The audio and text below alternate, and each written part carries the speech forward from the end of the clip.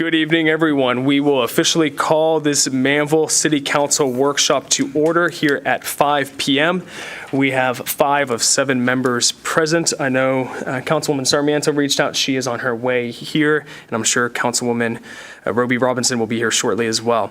We have a few items on the workshop agenda for tonight, so we'll begin with the first one. This is the presentation on a public-private partnership option for the City Center project. Dan, we'll turn this over to you to introduce it, kind of talk with us about what are the goals for this presentation, what staff looking to receive direction-wise, and then at that point, I believe we have someone here to present, and we'll call that individual forward. So we do. Thank you, Mayor. Good evening, Mayor and Council. So we are talking about options for the City Center project. You know, we were able to get together as a council not too long ago and really kind of look at the different ideas, the different concepts that have been floating around over the years. And council actually agreed to a conceptual update from PGAL. And PGAL was good enough to put together some conceptual numbers on what it would take to actually do that entire project and bring it to its fruition. Obviously, it's certainly more than our normal operating budget. It would take, several different bonds and whatnot to make that project come to fruition. We can still proceed that route, of course. It would probably be a 10 to 15 year project, something like that, to methodically go through and do one piece at a time, going to the voters and going through that whole process. Or, we can think a little bit differently. And so the group tonight with Stonehenge Holdings, so we've got Kevin from that group that's going to talk to you tonight. And this came about from 2 of our council members that I guess had visited with them or been approached by them. And so it's just, we had a real good meeting with Stonehenge last week and thought, this is something all of council needs to hear now. We're to that point. To see if this is something you would be interested in. Basically, it's a public-private partnership opportunity. The pitch, if you will, tonight is not necessarily for Stonehenge themselves. There are, to be transparent, obviously there are other firms that do this. We would probably want to put some type of an RFQ out there to see what other folks could, kind of put their best foot forward. But since they were kind enough to be the one that kind of sparks the conversation. They put together a presentation for us, and so we're under no obligation, so to speak, but absolutely appreciate Kevin and his team being here tonight. And if you're ready, we're ready for you. I think we've got your presentation loaded up. And Kevin, what we have for you here, you're a little bit taller, so we have a microphone for you to use. That way you can hold it. That way we can make sure to pick you up there. Good to see you, Kevin. Thank you, Mayor and members of council. My name is Kevin Matoka. I am president of Stonehenge Holdings. We are a real estate development firm. We work with political subdivisions of the state of Texas, so cities, counties, different school organizations throughout the state. Some of our projects that we have completed most recently is the Fort Bend Epicenter project, a 10,000 seat arena located in Fort Bend County. We have undertaken projects associated with Texas A&M. The A&M Hotel and Conference Center was our project. You may be familiar with the Transtar project, which is in Harris County, a joint partnership with the City of Houston and Harris County. And so we are what we would consider a tool in your toolbox when it comes to development of infrastructure and these types of projects in different municipalities.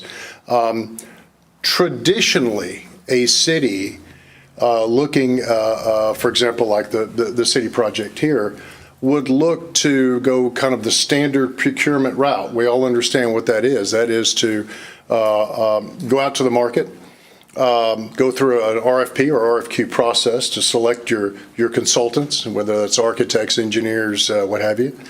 And then from there, collaborate those ideas within city staff and the city to put those together in plan form, and then you would go out to bid for that project. That's kind of your standard procurement process.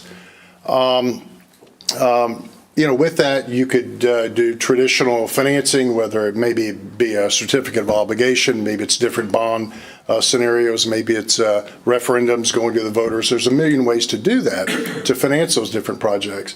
And so we are a little bit different in our delivery method. We are through the private-public partnership statute of the state enables us to jointly work with the city to bring in our teams of engineers, architects, what have you, to work with the city to design these projects under more of a classic form, what would be kind of traditionally known as sort of capital lease type projects. What's the advantage of doing a project in this format? It's fairly simple. A lot of it is time to market. We all know that if under a kind of a standard procurement process, it may take multiple years to go through that process. We all know what the cost of construction does throughout that time period. And so we are able to deliver the project substantially faster. We are able to have some creative financing structures whereby, for example, in your city project, we're actually generating revenues, okay? What we want to do is put those revenues to work directly for that project. And so it's not uncommon where we have built hotels or revenue generating projects, not uncommon to defer some of that debt as you're building up that project, and you would eventually have those funds to help pay for this project. So there are a lot of creative different ways that you can finance these projects.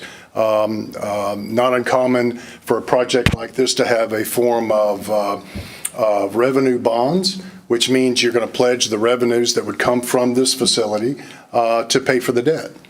And so it enables you, instead of kind of doing COs, if you will, and immediately you're starting to pay down on that debt, we're able to divert that and delay those payments in a manner that makes it much more palatable for the city. Because it's a capital lease type structure, how it shows on your balance sheet and your financial statement is also a benefit to the city as well. It is an obligation. It's an annual appropriation that the city makes towards these types of debt. So it's not a general obligation, so it doesn't show up directly on page 1 of your financial statement. So there's a lot of different ways that you can incorporate this type of financing structure for some projects, which enables the city then to continue to do the other infrastructure that's needed throughout the city that you'd be looking at as well. I'm going to see here if I've got oh, here we go. Okay. Okay. So again, what we try to do is find different solutions that are needed for different municipalities. And again, that differs from counties to cities to public school institutions and what have you. But the way that you put these financings together and bringing in that private sector really helps to embolden, speeds the process up, enables you to, in lieu of doing multiple phases throughout a project, you're able to more glump it together and realize the value of that. Certainly our team has been together for a very long time. As Dan mentioned, this process is pretty straightforward. What we would recommend you do, and we always recommend that different municipalities certainly go out. There are other groups that you certainly can talk to, and we recommend you do that. There needs to be a process where qualifications, and you're able to look at all these different teams and make your informed decisions. So that's kind of the first process, would be an RFQ process to select a team. Doesn't mean you're going to do a project, but it means you're going to select your team. At that point, typically the way it works is you enter into an interim services agreement with that firm. In our case, what we do is we pursue the project because we want to understand exactly what all the cost and the financing ramifications mean for each one of these projects. So on our nickel, at our cost, we start bringing the teams together. We are able to then go out and start putting some preliminary plans together, get pricing together, because when we deliver a project, it is one lump sum price, period, end of report. There is no cost overruns. There's no change orders we come back to the city on. you are not obligated, you don't finally make a decision on any project until we go through this entire process. We would come to you and say, here's a set of plans. This is exactly what you could get through collaboration with staff to understand that ultimately this is a city project owned by you. But we go through that entire process till you know exactly what you would receive. And at that point, we would give you a price for that project. We have to deliver it within a certain time period, and we have to deliver it for that price. Any cost overruns are on us. And so from a budgeting standpoint, we feel like it's very, very important for you to understand if you're going to undertake a project like this, to know exactly what you're budgeting for and what to expect. And so we try to take all of that out of the equation. In the event you don't want to move forward at the end of that process and you say it's too expensive or we've had different direction or what have you, you would just reimburse us directly for our third-party cost only, and you receive all of that information to house and use at a later date if you'd like to. But we can get through that due diligence process quickly in order to give you, and working with your finance team at the city to try to determine the best way to finance this project for the future of the city. And so that's kind of how that process works. I will roll through some of these slides here. This will give you a little idea of some of the projects that we have completed. You'll see the Fort Bend County project. You know, a lot of people ask, how did these projects come to life? For example, Fort Bend County, certainly a fast-growing county. We noticed that we were graduating from high school, a lot of kids, and all those graduations were in Harris County, and we just decided that it was time to do all that in Fort Bend County. So we wanted a one-stop shop facility, if you will, that would bring in sports tourism, which is a big growing market today in a lot of cities. But we wanted to be able to have large facilities there countywide. Each school district was looking at the possibility of developing one of these themselves. We said, that's not very efficient. Let's team together and make this work. And so that's what we did for Fort Bend. We demonstrated that we could deliver it quicker, save money by doing it, delivering it about 2.5 years faster than the county could, which saved them at the end of the day about $23 million. And we're very proud of that. You'll see the Texas A&M Hotel and Conference Center, same scenario. The university owns that property, as well as the Kane Hall parking garage.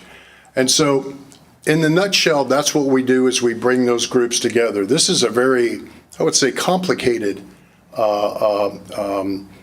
development. It involves the use of retail that need to be leased, and you bring in the proper partners that you want to do business with there, to lease a lot of these facilities, how they work together, how you bring in that sports tourism, which is so very, very important, the direct revenues that brings in, but the indirect revenues that brings in. So there will be people visiting this facility that will want to stay in hotels, eat at your restaurants, and do all that type of stuff. So the indirect revenues for these types of projects are sizable, and they need to be thought out correctly.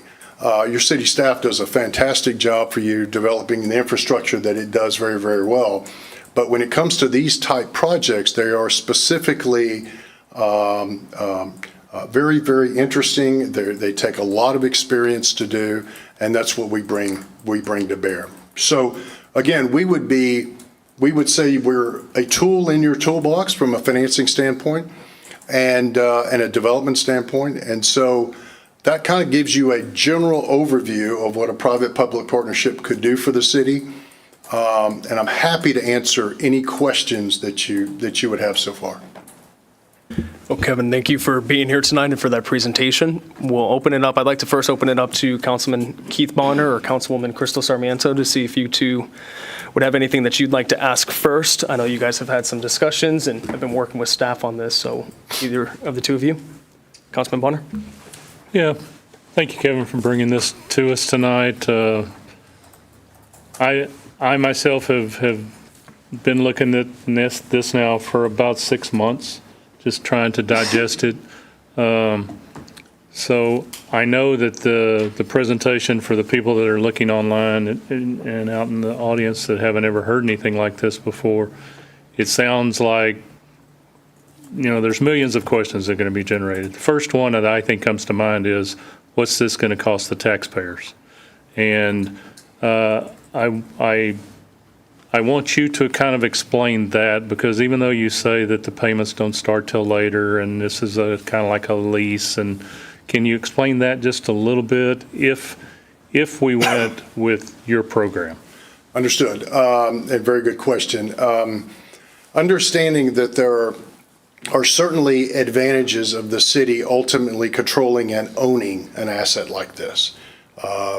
Who would be there, how you want, because there's a fine line and a fine mixture of bringing visitors into the city and generating revenues from them, but also being able to have a facility that also can serve your constituents locally, right? So coordination on that is very, very, very important.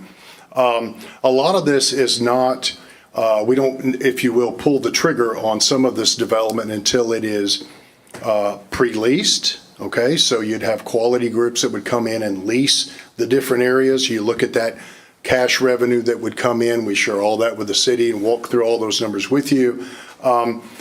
But because of your location, as you know, and because of the high demand of people wanting to be out here, partnering with the right groups is a natural. And I think that's part of the process and the way we go about it. We don't, again, we're not going to commit to anything until we can show, and in this scenario, the cost, the ramp up of revenues, and the existing revenues you can expect from tenants in some of these buildings. So whether it's hoteliers, office space, and what have you.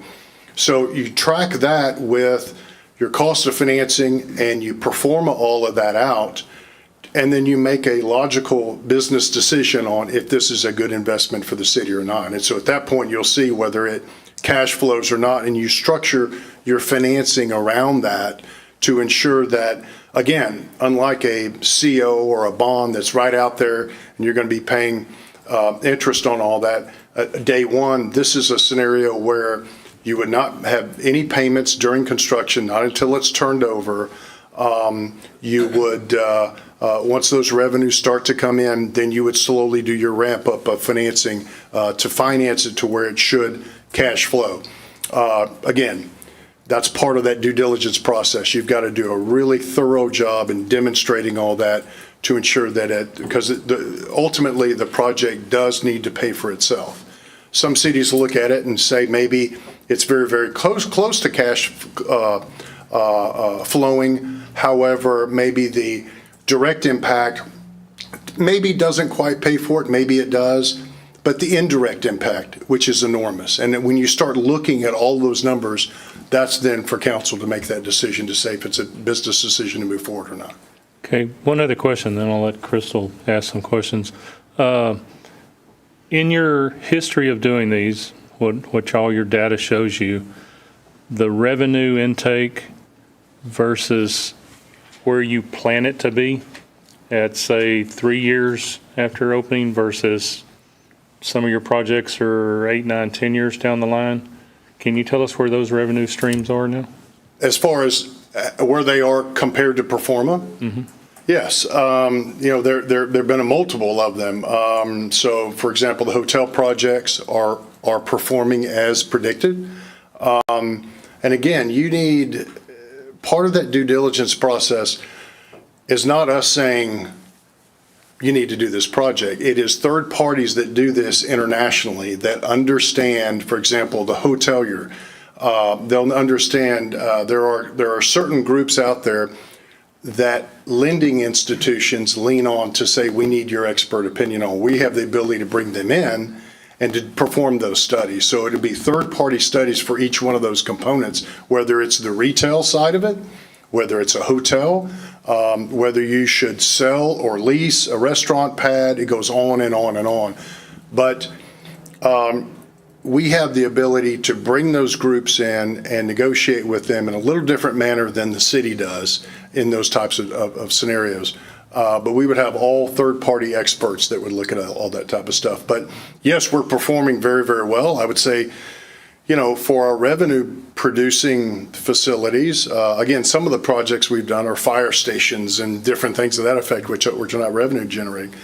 But on our revenue generating projects, they are performing. We're very proud of that. And we're very proud of the A&M Hotel, which is one of the strongest in that region up there. The Fort Bend County Epicenter, we're starting year 3, but we're already on year 7 in projections. So we have exceeded our expectations there, which we're very proud of. And again, it's who you partner with, the professionalism and what have you. But Okay. Thank you, Councilwoman. Hi there. hi, How are you? good. Good. Tough crowd, huh? You're like, can't read us. So I've been particularly interested in other ways to move forward the project for the 160 acres, because when we ran, Mayor Dan, myself, and Councilman Oplinger, that was something that was recently tabled and everything stopped. As we know, a lot of people don't know the history of that. Some people do. I still have questions of why, what, where. There's a lot of unanswered questions or answers for me. Any event, for me, the appealing thing about this is hearing you say that it's revenue generating versus a tax burden on our citizens. And those are the key words that stick out to me. The most important thing is that we're able to make it revenue generating as quick as possible, and as you said, efficiently as possible. So the questions that I always lean on are, have you already done it? Is it producing? And if it's not, what are changes that have been made? And so hearing you say that you do have, for instance, the Fort Bend County Epicenter in Rosenberg, that's been a successful project for a town that's booming and growing that used to be like Manvel 15, 20 years ago. That's comforting to me.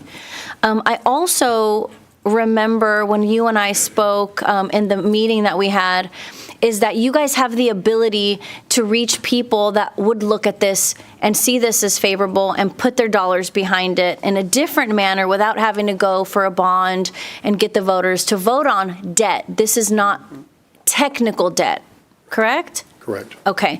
So if I were a citizen that really didn't understand the concept of this, if we could just simplify it for a 5th grader, how would we position that to them? Well, I would say to simplify it, I don't think any city should go to the taxpayers to pay for a project that pays for itself, okay? And it's about the structure of it. I mean, City of Manvel has a lot of other projects, I'm sure, that you're looking at that you need to do. Roads and streets and you name it, okay? And so this is a project which, if structured correctly from the financing level,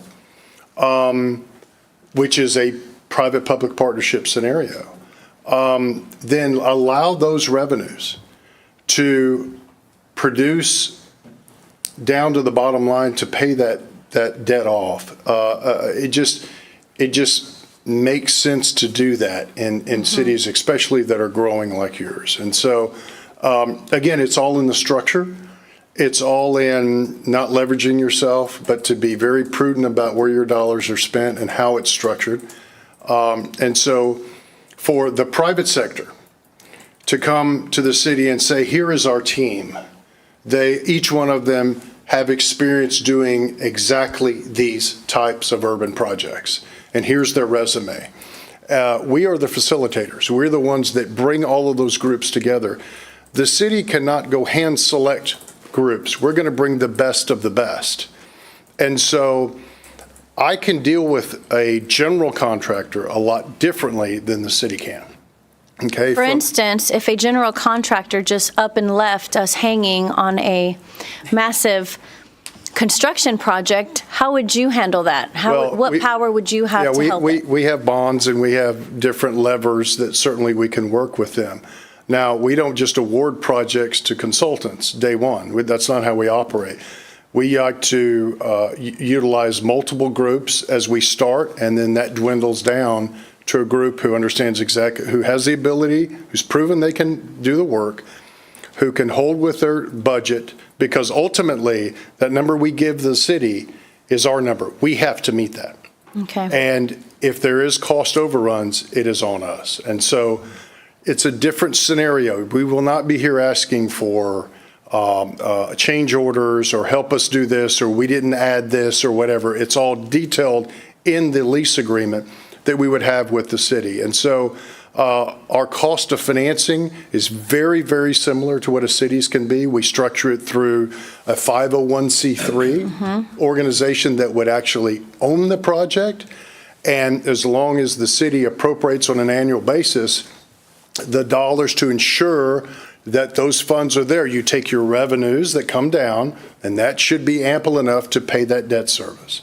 And so as long as those revenues continue to flow down there, it's not an obligation of the city. And so the structure is very, very important. We've done lots and lots of these throughout the state. And again, the delivery time is substantially quicker than a standard procurement process. Our cost of funds are very similar to what the city would do, and we can bring in the ultimate experts to work with the city to design a project which ultimately will be the city's project. And so once the debt is paid off, then you have these additional revenues coming in. The nice thing about it is, in addition to that, you have total control over the assets. So who's there? What user groups use it? Do you want a mixture of city use as well as out-of-town users? Because we know those out-of-town users will help pay the bill, which we want, but we also need local involvement, and we need them utilizing the facility as well. So that coordination is very, very important as well. Okay. So that was a lot. Fifth grader, I don't know if he could keep up with that. However, I'm sure we all did. The most important thing that I hear in that is, again, no taxes going up, nothing directly impacting our citizens.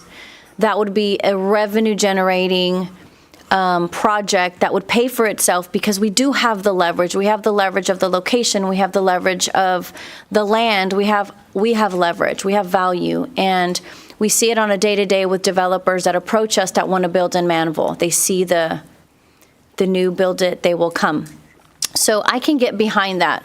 The biggest thing for me is the transparency of how it's going to be done, is that we don't put a burden on our taxpayers, and that the people that we bring to the table are the best, especially right now that we have such a sour taste in our mouths with the project that is happening right now, that is at a standstill. We all know about it, and so this is why it's a little more appealing, because guess what? We get to come to you and trust you that you will not bring someone that's about to ruin your reputation. That's correct. Or Because your if they colleague's default, I'm in reputation. default at the end of the day. Exactly. In other words, you're putting your name on it, and you're rubber stamping your name, not just Stonehenge, but Kevin. Yes. Right? And your partners. And so to me, that means we have someone else with skin in the game. It's not just us, and it's not our taxpayers.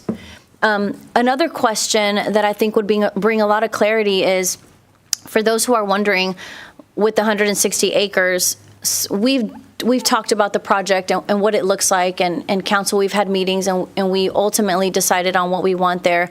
But just so that there are people out there, for those who are watching and wondering, what is the 160 acres?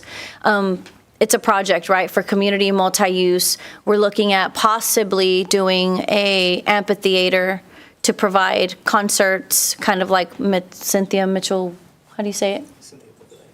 That thing, the long name. Also,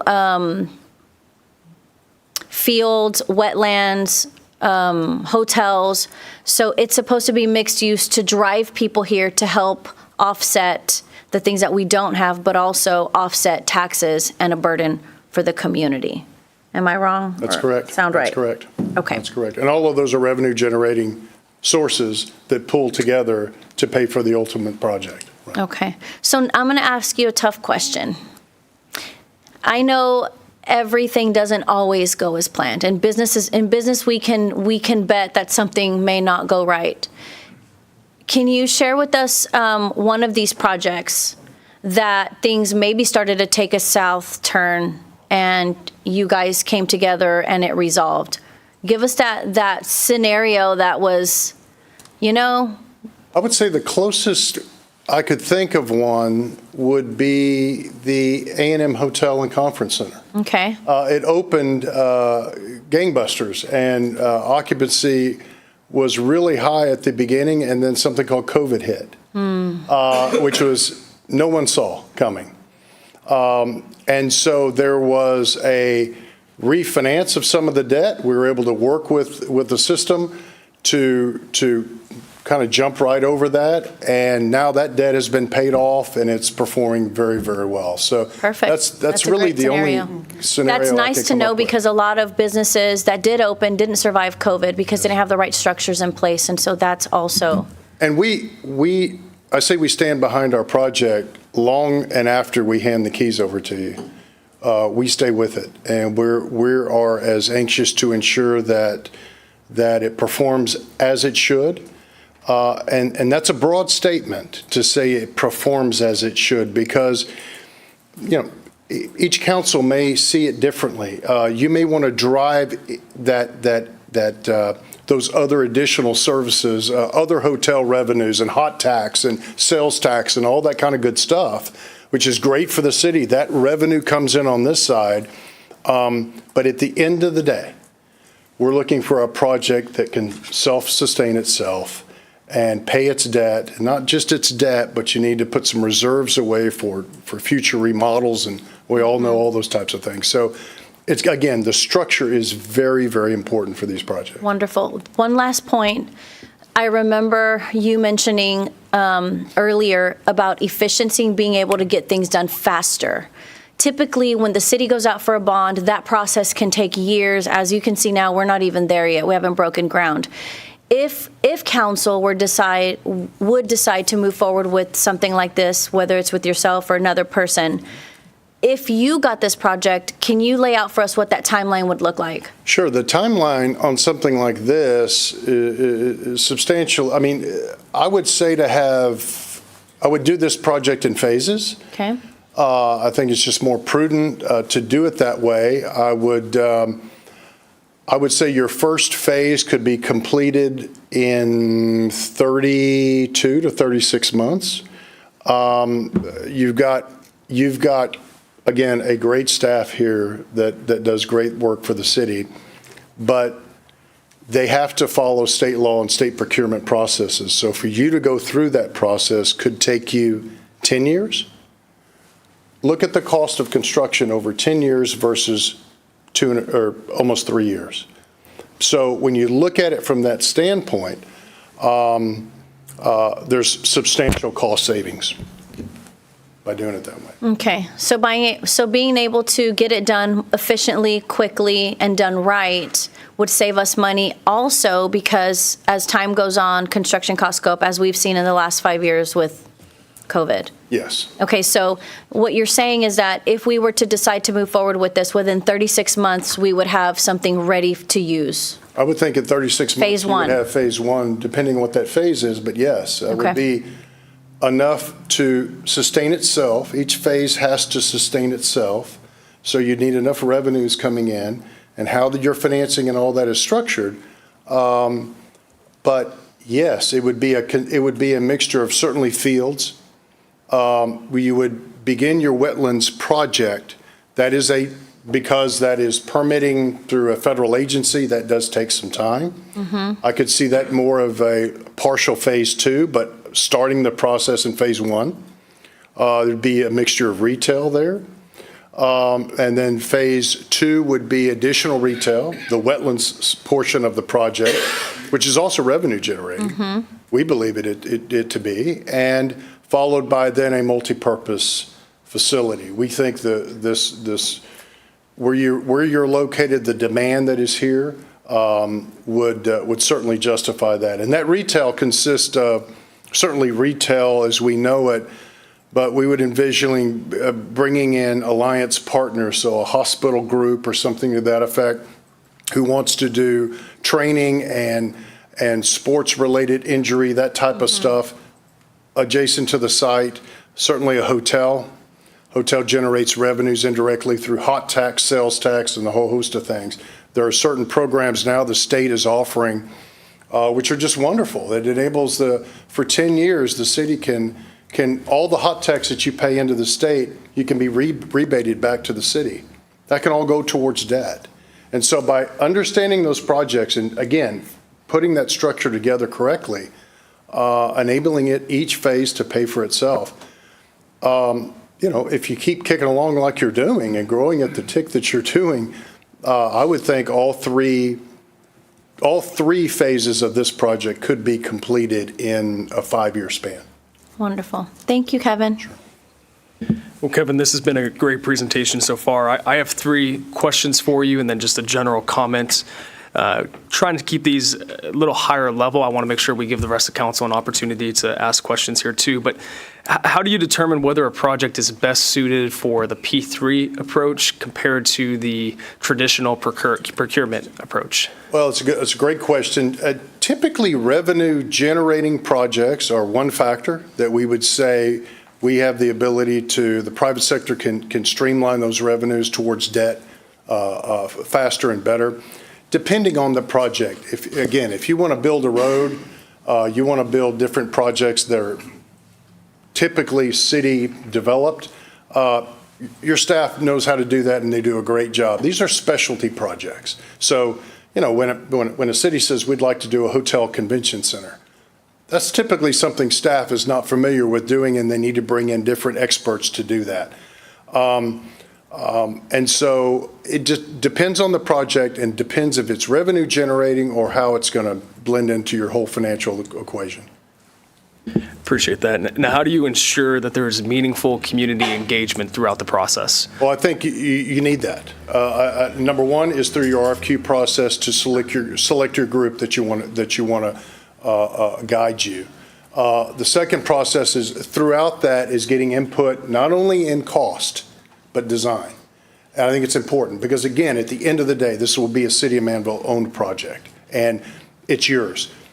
We need that input. We need to understand what the citizens want. It's not uncommon, Mayor, for us to sit down and have different meetings with users, and I'm talking about just citizens of Manvel that have an input, that have a say, that want, and you'd be shocked at some of the things that they do want in their communities, and they're reasonable.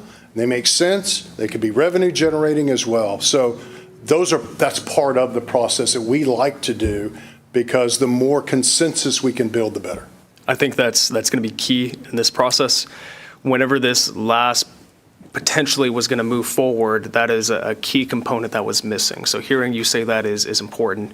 Last question I have, can you explain your operations and maintenance model and what happens after handoff if O&M is not included? It is included. Okay.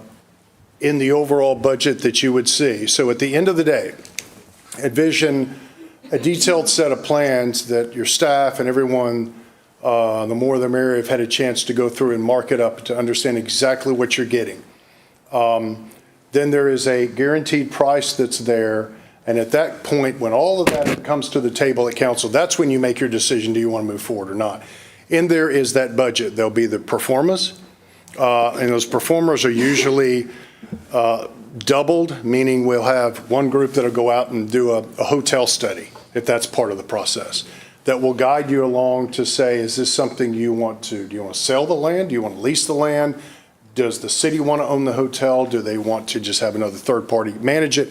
All those types of questions will come along to where you control that process and you make those decisions. But they will guide you through that. And so the process, again, is one that needs that input from council, staff, and the citizens in order to really drive what's best. But as far as O&M, there'll be that budget on there. There will be a continued O&M, obviously after it's paid for, and you're still going to do that. But we like to see a certain amount of reserves for replacement reserves for a certain length of time, and all of that. We'll walk through there. And that will be really a consortment of our group, our experts that we bring together to all sit down. That's got to be part of the budget. It's not just the debt side that needs to be covered, it's the maintenance, okay, as well. That's one of my biggest concerns has been if we build these beautiful facilities, develop this land, if you build it, they'll come. That's a lot of wear and tear and use, and we have to be considering the ramp up for Robbie and his team from Public Works, for Chief's team as it relates to public safety. So that's good to hear that. And I know in the past, the city has considered forming a special district because since it's city-owned land, you don't collect property tax from it. Right. But you are going to have end users that utilize the land, and creating a special district might help us ensure that there's that year-over-year revenue to fund the basic operations of a property that's this size. So I love the approach, Kevin. I think it's a creative way to solve a problem that we have, which is the funding component of it. It streamlines the process. It reduces burden on staff. It helps mitigate inflationary concerns as we've seen over the past 6 to 12 months, especially considering our budgetary constraints that we have here too. So, Dan, to your question, would council consider going the RFQ route? I'm on full support of that. I hope Stonehenge submits as a part of that process. This was a great presentation tonight, and it seems like this is not but the viable path forward. So thank you, Kevin. Thank you. Thank you for your time. Oh, well, there might be more questions. So I'm sorry. We'll see. No, you're good. You're Any good. other Any questions? other? We'll go Councilman or Mayor Pro Tem Lands next. Okay. Thank you, Kevin. Yes, sir. We are definitely excited about this project. And obviously you've seen our layout. I'm not sure if your team has had any chance to really look it over thoroughly, or is it possible that this project is not feasible? There's not a return on the investment. There's not enough income generating amenities on there to make it worthwhile. I mean, I guess you mentioned earlier about the feasibility period. That's when we figure out, guys, there's just not enough on this property to make it worth the hundreds of millions of dollars it's going to cost. So when do we figure that out? That's the first step. Okay. Without that, you don't have a project. You really don't have a project under this format. It needs to go back to be more of a true parks type development where the taxpayers have to get involved. And we will look at each one of those components. You use PGAL, which is a fantastic firm. We do a lot of business with them. They're very creative. We'd love to sit down, roll up our sleeves with them, and look at this individually on a price per square foot basis to determine exactly what we're spending, what can generate the most revenues, and it is a fine line. I can assure, I've done this quite a bit, and it's a matter of each component is there for a rhyme or reason after I finish with the architects because I'm trying to generate revenues. Right. But then we go sit down with your constituents and they say, well, we want a splash pad and we want this and that. All makes sense. All would be wonderful. And ultimately, this site plan will be massaged, it'll be reviewed, it'll be adjusted because we have to come at it from a revenue standpoint first. But then we're also going to try to, and then you're going to hear those comments as well from everyone. And then y'all will make the decision, no, let's go ahead and do the splash pad, or let's add a pool out there, or we're not ready for the 5,000 seat arena yet, or what have you. We want to be very conservative about how this is approached and how you do it. Right. And so without understanding the revenue side, we can all dream of what we want. And the Christmas list gets real big. But at the end of the day, if we can't afford Christmas, what's the point? Mm-hmm. Okay. So that's how we attack it first and foremost. So you'll see a lot of studies from groups that will help manage this facility. You'll see each component broken out into ticket prices and the whole 9 yards. We take all of those components and we add that to how can the state help us as well? I mentioned the hotel tax, for example. There are different taxes that we may ask you and the voters to approve for visitors that come in, and maybe a $2 ticket surcharge if you're an out-of-state regional visitor to Manvel. Love to have you here. Come join us here, but there will be a fee associated with that also helps to go toward that. But again, no local taxes would be associated with this. As far as the partnership because this is an area that I don't have any knowledge on. But let's say the amphitheater. Let's say, do y'all reach out? Let's just Reliant. How about a Reliant amphitheater? So do you go out to the big boys and say, hey, we have this development, we want to put your name on it, and they inject funds into the project, Yes. which cuts back our debt? That's yet another one of the revenue sources that we will list. This is not just all ticket revenues and parking by any stretch of the imagination. It's a little bit of the state funding. It's sponsorship levels. You can have your name on the building, but you could also have your name on a meeting room. You could also have your name on a banquet space. You could also have your name on associated different things within the area, the amphitheater, the fields. You can go on and on and on, where we want to work with partners that are quality partners that want to be part of this and make that community effort. So And you have a whole absolutely, it's a slew great of- revenue source. You have a whole slew of guys that go, Yes. gals that go out there and rattle the, okay. Yes. So if we look at like a pie chart, so let's say, and I don't know the numbers, we hadn't even got there yet, but let's say 70% goes back to debt, pay the debt. So, and the city gets a percentage, maybe 10%, 15%. But there's still going to be a percentage in there, like we said, for the maintenance and staffing, because obviously the city cannot afford the staffing. So that staffing is going to have to come out of the revenue that it generates. Right. Are we on the same page there? Yeah, absolutely. Okay. Absolutely. But understand, except for your revenue split, 100% of the revenues, of the net revenues, go to the city. 100%, okay? Out of that, in your scenario, 70% went to debt. 15% is isolated for O&M, for operations and maintenance of the facility. It's set aside. The remainder could be for a host of different things, but however that mixture is, 100% of those revenues come in. Our job is to ensure that we have enough revenues to come in to cover each one of those components, Got it. okay? All right. Thanks, Kevin. Great presentation. Thank you. Thank you, Mayor Pro Tem. Any other comments or questions from council? I have one last question if Yes, everybody's through. So let's do a little game plan here for just a minute. We've gone through the RFQ process and you were the successful person. That starts this part where you're going to start coming up with the cost. At the point that you have that and you come back to us to say it's a go or no go, is there a way to know ahead of that what this Absolutely. No, what this look, we're- cost that if we turn it down, we're going to have to pay a cost for engineering. Yes. But I So- mean, that may be such a big cost that we don't even want to go there. Understood.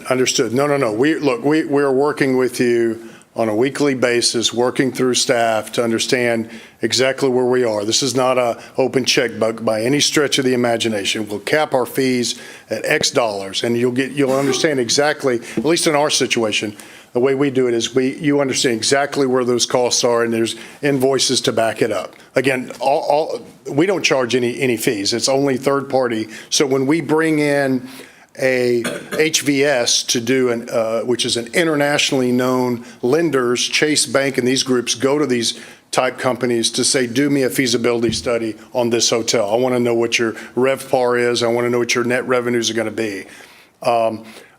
Those are the kind of companies we would bring in. We'd give you, it'd be a line item. That would be your cost to understand this hotel, this hotel. Before we do all of that, we've done this enough and worked with our consultants enough to know that what general ideas we want to come up with. So we'd start attacking the site plan and looking at each one of those revenues, looking at cost of construction to deliver a project, what their rent would be and what your net revenues would be on your retail side. Cost of the fields, what does that generate? All of those things. And understand that at the end of the day, we're not going to ask you to add any city staff here by any means of this imagination. I mean, this would be managed by groups that do this all across the country. Why do you want them to do it? Because they're also going to be the ones marketing your regional sports tourism events and bringing in your soccer clubs and your football clubs and the host of different things and softball groups and all that type of stuff. Also working with Parks Department to ensure that we had that good mix of local use of the facility, okay?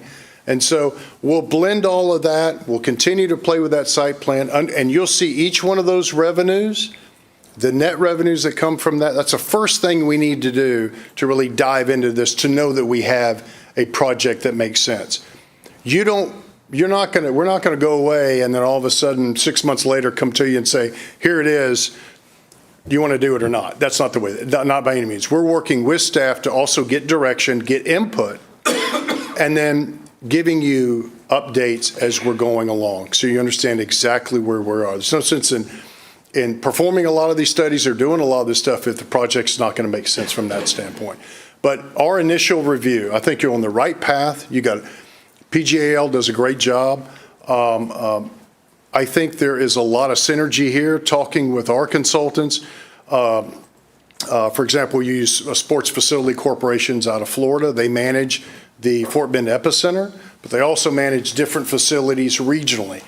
And they love to put together different tournaments that could make their stop here in Manvel, right? And so that's the type of activity that we want to start putting together, that regional type stuff as well. So you bring all that, you look at all those revenues, you interrogate them like you have me tonight, so you can know exactly what, where have you done this? How do you hit your revenues? Where are you shortfall? And we work through that whole process together. But we don't want to spend a lot of money. And usually it's not uncommon for some cities to say, we want to phase the interim services agreement. We're going to give you this much money to go do this list of work, then we want to see all that. If it looks promising, then we can go to the next phase. We're fine with that as well. It has to make sense all the way along the way, but I can't design it until I understand exactly what the city wants. Without that input and those user input, as you mentioned, Mayor, it's not going to be a successful project. Thank you very much. Thank you, Councilman. So we have one more question from Councilman Oplager, and then we'll go ahead and wrap this up. Yes, thank you. I hope my voice hangs up. So the Smart Financial Center, as you've been talking through some of this, right? It seemed, my memory, the city of Sugar Land built it, and then somebody else's manages it. Are you familiar with that? The Fort Bend Epicenter? No, the Smart Financial Center. Smart Financial. Yes, Yeah, that was a different structure. So that's That's a complete different structure where the city said, we're going to spend X amount of dollars on a facility. We'll, in a sense, absorb a certain amount of that debt, and we want them to pay we want a tenant to run it, handle it. Right. We don't want to mess with it. We don't want to control it. And we'll charge you X dollars, which pays a portion of the debt service that the city has on the facility. Okay. All right. So one other real quick question. So where does your money come from? We are a fee developer at the end of the day. So we have a line item in our deal that shows we charge X% for the entire development of the process. So that's all we are. You're in it from the cradle to coffin of construction, or We're from hopefully tonight till well past we turn those keys over to you. I said, for example, it's not uncommon for us to remain with the facility long after we open it. Usually groups ask us to asset manage it, to be that intermediary between the operator, could be an operator for a hotel, could be an operator for the sports facilities where SFC comes in, or different groups. And then we're the intermediary, so we would present to the city on a quarterly basis, this is how we're doing, or what have you. So it's not uncommon. We tend to stay with our projects. We like that.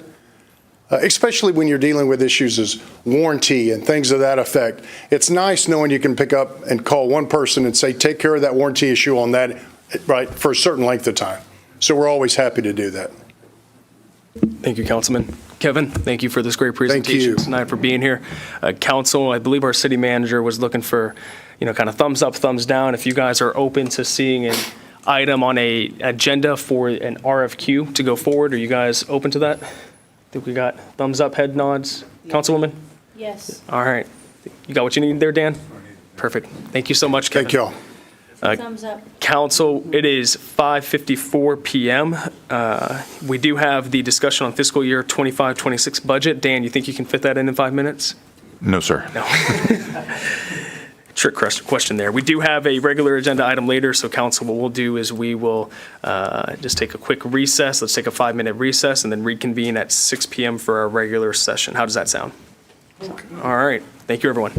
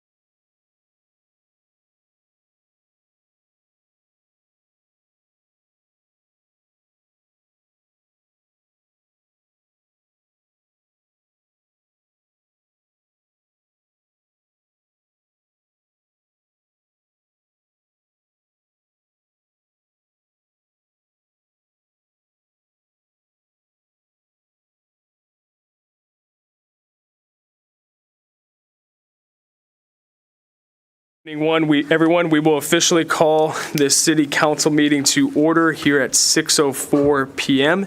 We have 7 of 7 members present. And Manager Dan, I didn't realize we had a new staff hire, a new department head over there. Chad coming in incognito with that clean. Summer interns there. Oh my God. Looking dapper. It's your turn. He's looking dapper. Negative. It is your turn. Just graduated high school. It looks good, Chad. It looks good. All right, we will next go on to the invocation, and we have a special guest joining us for the invocation tonight. I call him my hero. He is my dad. And so we have Dan Davis Sr. joining us tonight to lead us in the prayer. Welcome, Pops. I loved it.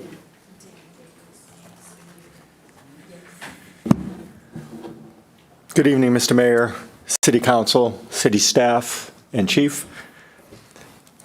Appreciate it. It's a privilege and an honor to be here with you all this evening and share in a moment of prayer. So I'd like to read Proverbs 3, verses 5 through 8. Trust in the Lord with all your heart and lean not on your own understanding. In all your ways acknowledge him, and he shall direct your path. Do not be wise in your own eyes. Fear the Lord and depart from evil. It will be health to your flesh and strength to your bones. Let us pray. Heavenly Father, I lift up before you the city of Manvel, city leadership, city staff, city services, city mayor, and the city council, as they make decisions and discuss important matters in this meeting that impact the residents of this city. I ask that you give them wisdom and discernment so that every decision they make in accordance to your perfect will for this city and its residents. We thank you for the freedoms we have within this country, specifically the freedom to assemble, as we are here in this place this evening. Thank you for the freedom to express our thoughts and our opinions and freely discuss important matters. Most importantly, thank you for the freedom we have to pray to you in public. I pray that all that is said and all that is done this evening is pleasing to you. In Jesus' name, amen. Amen. Thanks, Pops. Love you. Welcome. Love you too. All right. Inspirational reading. We have Councilmember Rossi Knox. Garrett. Hello, everyone. Thank you for being here. This is very short, but this is powerful. This is a quote from Ronald Reagan. There is no limit to the amount of good you can do if you don't care who gets the credit. That's a good one. Thank you, sir. If you can, please stand and join me in saying the pledges. First, to the U.S. flag, I pledge allegiance to the flag of the United States of America and to the republic for which it stands, one nation, under God, indivisible, with liberty and justice for all. And to the Texas flag, honor the Texas flag. I pledge allegiance to thee, Texas, one state, under God, one and indivisible. That was just me trying to Thank you, everyone. You can be seated. Next, we have a few presentations. The first will be done by our Director of Public Safety, Chief Traylor, for our Manvel Animal Control, recognized as a no-kill shelter during calendar year 24. Chief? Good evening, Mayor, Council. As I was trying to figure out how I was going to do this, I just decided to read a letter that I received with this recognition, and I believe it just pretty much explains everything about it. It's addressed to me, the City of Manvel Animal Control. On behalf of Best Friends Animal Society, I want to congratulate the City of Manvel Animal Control on achieving a 90% save rate for calendar year 2024. You joined an elite group of organizations across the country who are leading the way in making us a no-kill nation. It's exciting to think how far we've come. Not too long ago, people thought no-kill was a fringe movement or that we were crazy for even trying. But here we are today. Nearly 2 out of 3 shelters across the country are now no-kill. This accomplishment represents so much more than a number. It represents a culture of caring and compassion. It represents a dedicated staff, committed volunteers, and motivated supporters. It represents innovative, thoughtful programming, and it represents extraordinary leadership both within your organization and within our broader animal welfare movement. For so many people, work is just work, but our work is also passion. Combining work and passion can be exhausting, but you always bounce back stronger, kinder, more creative, and seeking new ways to save lives. I'm in awe of your bravery and ingenuity, your dedication and diligence. Although 90% is by definition a number, organizations that achieve and maintain no kill are made up of people who never forget that each fraction of those percentage points represents life saved.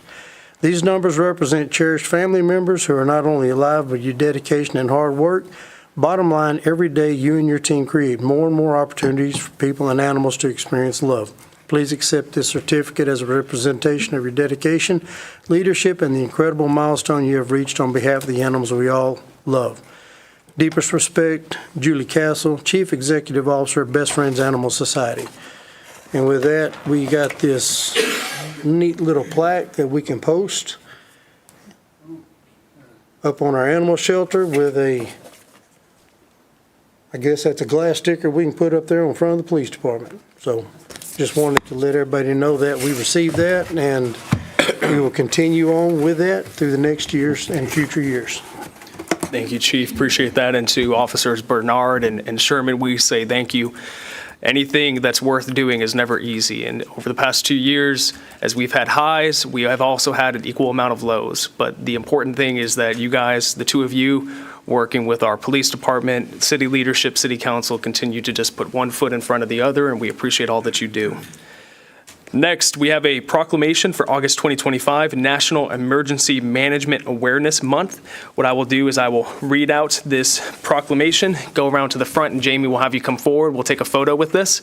And then what we'll do is we'll give you an opportunity to say a few words here to talk to us about hurricane season and all things emergency management. So I'll go ahead and read this out real quick. This is, whereas emergencies and disasters can strike at any time, often without warning, posing serious threats to life, property, and the environment and overall well-being of our community. And whereas the city of Manvel recognizes the vital role that local emergency managers, first responders, regional partners, and public safety personnel play in preparing for, responding to, and recovering from both natural and human-made disasters. And whereas emergency management professionals work year-round to build and maintain the capabilities needed to safeguard the lives and property of Manvel residents through coordinated planning, training, exercises, and outreach.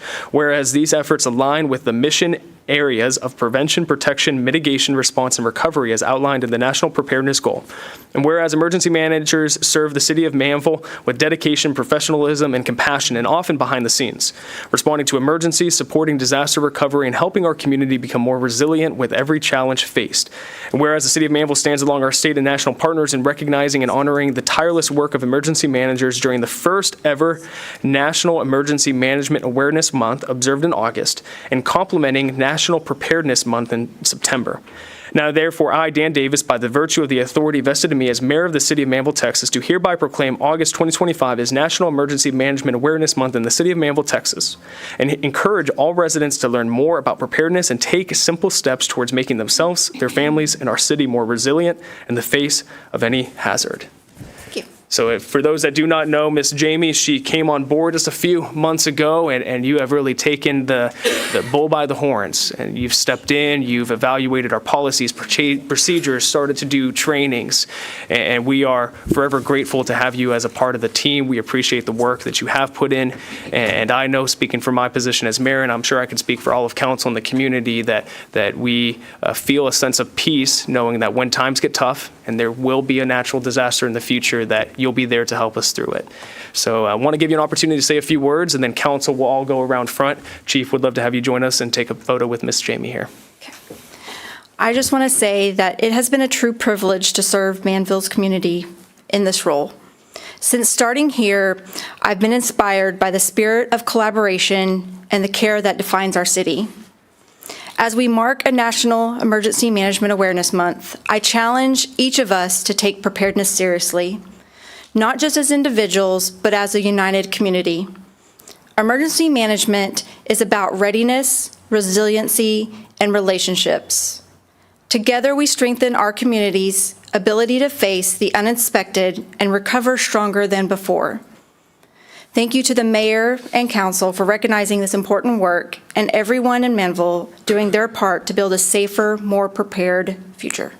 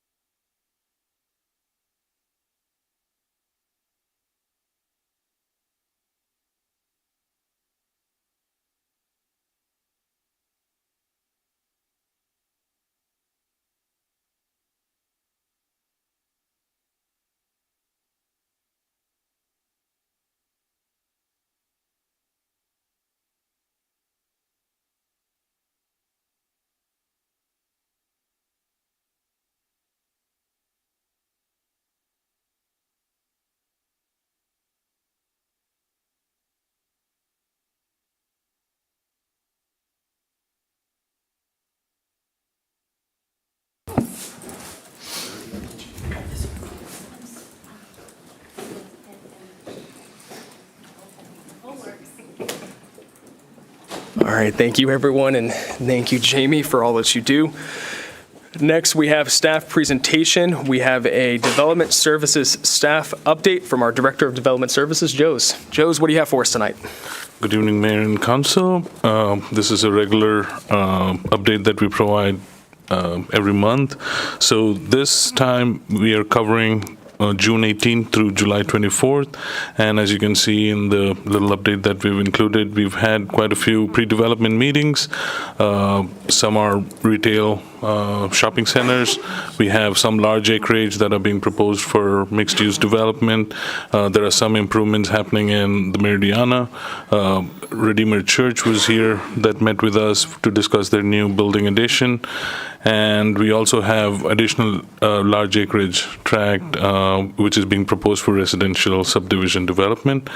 In terms of certificate of occupancy approvals, we had some certificate of occupancies issued due to change in ownership.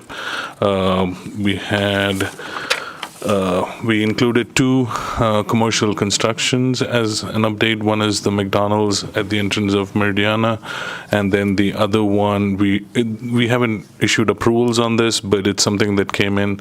It's a retail shell building across from the Manvel Town Center, across from the Highway 6 corridor, and the plans are under review. Just wanted to let you all know that it's in the works.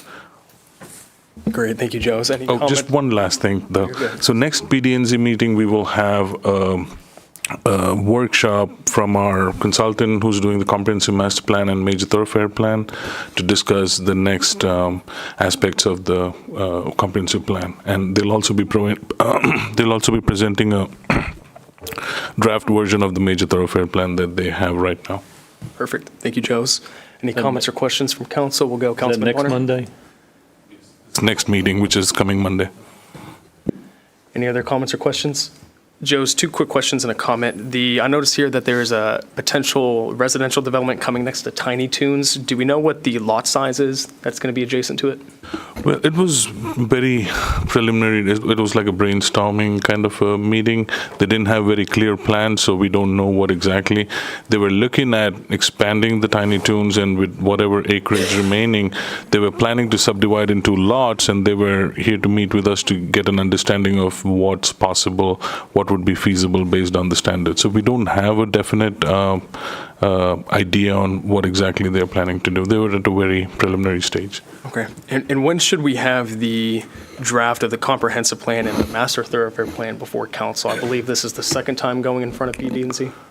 Correct. And so after this workshop, if I'm not correct, we'll have a workshop with the city council as well. Once they give their blessing on where things are at, like if it's the direction that they feel is the direction that it's going, based on all the discussions we've had in the past, making sure that all this input from the survey, everything that PD&Z provided them, is being captured in the next version, and after that we'll bring it to the council. And after the council weighs on the presentation, we'll also have an opportunity to have an open house where citizens' input can be provided. Perfect. Thank you, Jose. I did see on the data sheet here that two potential bigger developments, residential, coming along 1128, that raises some concerns regarding when they say multi-use residential. I think the city has made it clear to avoid apartments and small lot residential subdivisions in that corridor.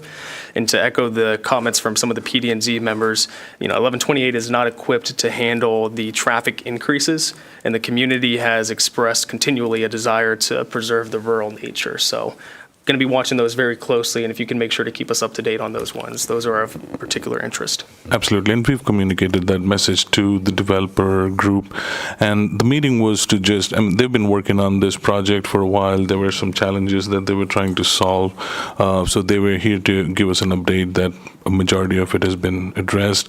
They gave us a version of their proposed development plan, and it seemed slightly different from the last version we may have seen, and based on the input that we gave to reflect the strategic plan that was adopted and all the input we've received in the past. They're working on making some changes before they present to y'all as part of a workshop. Perfect. Thank you, Joe. Well, I appreciate you. I believe Ellie gave the presentation to PD&Z for this, and you guys providing these regular updates are helpful, not just for us, but for the community. So keep up the good work there, Joe. Councilwoman Sarmiento? Hey, just a quick question. The community swimming pool that's Olympic size, it says for community use. Does that mean for their residents, Meridiana? That's what my understanding is. Okay. Because it gives the appearance that it's for Manvel community use, but it's not. So we need to be specific there, right? That it's for them, for Meridiana. Yeah, that's my understanding, but if it is any different, I'll update you. Okay. I mean, this was a initial meeting for the project. Okay. And then also, Redeemer Church, their new building addition, this is a gym downstairs or upstairs? I'm not understanding this. This is and 13,000 square feet on the second floor. And this again, these are all preliminary meetings, so we do not have any fixed plans. They meet with us early on before they start doing the design plans. They come up with some of these descriptions. We are just providing it so that you have a rough idea of the direction they're headed. So we don't. It's a rough idea. Yeah, it's an expansion to their existing building, and we don't have specific plans as of now. It could change. Like I said, some of the pre-development meetings, those projects may not even kick off. So, Unfortunately. Thank you. Thank you, Joes. Mayor Pro Tem Lands? Yes. Joes, have we heard back any feedback or anything from the two gentlemen that proposed the Home Depot development area? Oh. They're on the other side of HEB, that tract of land. There's 30, 40 acres there that they presented to us. So we've had a meeting with the design group who, I don't know, if it gave, the impression we got was that it was going to be an HEB, Home Depot. And then last council meeting, we had a workshop from the group that's looking at that whole acreage, I believe. So depending on how they move forward, correct me if I'm wrong, Dan, wasn't the Home Depot tract part of that development? Yes, sir. Yeah. And so I reached out to kind of all of the different players right there, Mud 42, Mud 47, the group that we met with, because when we meet with all of them individually on somewhat of a regular basis, they talk about land swaps, they talk about need for detention. So each one of them has said that individually. So we're going to try to get them all together in one room and let's see if we can, solve this puzzle together. Because if you recall that there's kind of a checkerboard of ETJ and city limits up in that area. So I don't know that I think it's BCS is what they were called, right? The ones that proposed Home Depot. I don't know that they necessarily need that to make or break it. That I don't know. But I think it's just a good time to have that discussion. So I think we've got that maybe next week. Yeah, and I think I misunderstood you. So we had another meeting administratively, and it was not a workshop where we had two folks from the design team that was working on a project, and it seemed like a Home Depot. So we've had those meetings, but we're not 100% sure where they're at, but we'll find out and update you on that. Okay, and then lastly, this 738-acre development, did they have a preliminary plat or a preliminary layout presented to you? Nothing has been submitted as a application for us to review, but we've had some discussions. This is the list of projects that we met about to give them input, and they're at the preliminary stage too. They do have a plan put on paper, which is again a draft version, and they're still working on it to kind of address codes, requirements.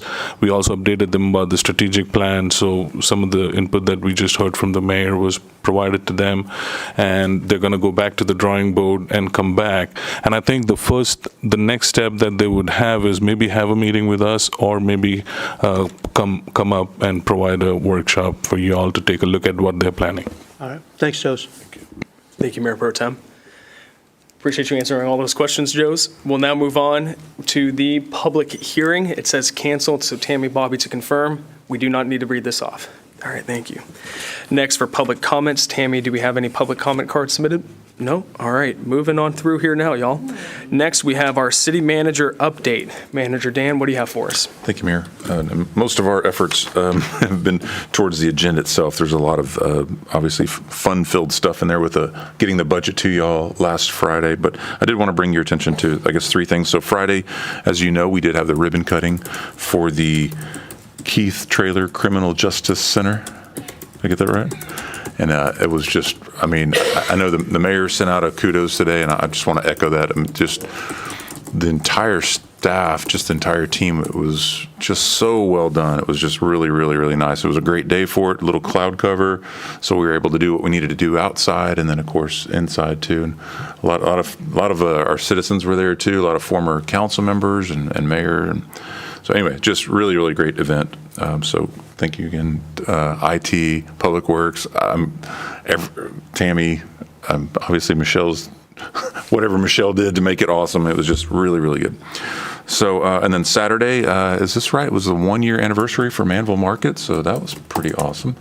Very proud and happy for them, and still trucking along at Redeemer, right? Yep, good. And then the last one was just a quick, very, very quick update on the Manvel Fall Music Festival.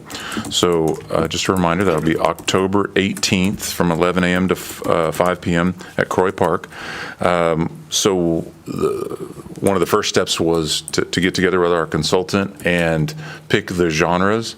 And so we obviously went out and got some input from council and from staff. And so where they landed was the top three are country western, I guess country and western.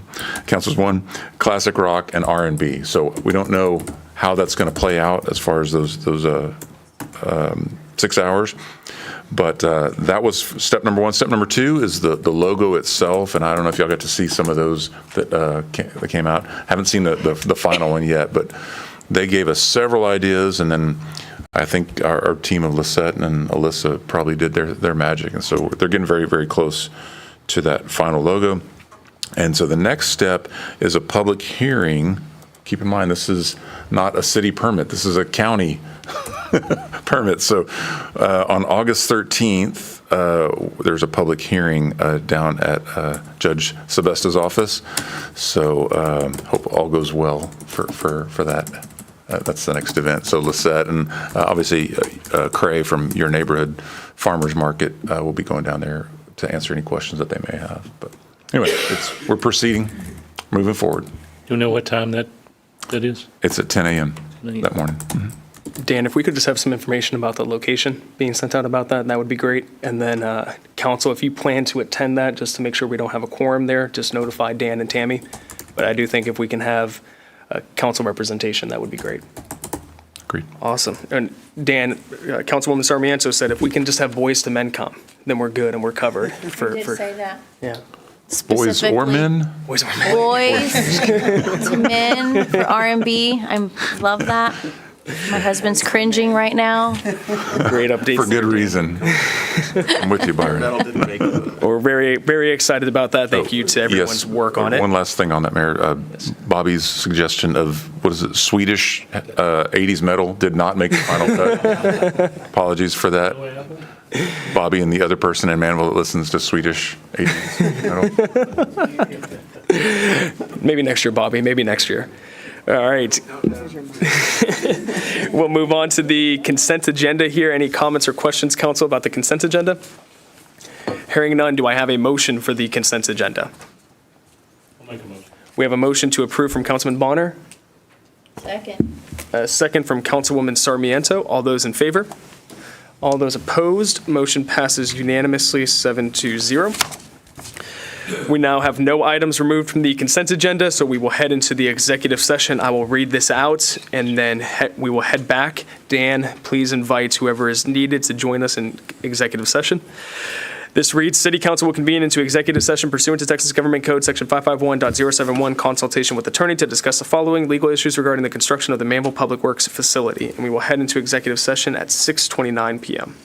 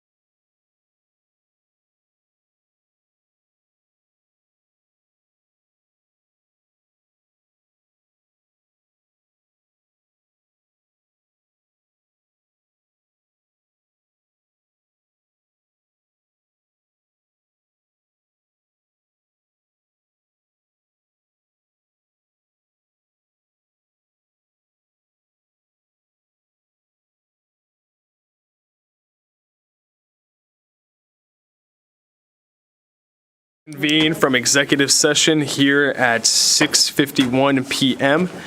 Having taken no action, Councilman Bonner will join us here momentarily, but we will move on into our regular agenda. Thank you. Agenda item number 1, consideration and possible action to approve the substitution agreement with Flintco for the completion of the Manvel Public Works facility construction, and to authorize the city manager to execute the agreement and any and all documents needed to resolve the claim with the bonding company. Manager Dan, Bobby, can you guys give us a brief overview for the public and for us regarding this item?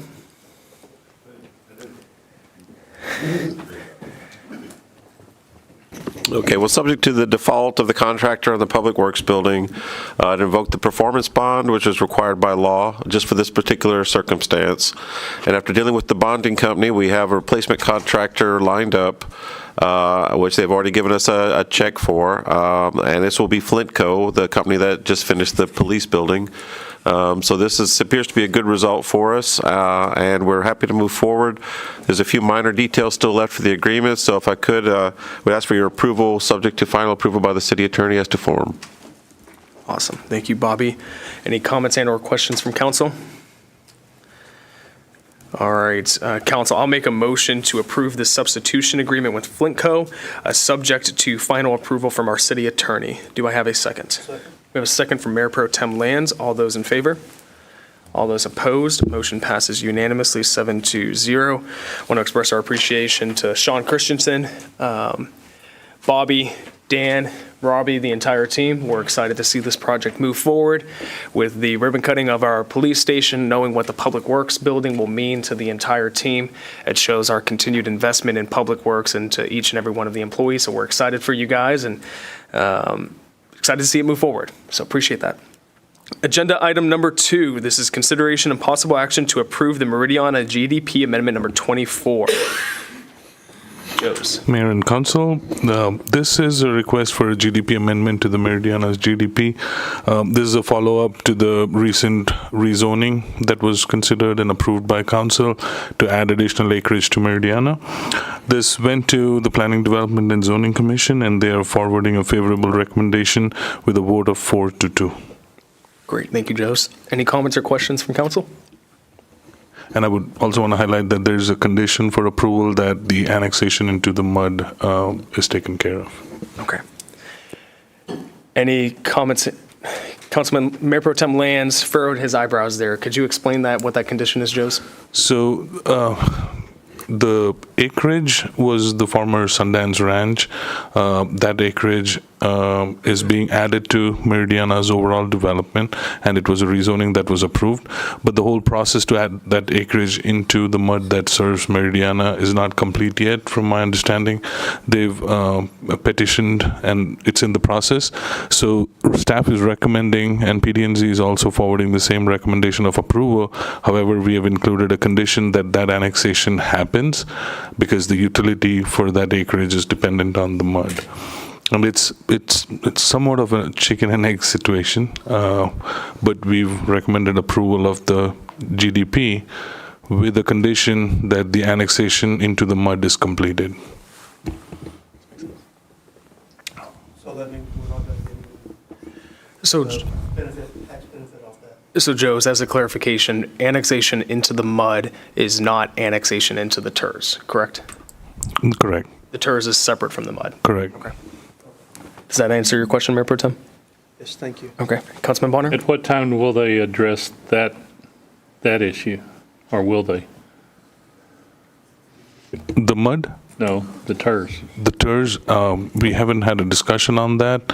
Right now, we are just focusing on getting it annexed into the MUD.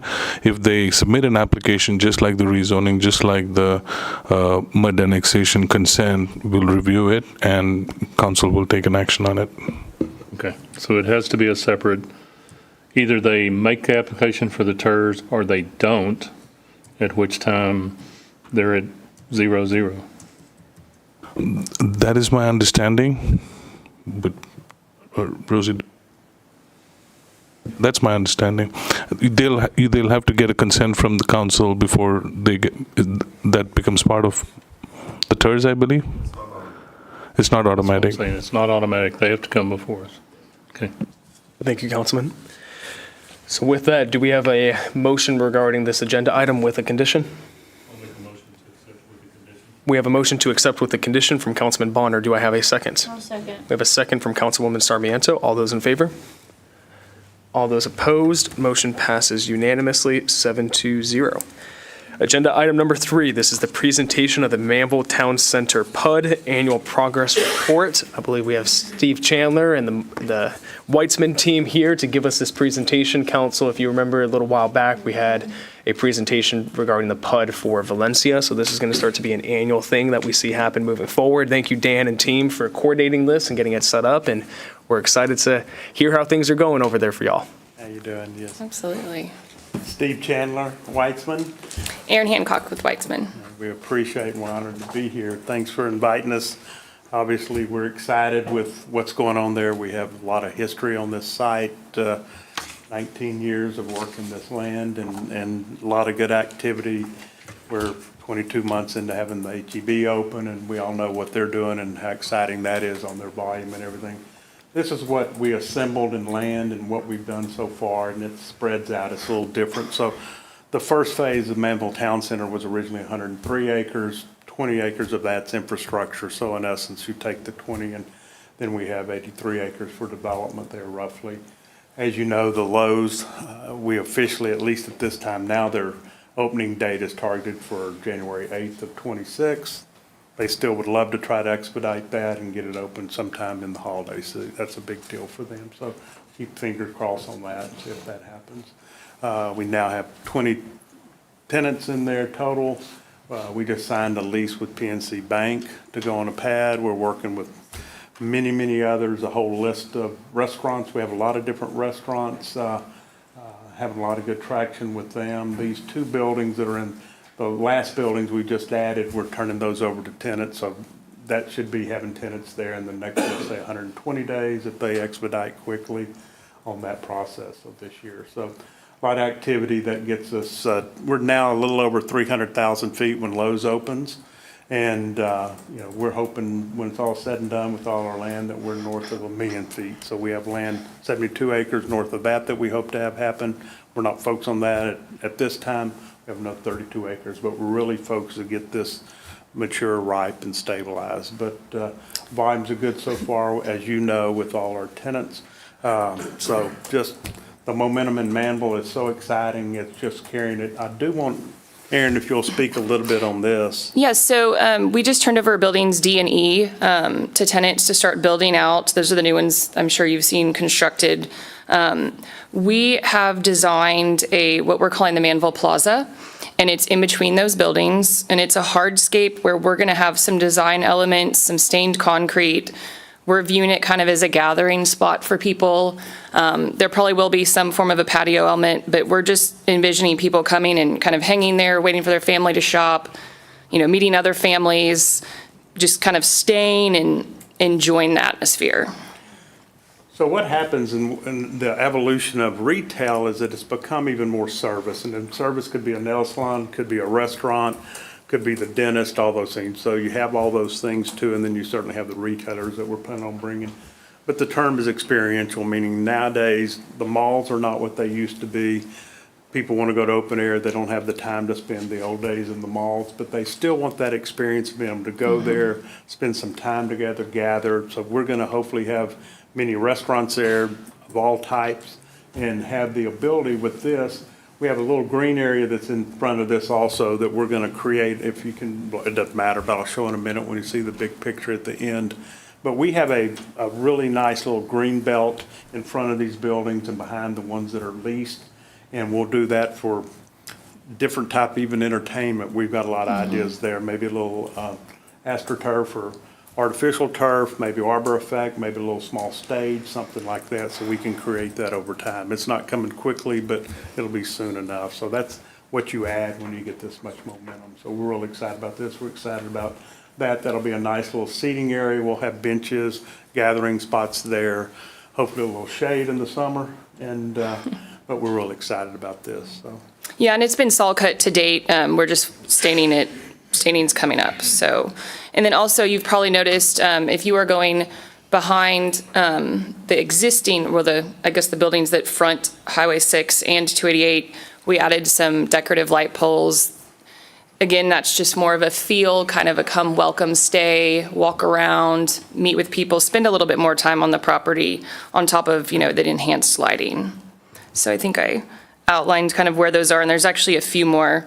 I think what Steve was talking about with the green belt is this right here, it's dirt right now. So that area there won't be developed into buildings or parking. That'll be something to create an experience for people that enter. And obviously, we want people from outside of Manvel coming in and spending their money. So we do these things, hopefully it'll help a whole lot, so.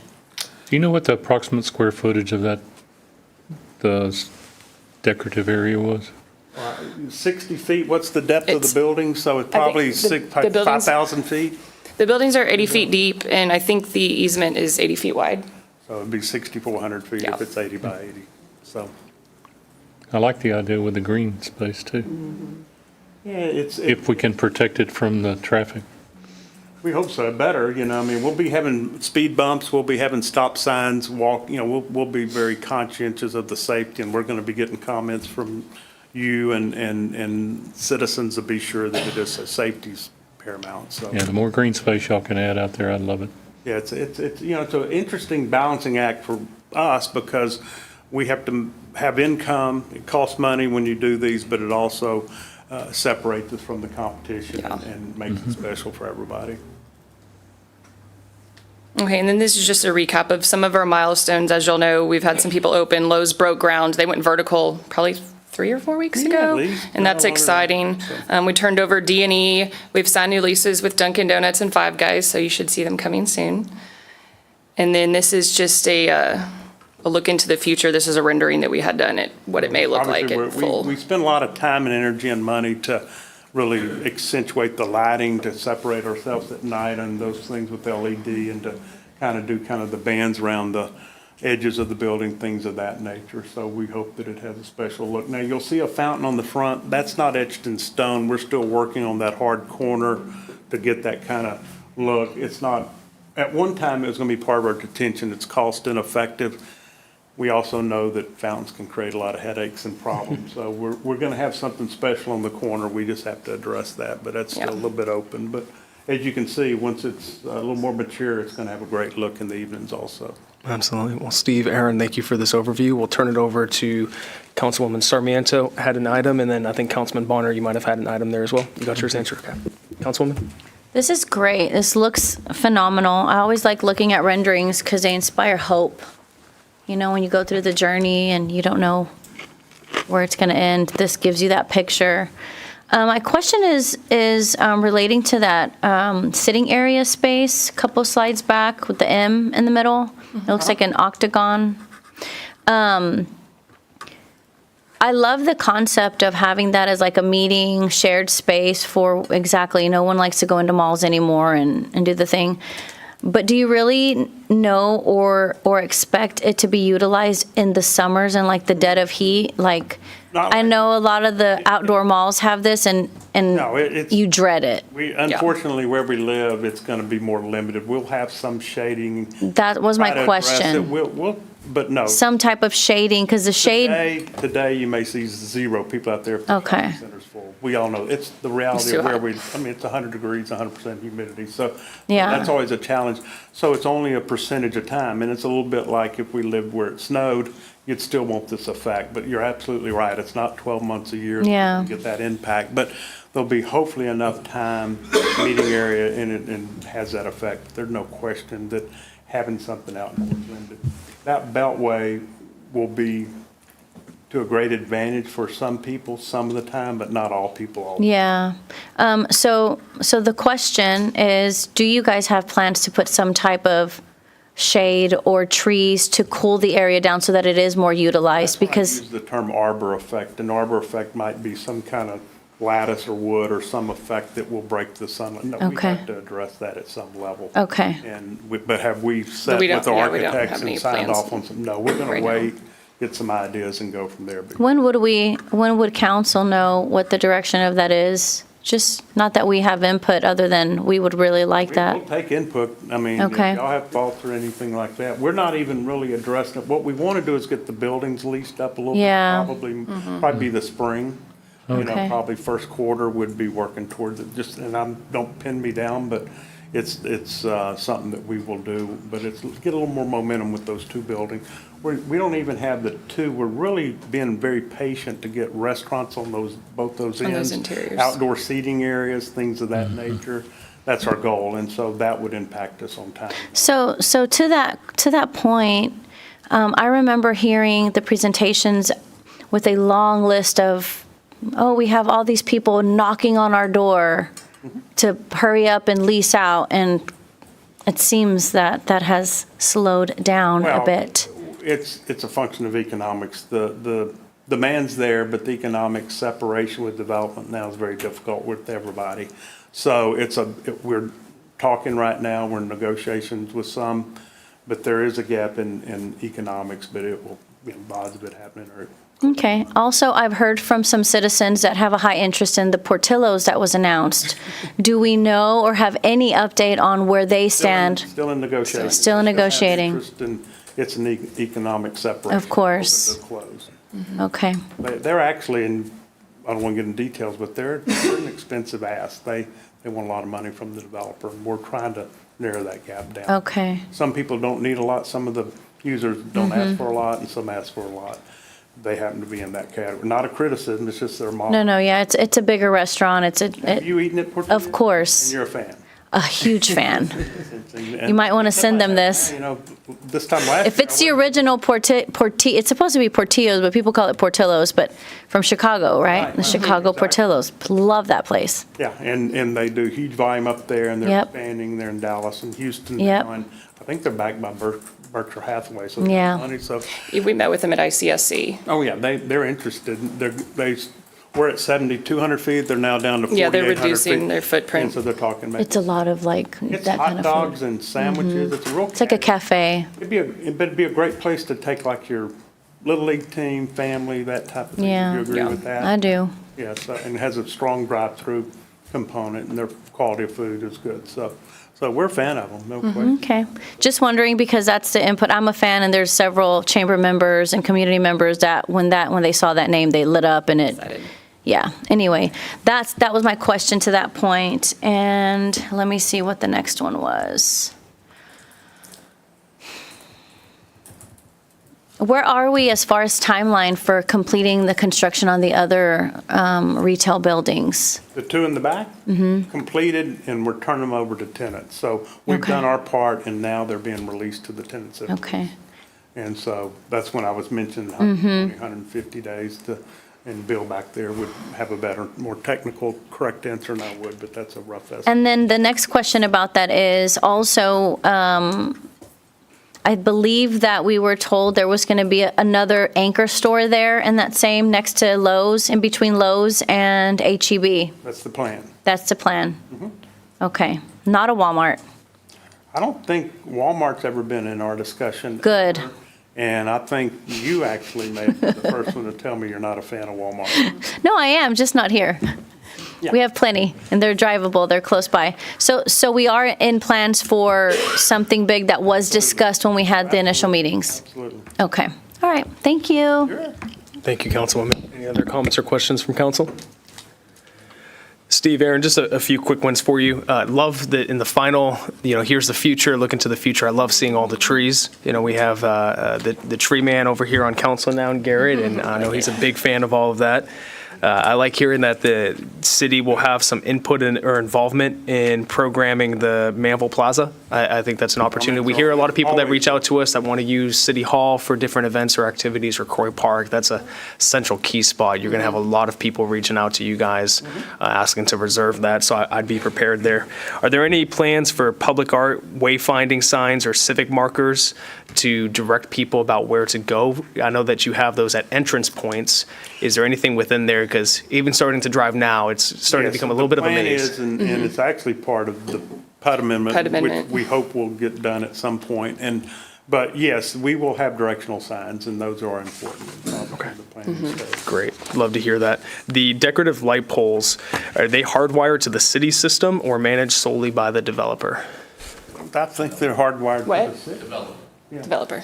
Okay, managed by the developer. Okay. Any plans to integrate Manvel branding or identity into pole banners or signage or seasonal No discussion at decorations? this time internally, so any thoughts y'all have. It is called Manvel Town Center, so it'd be a natural to do something like that. Yeah, would love to see that if we're Don't looking see at a, major conflict there. absolutely, if we're looking at a PUD amendment for some wayfinding signs, there might be an opportunity to partner there. Love seeing that. Last question, this is a question I get asked all the time. Do you guys have any specific goals or metrics for attracting non-chain or locally owned businesses into your forecasted retail spots? We are open to that as much as anybody else. Unfortunately, the reality is that things are franchisees or chains now, if you just look at the mass, but there's no difference in anybody else. So hopefully we have local people. And what you'll find is we have local people that are franchising. And Five Guys is in this area, he's not in Manvel, but he lives down this area and he's opened his second unit. So you'll see that. And so sometimes you'll think it's the corporate, which it certainly is to a certain extent, but it's, some It's a local owner. guy, it's your neighbor that's making a living doing that. What I tell people all the time is many times it is franchisee owned, and if anybody wants to open a business in Manvel, we'd love to talk to them.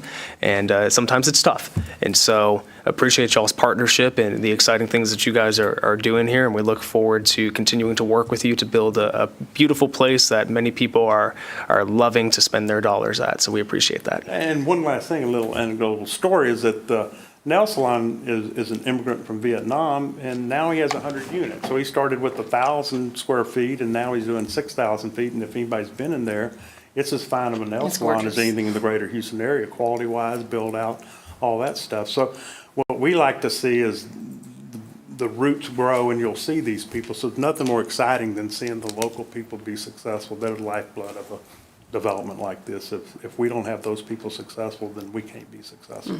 Absolutely. And we love local people. Love to see it. Love to see it. Aaron, Steve, Absolutely. Thank you. Weitzman team, thank you guys very much. Honored to Keep be up the part good of work. city. Thank you for your y'all. time. Appreciate it. Thank y'all. Agenda item number 4, we're going to do the presentation of the Meridiana PUD Annual Progress Report, and we have Brad Schweitzer with EHRA to give us this presentation. Welcome, Good Brad. Thank you evening, for being here. everybody. Tough act to follow. All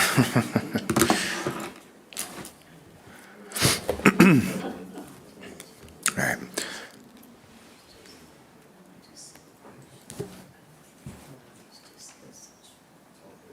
There we go. All right. My name is Brad Schweitzer. For any of you I haven't met, I'm the Director of Planning and Visioning at EHRA Engineering. We're the land planner for the project, and so it's my honor to present the first of hopefully many progress reports for the Meridiana PUD. Let's see here. Move my stuff around. Meridiana, developed by Rice Communities, continues to stand out as one of the top 25 master plan communities in the nation. I think it just got re-announced recently that had been honored to the community. Engineering and land planning by EHRA, and then landscape architecture by RVI, planning and landscape architecture, which was my former haunt. I was the land planner there. So RVI and EHRA have been intertwined with Meridiana since the beginning. Since construction began in 2018, Meridiana has brought over 1,200 homes to Manvel and an estimated 3,300 new residents. As of January of 2025, our development has generated more than $540 million in taxable value to the city.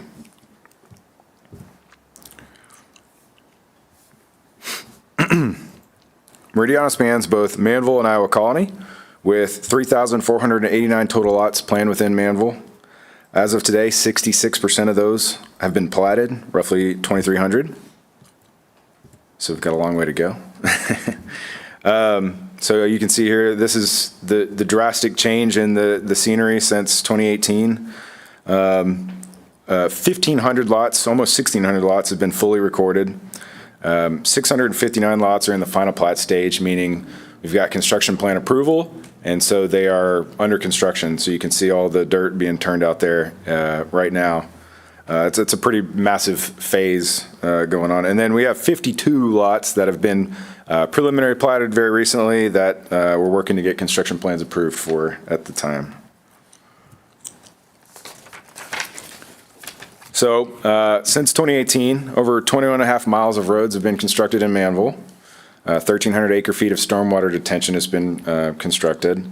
The recent Clark-Jordan realignment was completed.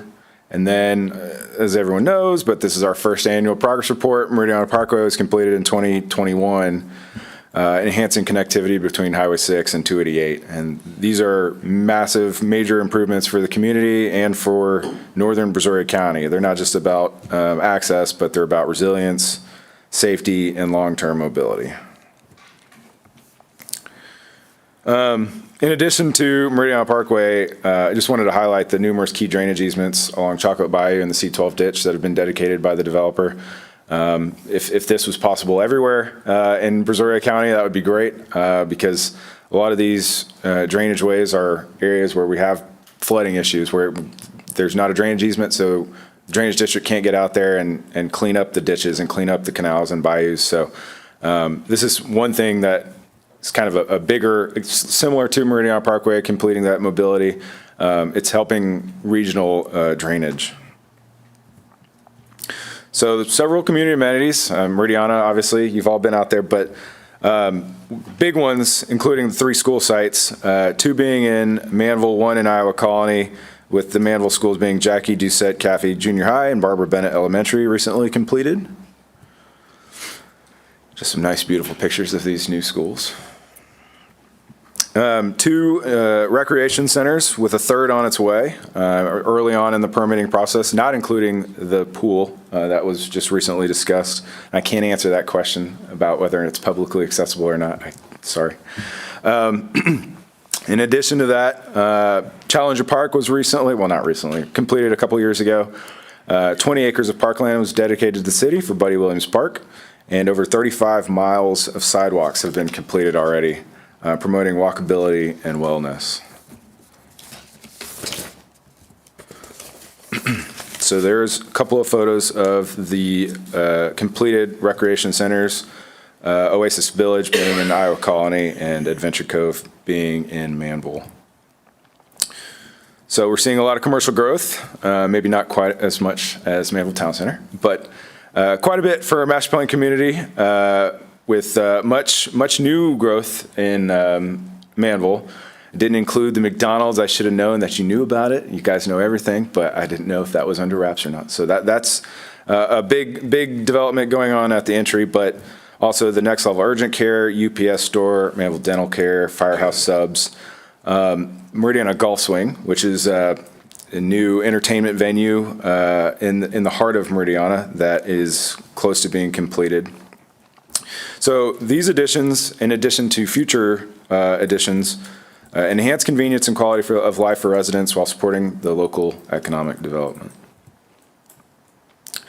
And then you can see, I mentioned the Firehouse Subs and the development on Highway 6, but there are numerous retail spaces at Pursley and Meridiana Parkway that have yet to be determined, so there's much growth to go on in the center of the community as well as along Highway 6. So looking ahead, there's currently 20, I mentioned 659 lots that are currently in development, being roads and civil infrastructure being developed. So there's 20 sections under construction, 5 new ponds being constructed, in addition to the commercial development with a new daycare under construction I didn't mention earlier, adjacent to Barbara Bennett Elementary, and then the Meridiana Golf that's currently being finished out right now. And then lastly, there's a new 4.1 acre park in the permitting phase, adjacent to the Phase 2 model park that was recently accepted and is now, it's crazy how fast they build the homes. It's like, man, you guys just accepted the infrastructure and then a month later there's all these homes in this model park. So, but a very cool amenity going on there. So just to explain this map a little bit, it's hard to see, but all the blue stuff is homes have been built out. Those sections are complete. The sections that have the color are the ones that are actively either under construction or have been completed and just haven't had all the homes constructed yet. So you can tell a lot of the central portion of Meridiana, given Iowa Colony, Manvel is complete, and now we're really focused on the Manvel portion. But you can see there's a large portion in that green that still is yet to be designed, constructed, and so much growth still to occur. So in closing, Meridiana's not growing, it's thriving. Through strategic planning, strong partnerships with city council, staff, planning and zoning commission, we're building a community that reflects the best of Manvel's future. So that's Challenger Park, one of the first projects in Manvel. So we have real world success stories to share now. So it's exciting and glad to be here. Glad to answer any questions you guys have. Awesome. Thank you, Brad. Appreciate you being here tonight. Any comments and or questions from council? We'll go Councilman Roby Robinson. I was just curious about the golf swing that's going to be for residents only. Where is it? It's just a commercial business. So it's, yeah. Okay. Good question, Councilwoman. Any other comments and or questions? Just a few here. One, I want to say I love Challenger Park. Went out there a while back with my brother to see who could do the ninja course the fastest. I think we both lost because we were sore the next day, but it was a lot of fun. And want to express to the developer appreciation for the help with Kreitzer Road as the construction that's been happening. It was a muddy mess, and they worked very closely with staff and Dan to make sure that we provided a high level of service to the residents on that road. So thank you there. 3 questions for you, Brad, 2 for staff. What benchmarks are you guys using to define progress for the PUD in 2025 compared to the measurable outcomes aligned with the original agreement? Well, I would say the taxable value created, obviously a huge success. But I think another thing, and this is not a stated benchmark, but just from my experiences, the amount of large lots that have been built and continuing to sell well in Manvel is a testament to the strength of the community. There are a lot of projects all around Manvel that can't valuably function with the amount of large lots that Meridiana has. So it's a testament to the extreme success and the amount of amenities and how well the community's done. So I think what I'm getting at is the fact that we haven't really had to make and ask for a lot of changes in the large scale to the PUD is, I think, a testament to its success. Awesome. Thank you, Brad. Next question. What percentage would you say of the PUD is currently built out as, public or HOA amenities, park, green space, et cetera? Of the total land that's built out, what percentage would you say? I would say that the amount of accessible amenities, I think, is what you're asking. Really, is almost all the amenities are accessible to the public. They're all mud-owned parks or HOA-owned facilities. The only ones that really truly aren't available to everyone are the pools that have the Oasis Village and Adventure Cove. I think there's a way to get that access, but really everything else is truly accessible to the public. All the sidewalks, all the playgrounds, all the parks in the project, and so it's truly a part of Manvel, really. Let me clarify. My question is, let's say it's 1,000 acres. How many acres are dedicated to parks, green space, amenities? Do you know? Don't know. Rough percentage? 40%. There's a ton of green space, ton of open space in Meridiana. And a lot of that is just due to the amount of preserve along bayous and a lot of the detention and open space and drainage features that they've improved. Okay, perfect. Last question for you, Brad. Do you know what the current range of home prices are and lot sizes? I believe I think there are still homes that start in the high 200s, 290, I believe, up to, I think there are $1 million homes in Meridiana. I don't know for sure, but I'm pretty sure there are. So it's a good range. It's attainable for it's people the that are master buying plan their first community home. range that you're looking for, of truly entry level to the premium homes in the market, and so there's a place for everyone. Awesome, thanks, Brad. Staff, Dan, Robbie, Joes, these might be questions for you guys here. As I look at all of this infrastructure that's being turned over to the city, 21.5 miles of road, 1,300 acre feet of stormwater detention, realignment of the bridge, Meridiana Parkway Bridge, that's a lot of infrastructure that we're taking on. are we tracking all of these into an asset maintenance program? Are we preparing for that? I know that's been a big topic of conversation, but as I look at that, that's what stands out to me is, that's a lot. And while it's tip-top condition now, it's not going to be that way for forever. So what's our strategy, long-term strategy and vision around that? Yeah, you hit the nail on the head, Mayor. So that's actually something that we've been working on at the staff level to really have a comprehensive list of all of our assets, because it's not just Meridiana, of course. It's Lakeland and Blue Water Lakes and Del Bello Lakes and Rodeo Palms. And so we've been meeting on this a couple of months now to basically come up with, like I said, an overall summary of which subdivision do we maintain which thing. Is it just streetlights? Is it streetlights and sidewalks? Is it water and sewer? So we're working on that, and I think Rosie's identified an asset management component of our financing tool that will help that as well. But it's a tremendous number, of course it is. So even just the sidewalks alone, it's really tough to budget for those numbers until we know what kind of an asset we really have. So we're not there yet, but we're working on it, Mayor. I think the key will be getting that TERS paid off and being able to recognize the full revenue potential for the land. That will help out tremendously there. Last question that I have, I know that the drainage plans and infrastructure gets reviewed by the city and by the drainage district. And so how do we handle the drainage models in light of the increased rainfall intensity that we're seeing? If this PUD was, put into place in 2008, I'm assuming that while the PUD's a historic document, we'll say, that the models of what you guys at EHRA have to prepare for the city are accounting current rainfall trends, trajectories, plans, et cetera. Is that an accurate statement? Are you asking about Atlas 14? Is that where we're going? Yeah. Generally speaking, so I guess maybe a way to phrase it is, are what you guys having to design for drainage, is that locked in place from 2008? Or are you guys having to keep up with the current standards? I'll let Dan answer that question. Yeah, I think they were vested with a lot of their components with the original, I guess it was Seven Oaks OPUD, right? Originally, instead of, before it became Meridiana PUD.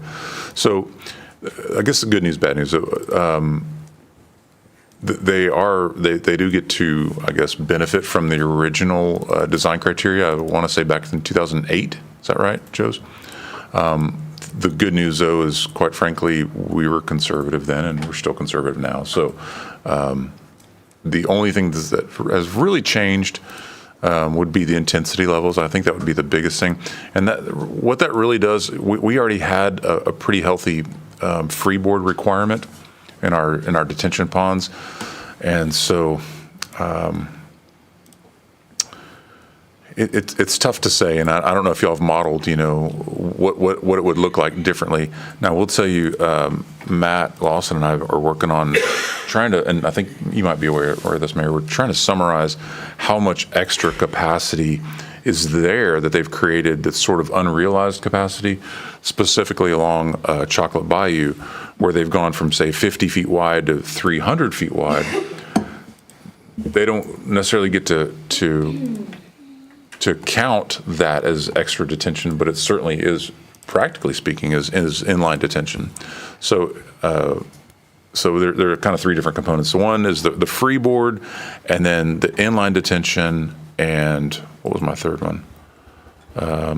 I guess those are the big two. But just the improvements on conveyance to Chocolate in general, because when they first started, there were so many obstructions. There was no way for it to actually be able to do what Chocolate is intended to do. But that was a long way to answer your question, Mayor. If we can, I appreciate that, Dan. Sure. Thank you. If we can just add this as an agenda item for the next monthly meeting that we have, because if we're designing drainage facilities based off of 2008 standards, that is a concern to me. That I want to make sure that while it's a lot different now, were our 2008 standards sufficient for what we see currently within the current models?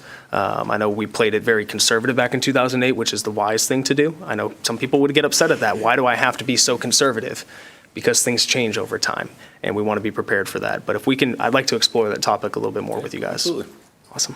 Worthwhile. Brad, thank you for answering my questions. Dan, Joes, thank you guys. Any other questions or comments from council? We'll go Councilman Rossi Knox. Thank you for being here. Yeah. I Oh, can we go back to the firehouse that strip center? Put that picture up there. I love the building. I made everyone laugh last meeting. I just love the design of the building, and just all of the developers out there. We want to see buildings like this. I would love to see more like this. I like ones that have different colors and textures and rock, things like that. The property next to Honorays, y'all own that, correct? Yes. Do we have any idea what might come there in the future? Do we have any? It's still. Okay. Still under negotiation. I was just curious. Okay.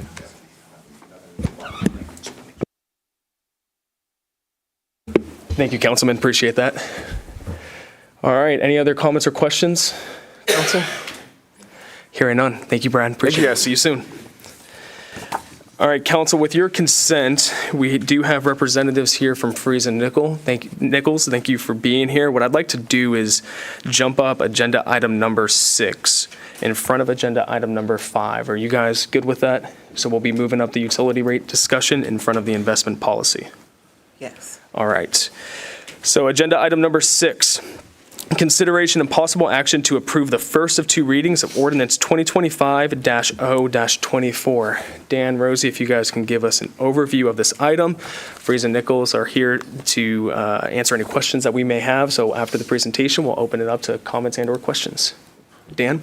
Mayor, I'll start it, and then Rosie can help season the conversation for sure with the actual numbers and everything. So the idea here was, we had Freeze and Nichols put together a water and sewer rate study a couple of years ago, because up until that point, I think we were charging the same fees that we had always charged, right? So what are the right numbers for our utility customers? And where this really came into play was up until, I guess, 2 years ago, we were having to subsidize the water and sewer fund from the general fund. And it was becoming a sizable amount every year that we would literally have to move over from the general fund to the water and sewer fund. And that's not the way it's supposed to be. It's supposed to pay for itself, of course, right? So last year, council did not end up approving the water and sewer rate increase. And so what we talked about was council had asked that, hey, let's have this conversation during the budget process, because that's when it really makes sense. And it does, absolutely, because if for some reason council doesn't want to increase the water and sewer rates, then we need to know that now. I mean, then that means we need to plan on moving money out of fund balance to cover the delta. Did I capture that right, Rosie? That's kind of how we got here? Right. Okay. And so we asked, and I appreciate you being here tonight, because the question has come up before to staff, quite frankly, Richard. The question is, so how do you calculate the number? And, the way that I would calculate the number, just to get in the ballpark, is how much, Rosie, how much would it take to make the utility fund whole? How much would we have to move over just for it to handle itself? That's about $300,000. You divide that by 2,000 customers. Well, there you go. There's your answer as far as a per connection. But it's not that simple, because we don't charge a flat rate for many reasons. There's a base rate, and then there's a volumetric rate, and Richard can talk about that. But anyway, that was just sort of a quick way to look at it, and sure enough, if you do that little calculations, it's about 10.8%. I literally just calculated that a while ago, and y'all's study shows 11.2. Because you're factoring in obviously other things. That 10.8 is straight up. That's not accounting for any breaks or anything else that we need to plan for. So I'll quit stalling. So I'll let you jump in, Richard, if unless Rosie, you want to add anything else? Okay. Yeah, and good evening. I'm Richard Weatherly. Some of y'all I haven't actually met before with Freeze and Nichols. So I think my plan tonight, Dan asked me to come and, speak to y'all tonight. And for anybody that needs background, I feel maybe even most of this council might be new since 2022, actually. So I think just going over the general process, like Dan mentioned, the city has a base rate, and they also have volumetric rates. So like for each 1,000 gallons or 2,000 gallons extra, y'all pay more than just what your base flat rate is.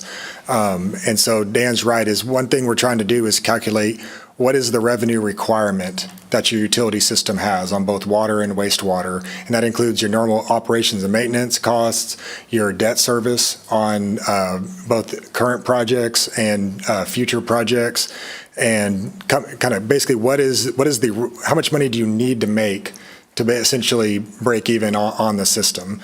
And so that's your revenue requirement. And then you take the number of customers, and we actually looked at y'all's meter billing information, how y'all's, and that's usually all it's usually done is on water usage. You don't actually measure the wastewater usage out of every home. And you basically look at, okay, given how the city of Manvel uses water, what base rate and volumetric rate do you need to charge to essentially meet that revenue requirement? How much do you need to charge to meet your expenses? And so we actually modeled this out all the way out to FY30. So we have 4 or 5 more years on the model. This was all done in FY22. So the city did the first 2 increases. Then, as Dan mentioned, I guess skipped the last years, and now we're asking to just jump to what we had modeled to be the FY26 set rates. And so that's really, the council approved that back in 2022, and so this is the plan that we had set forth. We also benchmarked against other cities at the time, looking at what other cities around this area charged, and Manvel was kind of like in the middle piece, and now they are kind of in the upper part of it. A lot of that is a function of when y'all are growing. Y'all are growing at a later time when costs are higher than, say, like your neighbor to the north, Pearland, built a lot of stuff, although they're having to rebuild a lot of stuff at expensive prices as well. So that's a little bit of a reason for the being on the higher end, but that's kind of the general process. Dan has an easier way to go about calculating the number, but we do have like an actual rate model that we use to project these rates and come up with our multi-year recommendation. Well, Richard, thank you for being here tonight, and thank you for the overview. How are you doing, by the way? You doing good? It's been a while since I've seen you. So I'll kind of kick us off with a few questions here, just because I need some clarification on the numbers. I am one of the council members that is on this system. I pay the rate, and so this will directly impact me.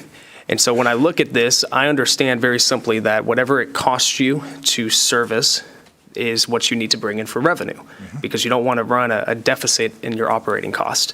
So I understand that over time, the cost is going to go up as there's different needs that arise. The key for me, and why I voted against it last year, was I needed the narrative and I needed the understanding to be able to explain to the ratepayers out there why the cost was going to go up. And so it's important that we get that here in order to help me to be able to support this, because on face value it makes sense, but the numbers, I need some clarity on the numbers. So the current fiscal year's budget shows $2.7 million in revenue. But when I look at this supporting document spreadsheet, it reflects $3.3 million in revenue. Is that because we're projecting higher revenue than what the budget is showing due to residential growth and water utilization? The budget's reflecting what I'm estimating the revenues will be next year, not just in the water and the sewer, but in tap fees and connection fees and other kind of fees that we charge from the utility fund. Correct. So what we budgeted in the current fiscal year was $2.7 million. When I look at what the current rate, based off of this supporting spreadsheet, if I'm reading it correctly, would show is about $3.3 million in revenue for the current fiscal year. Am I reading this correctly or no? Kind of explain this to me. How much are we let me ask it like this. How much are we projecting in revenue for the current fiscal year, forecasted out to the end of the fiscal year? Give me a second. My worksheet just went bananas here.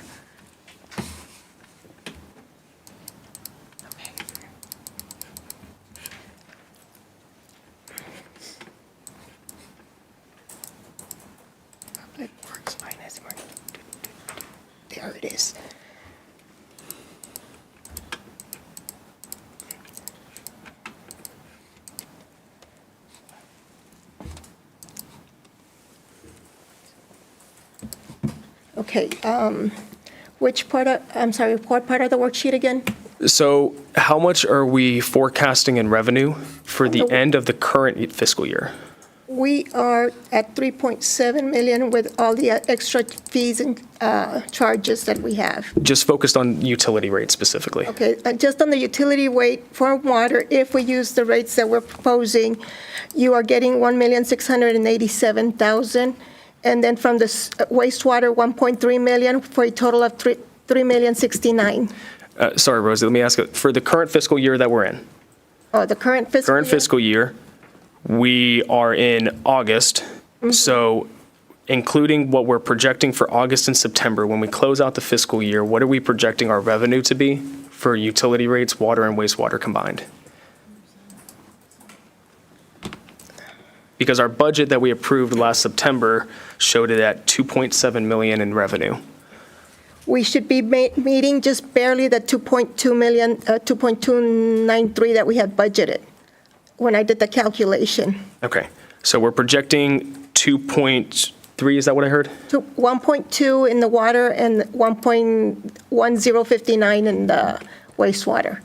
Okay, because that is different than when I look at the spreadsheet that's in the supporting packet, based off of 23 to 24 current rate, or actually, I guess I should look at 24, 25 current rate.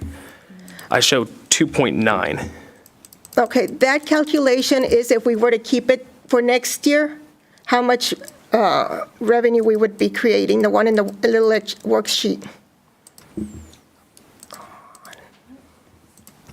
In other words, if we kept the current rate of 23-24 that we used this year, for next year, this is the revenue we would be creating, the 2.6 million. Okay, And then if we didn't keep that rate and we went to the rate that we were supposed to have adopted last year, the 24-25 rate, that would be the 2.9 million.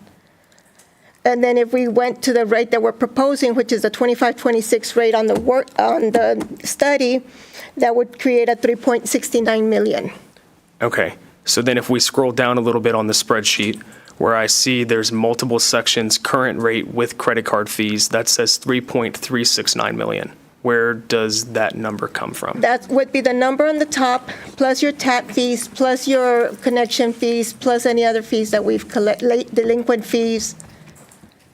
All of that ties up, it should tie to, it doesn't tie to anything in the front because of course I didn't use that one for the budget. I used the rates for next year, the 25-26 for the budget. Okay. Somewhat tracking with you, a little bit tough, but I am somewhat tracking with you there. So let's shift over here to the expenditure sides. The current fiscal year's budget shows that we're going to spend $2.7 million. But this spreadsheet, if I'm reading it correctly, shows that our expense is actually going to be $3.8 million, almost 3.9. Am I reading that correctly? For this next fiscal year, yes. So how did we get $1 million jump in expenditures just in the utility fund? Because of the major repairs that are needed, the manhole, the ones that Ernie presented in his presentation, the manhole repairs, the coating of the different tanks, and that fence that needs to be repaired. That's how we jumped that much this year, plus actually picking up the interest expense that we're supposed to be paying towards the WRF note. So it's not for salaries or for the cost of servicing people, it's for repairs? Is that Exactly. $1 million jump? Because it's tough for me to see where that jump is without an itemized breakdown in the budget. So that's one question. Thank you for that clarity. It was tough to see where that million is, and I'd love to see a breakdown of that.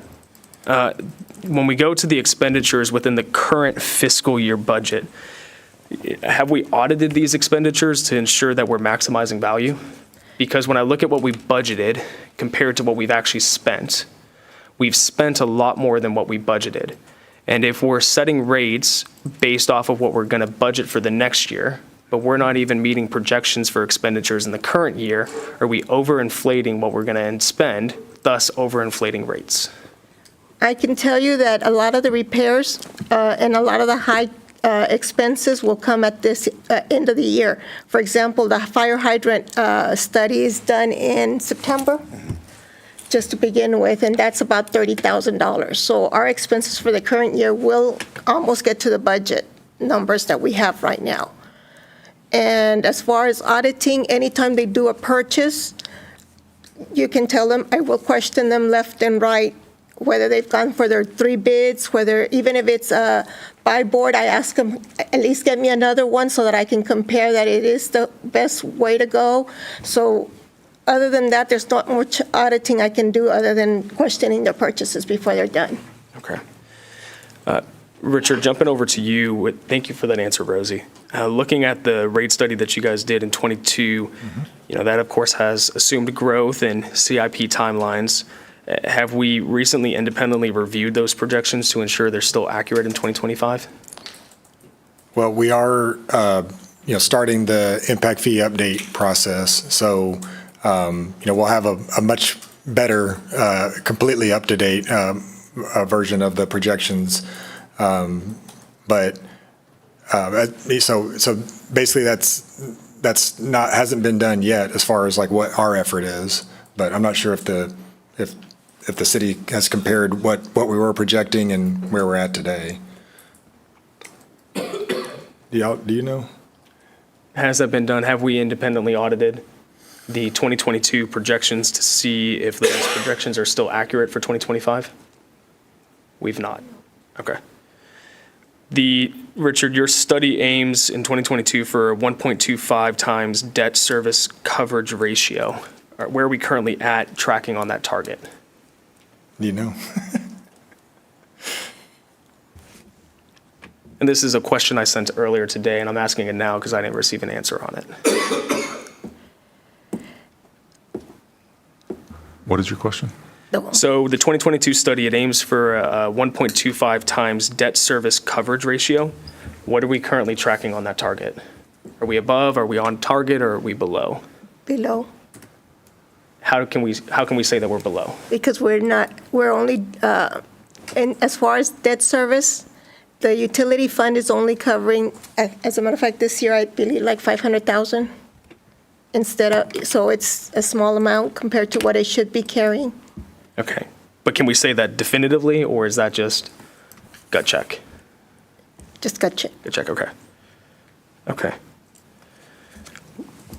Well, that answers a lot of my questions. I think on the expenditure side, I still have more questions there. I'd like to see an itemized breakdown to see how we get to that 3.899 million, because that's an increase of over $1 million just in expenditures alone.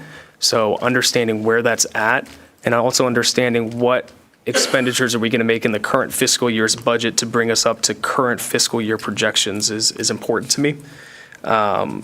As I was looking at this, kind of a few key things that I think that we should consider, council, is one is going to be a short-term and long-term communication strategy to educate the public anytime that a rate increases. Why is it increasing?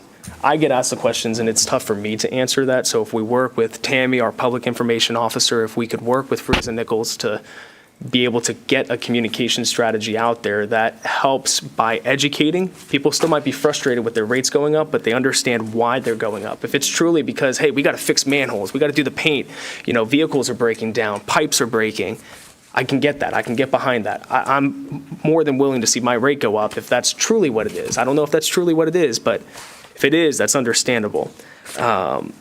Also looking at this, one, I know we've talked about it on a call, is exploring a hardship relief or fixed income policy, avenues that we can point people to when they need help or they're struggling to pay their bills. I'd love to see us put something together by October 1st when these would go really into effect for people.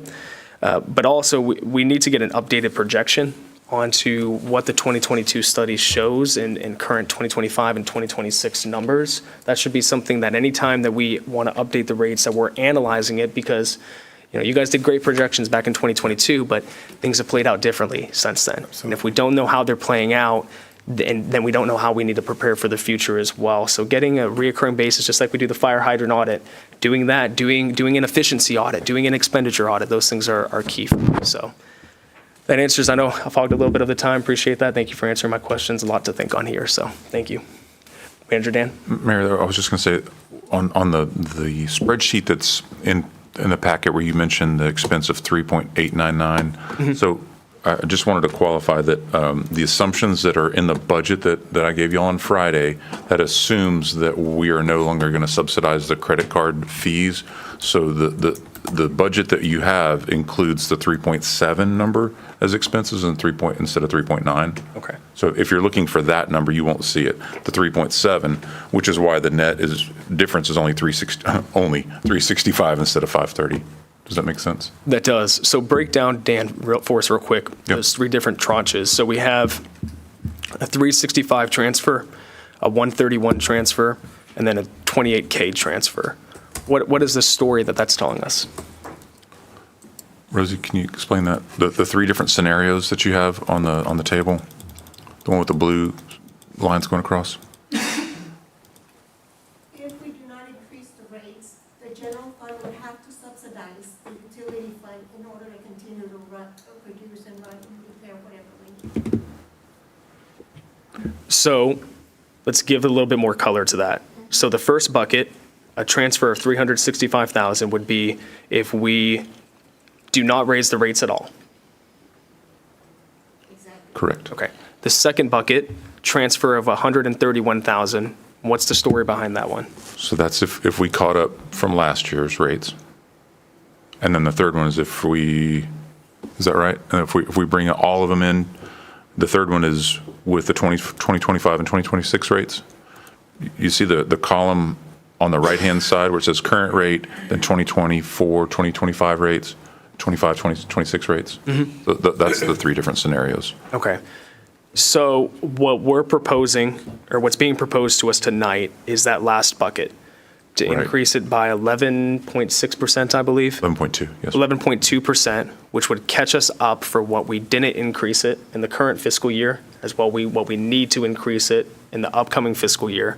Even with that, we would still have to have a transfer of 28K?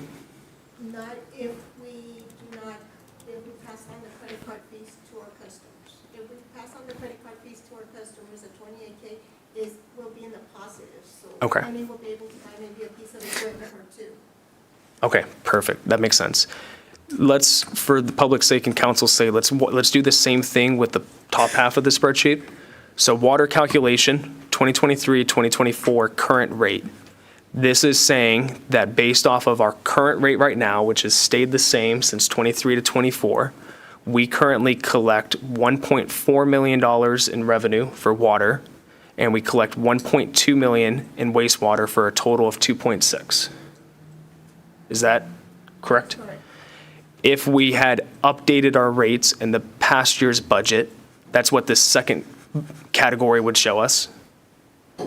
And then what's being proposed is this last one where it says 25 to 26 rate. And Mayor, I'd like to point out that the residents will only feel the $2.99 increase in the water and the 64 cents on the volumetric volume, because the wastewater is still on the averaging, so that will still be on whatever they spent this year. Correct. Yep, absolutely. That makes sense. Appreciate that clarity.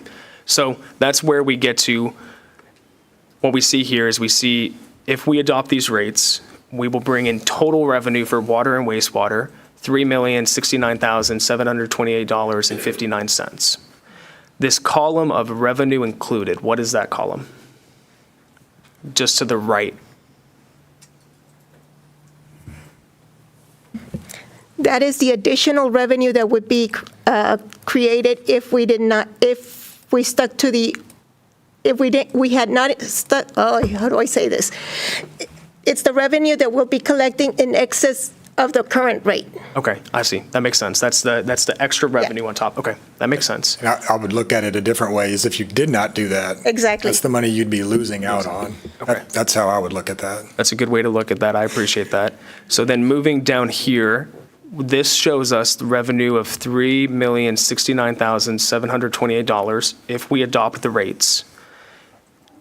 Where, if we look at that very bottom bucket of the 25-26 rates without credit card fees, that shows $3.7 million. So there's about a $700,000 gap between rates here and rates there. Is that 3.7? That's the inclusion of impact fees, Right. tap fees, other items. If you go to your section 2 in your budget, on page 19, that's where those are broken down. Okay. The 3.3 is the utility revenues, and then you've got 400 from or the other source, you've got interest revenues. So altogether, it comes to 3.7 on revenues. And then starting on page 20 and 21, that's where the expenses come in. Okay. Dan, where were you referring to? We jumped from this spreadsheet, and I don't know where you went to. In your Trying budget to- document that I sent out on Friday, the second In the section. budget document that you emailed the other day, not this? Correct. Okay. Yes, ma'am.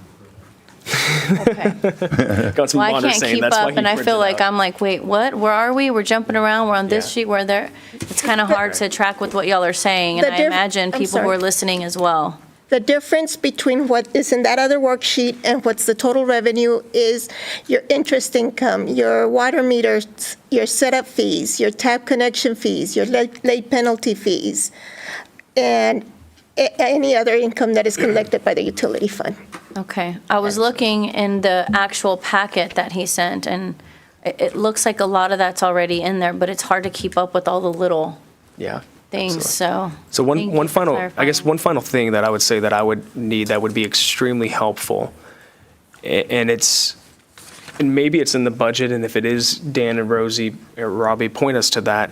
But when I look at this $3.7 million in expense of what's being proposed for the current fiscal year, understanding more of an itemized breakdown for that, because I need to be able to explain how we're jumping from roughly 2.7 million to 3.7 million. So I can see how we're proposing salary increases, and I can see some of those. But when we look to some of the repair items, Rosie, that you laid out, getting a list of those and the actual cost for those would help me be able to understand what that million gap is there. Because then I can say, hey, guys, this is how much it's costing us. Here's a budget, here's the things that we're going to fix the next year, this is why your rates are going up. Right now, it's a little bit tough for me to connect those dots there. That's just me, though. So, Councilman Bonner, thank you for answering all my questions. by You're the way. saying 3.7 million, or is it 3.07? Are we looking at the 2025-26? Yes.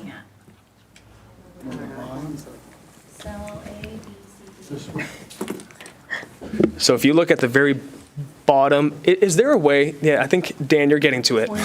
If we can, pause for 1 second, if we can get this spreadsheet displayed on the side screens, then as we talk about things, maybe Dan could drive or someone could drive and kind of point to it to help. That might be helpful there.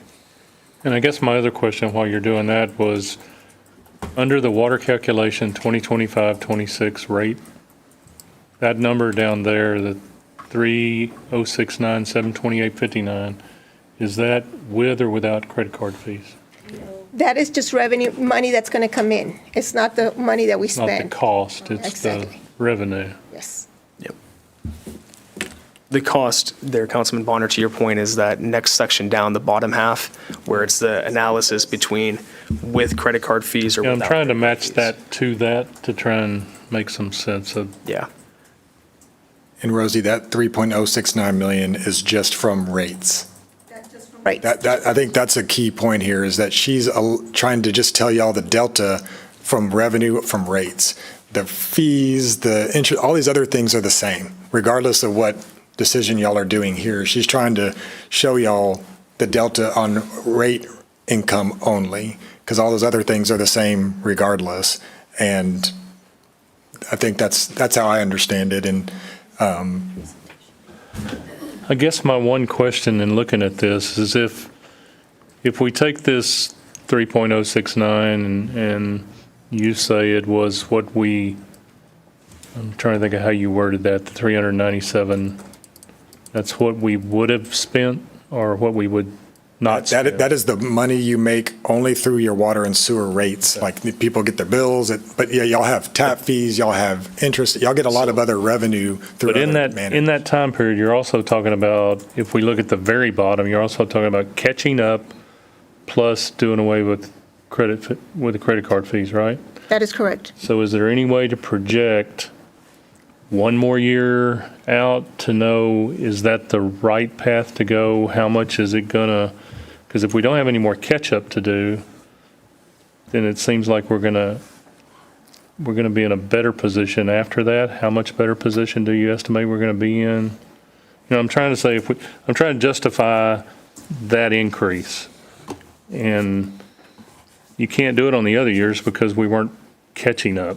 You know what I'm So, saying? Richard, what if we adopt this rate tonight? You can go back to the rate study and do that future projection. Right now, it is actually hard to go to the rate study because y'all skipped a year. Right. And so I don't know, like, where y'all should be on this chart and if you have the rate study, so it's on page 25 of the rate study that's in your packet. It showed, remember those first 2 years were huge. It was like 17% and 18% increase. So last year was only an 8% increase. This year is actually only supposed to be 3.2%. Right. But because we skipped the 8, it's 8 plus 3.2. So then next year is supposed to, So should that have would been get us 9.1. back to the 9.1 following the rate schedule. Right. If we get back in track, yeah, next year would be 9.1, 5.9. That's what I was looking at. Yes, sir. So what causes this? Now, you see 9.1, then it would go down to 5.9, 5.9, but then you see a big jump again to 12.9. What causes those fluctuations? And this is in that table 5.1. Those would be projects. Like when we were projecting. So you're looking at having to do repairs on older infrastructure there, and that's what? Yeah, or even new projects as well, because y'all's impact fee only pays for half the projects. Half the projects get funded by the impact fee, half gets put into the rate.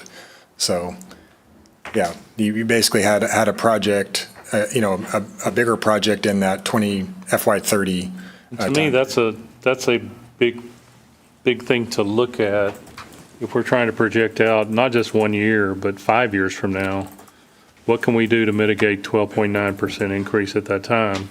And it seems like impact fees is where we're leading to, once we can get that study done and look at that. Because if we increase impact fees, then we've got more money to put against this. Yep. And Councilman Bonner, the way that I look at it too is we're updating our capital improvement plan for potentially new impact fees, which is new development. And then on top of that, if we look to do by spring of _26, taking the 2022 assumptions for growth and seeing if that's actually played out, that will help give us a more up-to-date, real-time number heading into the next year. Yeah, all of that plays into this model, what the mayor said. Yep. Okay. Dan, Rosie, question for you guys, and this is a lot of information to consume, a lot of numbers. Is there anything that stipulates that we have to approve this tonight, or if we need some time to chew on it, maybe get some additional information, follow-up questions, could we possibly postpone this by 2 weeks? I don't know, Richard, I don't think we'll need you to come back for that. You're more than welcome to if you want. But that way, this is kind of the introduction tonight and then adoption at our next meeting. Like anything else, it requires 2 readings, so technically you could pass the first reading, and then second reading, you can stop it if that's necessary or what. It's important that if we're not going to do it, then we still have time to change our budget and respond accordingly. Last year, we did it betting on the come, and so that's why the budget's partially off, is because the rates didn't get increased, and we'd already passed the budget, like, uh-oh. Yeah. So we want those two to happen at the same time. Absolutely. So I don't know if it's possible, would it be possible to approve the first reading tonight, and that way we're still on track to, well, no, we're still good. We still have September, I'm sorry. Yeah, we have. I was going to say, I think Never mind. I feel a little uncomfortable asking people to vote on the first reading tonight. With Scratch what I said, yep. But we have enough time before the budget gets adopted, because we want to get these locked in place so you guys know what to budget. The big thing for me is going to be understanding the expenditure side, getting more of an itemized breakdown there. That would be helpful. The revenue projections make sense to me and how those are playing out. The combination of expenses and how revenue interacts with those makes sense. Just understanding the expenditure side is going to be where I need some help. Councilman Bonner, do you have an item? No, I agree with that. I think we need a little, just another week. I would understand it better, and then bringing back those numbers, that would help. I think most of us have been trying to figure out those costs. And I know they're maybe difficult to peel away and find, but that's the information we need to understand the increases and everything is, what are those costs? Well, I can tell you that the vast majority of the $1 million delta on the expenses, $416,000 is just related to repairs, the ones that I mentioned, plus $482,000 of note that we have to pay towards the WRF. Yep. This year's payment and to catch up from last year's payment to fix what we didn't pay last year. But these repairs that you're talking about, are they things, and this is probably for you, Robbie, are these things that you know you've reached the limit on them? We've been putting them off, now we've got to do it, or is it something that something down the line is going to impact it and make it worse? You know, that's the kind of questions I'm wondering. Just this year, one of the water tanks had one leak, three leaks. Yeah. All right, it's. And those tanks are old too, right? So just on the coating of those, I believe it's like $270,000 just on the coating of those tanks. Yeah, and what we don't want to do is obviously get crossways with TCEQ. You know, we have our superior water rating, and we want to maintain that. Plus, I mean, for many reasons, we want to keep our, good drinking water. What I like this approach, Council. Postponing it for 2 weeks gives us some more time. If we get a little bit more of the itemized, kind of what you just shared, Rosie, if we can get a graphic, an info sheet put together, the spreadsheet, you guys explaining it is helpful. That's a lot of numbers there. So, Council, if you kind of look at that bottom half, that is what, based off of the different rates, 3 different options of how that would impact the fund. And then the top part of it is simply just looking at revenues. The bottom part is revenues, looking at comparison with expenditures.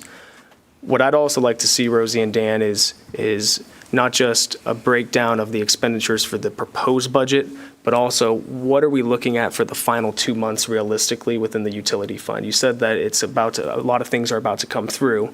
Is that truly going to get us to the max for what we're proposing?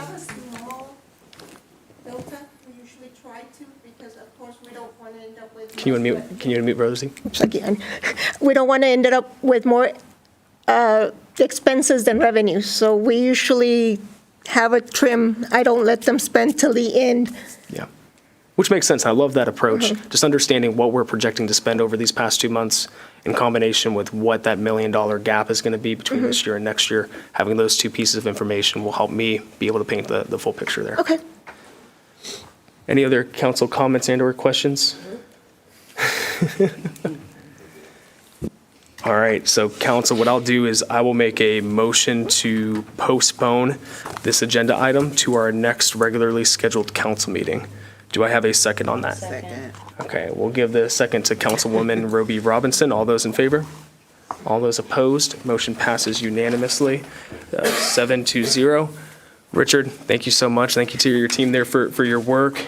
Dan, Rosie, thank you for putting this information together so quickly after the last conversation happened, and I look forward to discussing more here in the next 2 weeks.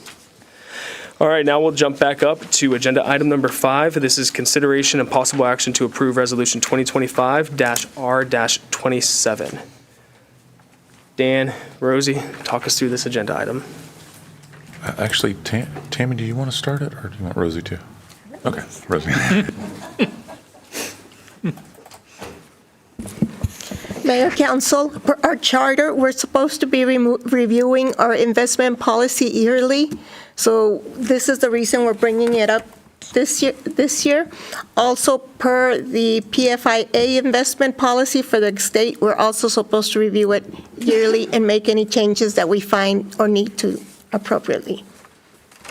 All right, thank you, Rosie. Any comments or questions from council? Councilman Bonner? I'm trying to read. I'm slow. I'll start off here. I sent these earlier today, and these are a little bit more technical in nature. I didn't get a response on these, so it's important for me to get them answered now before I vote on this. It looks like the policy allows us to be fully vested in just a single class of investment as long as it complies. Would it be more fiscally responsible for us to have a diversification target or cap per asset type? Per the government policies, you can't diversify too high. But we don't do any investments that way currently. We're only using the government pools, Text Pool, Logic, and TechStar. Okay.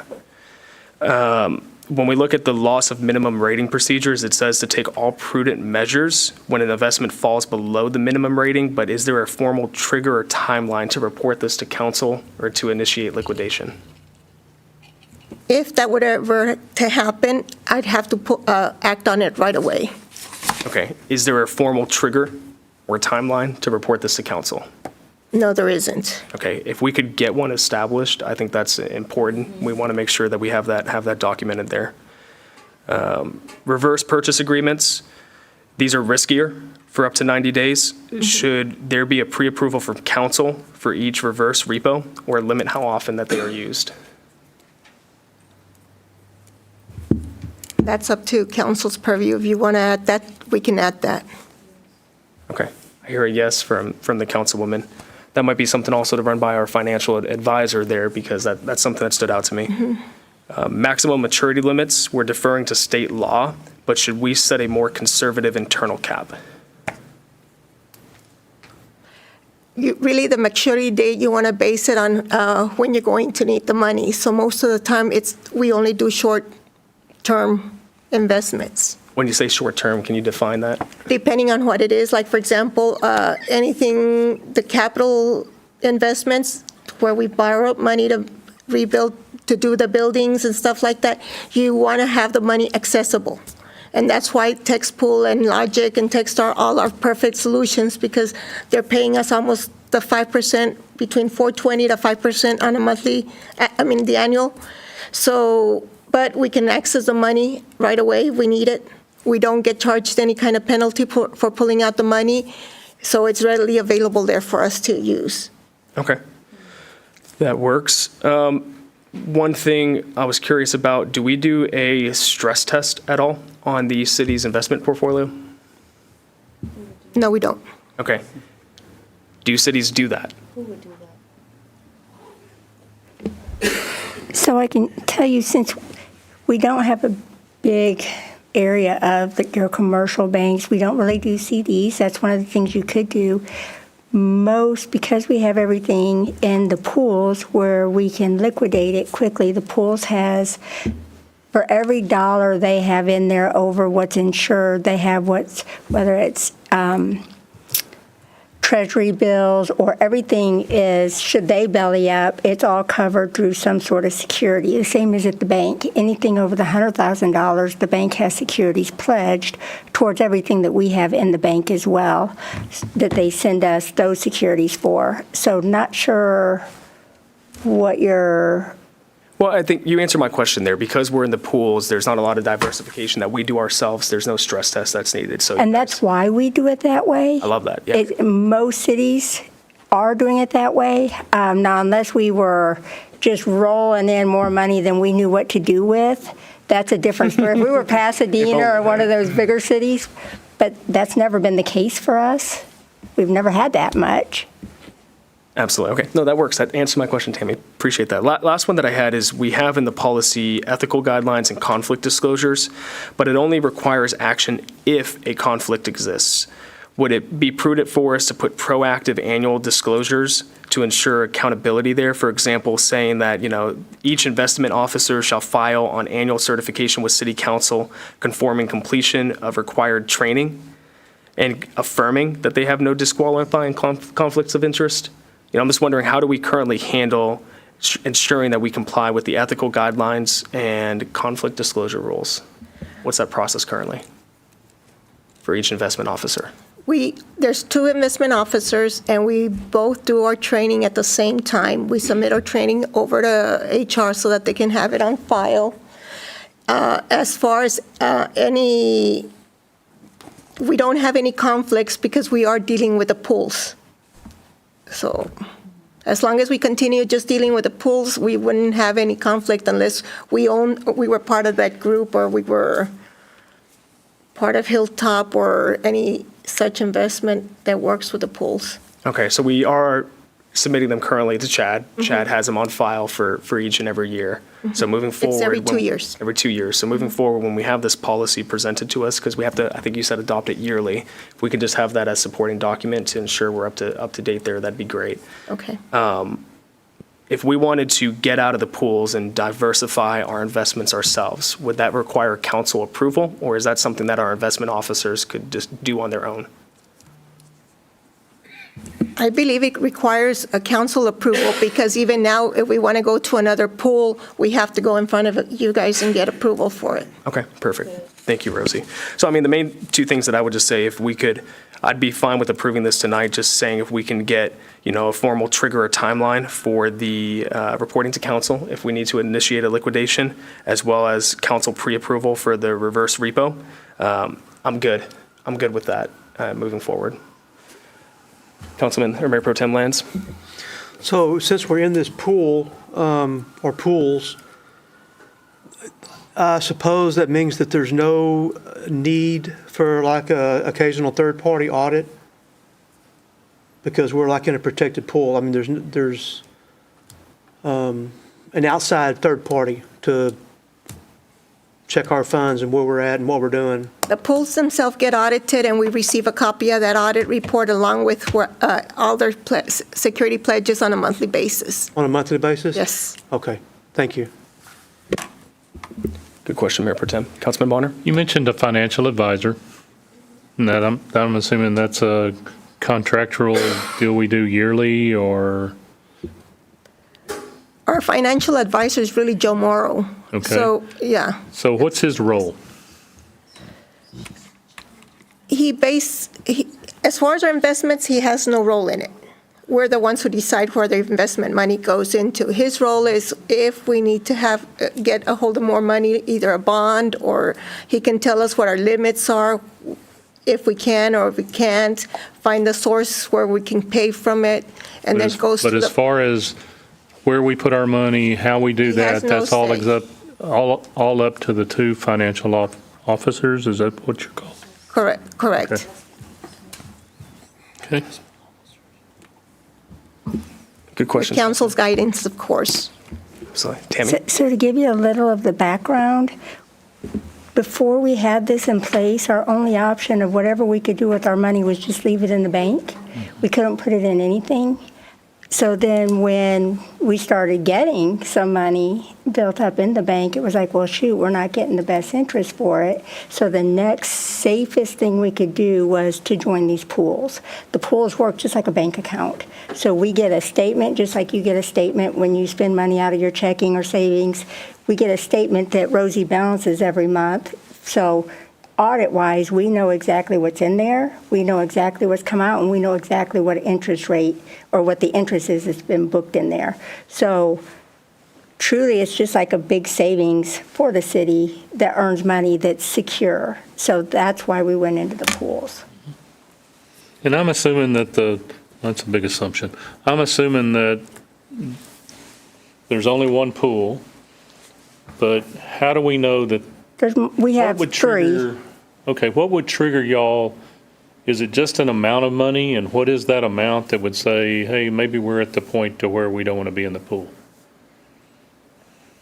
If we had a big storm come through or something that wiped out where we needed to really spend a lot of money would be the only reason you would pull that down, or a big project that we've got the I'm dollars. not talking about pulling it down. I'm talking about, we talked about other investment options. And somebody said. I see what you're saying. So if we're in we the wanted pool to because we don't- diversify our Yeah. portfolio. Is there a trigger point at some point that? I would it a say dollar that amount? anytime you're not going to need that amount of money within the next year, that would be your trigger point. So you could, if we were really lucky that we didn't have any bad things happen, and the pool did really good based on 10 million different things that can probably affect it, and over a couple of years, you started building up a certain amount, is that the time you would take parts of it and maybe think about diversifying to something better interest-wise? Or is it just the policy of the city? And I understand if the answer is yes to this, that we're going to be really, really more conservative than that. Actually, the actual laws and regulations for the investment officer tells you you have to stay conservative. You can't go very aggressive. You can't invest in high yield. And I understand that, but there's some money deals that aren't. They don't go from here to here. There's someplace in the middle. We could, once we, like I said, if we saw that we weren't going to be need that money within a year, that would probably trigger it. All right. Thank you.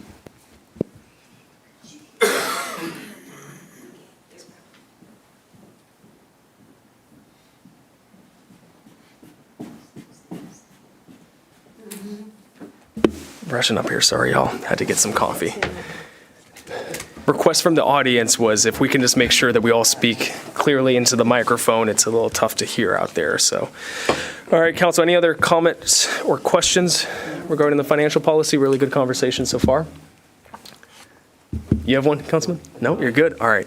So, council, I will make a motion to approve Resolution 2025-R-27 with the inclusion of a formal trigger and timeline to report to council regarding minimum rating procedures, as well as council pre-approval for the reverse purchase agreements. Do I have a second? We have a second from Councilman Bonner. All those in favor? All those opposed? Motion passes unanimously, 7-0. Thank you, everyone. Rosie, Tammy, thank you guys for answering those questions. Obviously, finances are on the mind tonight, so we had some good questions there. Appreciate that. All right, council, moving on here. Agenda item number 7. This is discussion on fiscal year 2025-2026 budget. Manager Dan, we will turn this over to you to officially present to us the budget, and then we will open it up to council comments and/or questions. Thank you, Mayor. So the preliminary proposed budget that you received on Friday, August 1st, at I think it was 4 p.m. by email, and I think so far Mr. Bonner is the only one that wanted a printed copy other than myself, just because I'm old school. Rosie probably has an old school one too. And if you need one, by all means, let us know. I think it's a little over 100 pages. So the purpose of this is a very high-level, early onset budget. As you know, the main budget, or for our 2 new council members, I guess, the budget that ultimately gets adopted before August, or that goes live August 1st, will be, a big binder. This is to help us all, number one, abide by our own charter, but number 2, get an idea for the next agenda item that you have on your meeting tonight, which is to set the preliminary tax rate.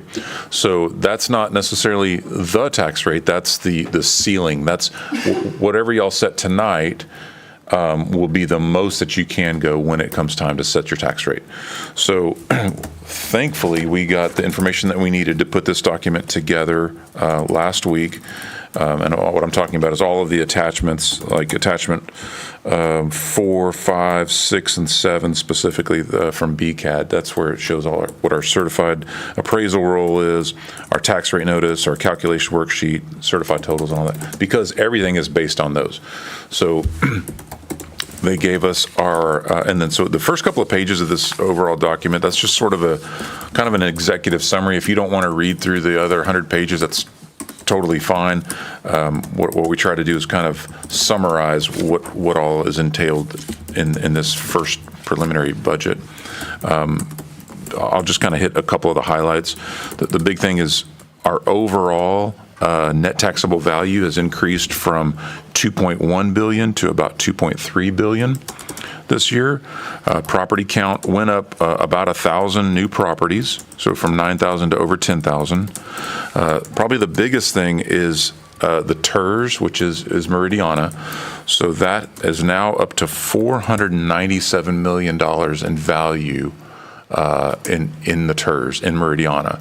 And just as a reminder, one of the council members asked me this earlier today, that's 100% rebate back to the developer. So we get zero until we've paid off $103 million or we hit the year 2050. So for a very, very long time. So what are we tracking with that 103 million? We're about 10% of the way there. Yep. So a clarification on that too. You shared something enlightening with me this morning about that $103 million that they've already submitted it looks like they may have submitted already the projects that would qualify for reimbursement, so we shouldn't expect to receive any more project submittals? Well, and that's something I actually reached out to Joe Morrow to help with that. So we've been tracking all of the TERS eligible projects. So those are the projects that they can get reimbursed for to apply the money towards. And yeah, we're on project number 79, I think. So the way that the TERS document was written was very all-inclusive. So there are projects, like most of the landscaping projects throughout Meridiana are all TERS eligible projects. So we're basically indirectly paying for all of the beautification within Meridiana, and it's beautiful for sure. Now the more obvious ones, of course, the bridge and Meridiana Parkway and those kind of things, of course, are a huge benefit to the city as a whole. The projects, say like a road within a section of Meridiana, that's not TERS eligible. The parks are, the major thoroughfares and those kind of things. Anyway, sorry I derailed this. Okay, so back to the budget. The no new revenue rate for this year has gone up significantly. Last year it was just under 50 cents. This year it's almost right at 54 cents. It's actually 539,339. So the voter approval rate is just over 61 cents. So it's too late, I think, like we talked about last time. If you wanted to adopt a tax rate of $1, you can't. It's too late. We'd have to wait until next year. I know. That's very upsetting because that's not what we're thinking. Okay, so we can't go over the 61 cents anyway. For on the second page there, gave you a breakdown basically of the last 10 years. So you see in 2017 we had 57 cents, and we were only half a billion of net taxable value back then. Stayed at 57 cents for a couple years, and then went up to 69 cents in 2019, and then it's been pretty much coming down ever since. This document up until Thursday, Rosie, was contemplating a 58 cent tax rate because that's what it looked like we were going to need to break even. We made some decisions to try and get it down to 56 cents. Basically, we cut the cost of living adjustment. We had programmed in here at 6%. We brought that down to 5%.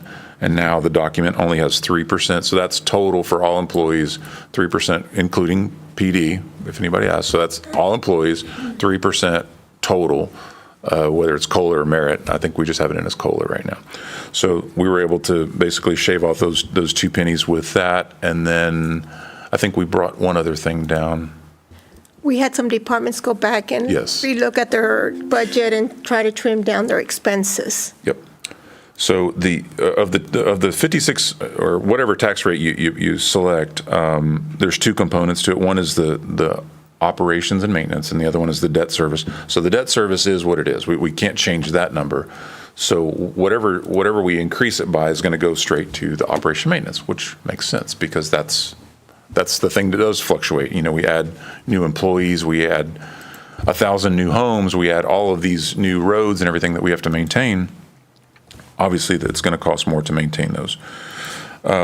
So there at the bottom of the page, if council wanted to vote for the 56 cents, essentially that generates about $500,000. It's actually $485,000 more than if you did the no new revenue rate. If you decided to go all the way up to the 61 cents, that would be about $1.7 million over the no new revenue rate. On page 3, kind of gave you an example for a $300,000 home. Obviously, we have many homes that are more than that, and many homes that are less than that. So this is just an example for a $300,000 home.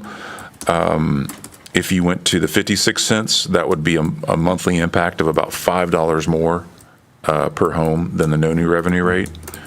If you went up to the 61 cents, that'd be about $18 more a month. Again, that's a $300,000 home. What was the $5? If we went to 56 cents. What's that?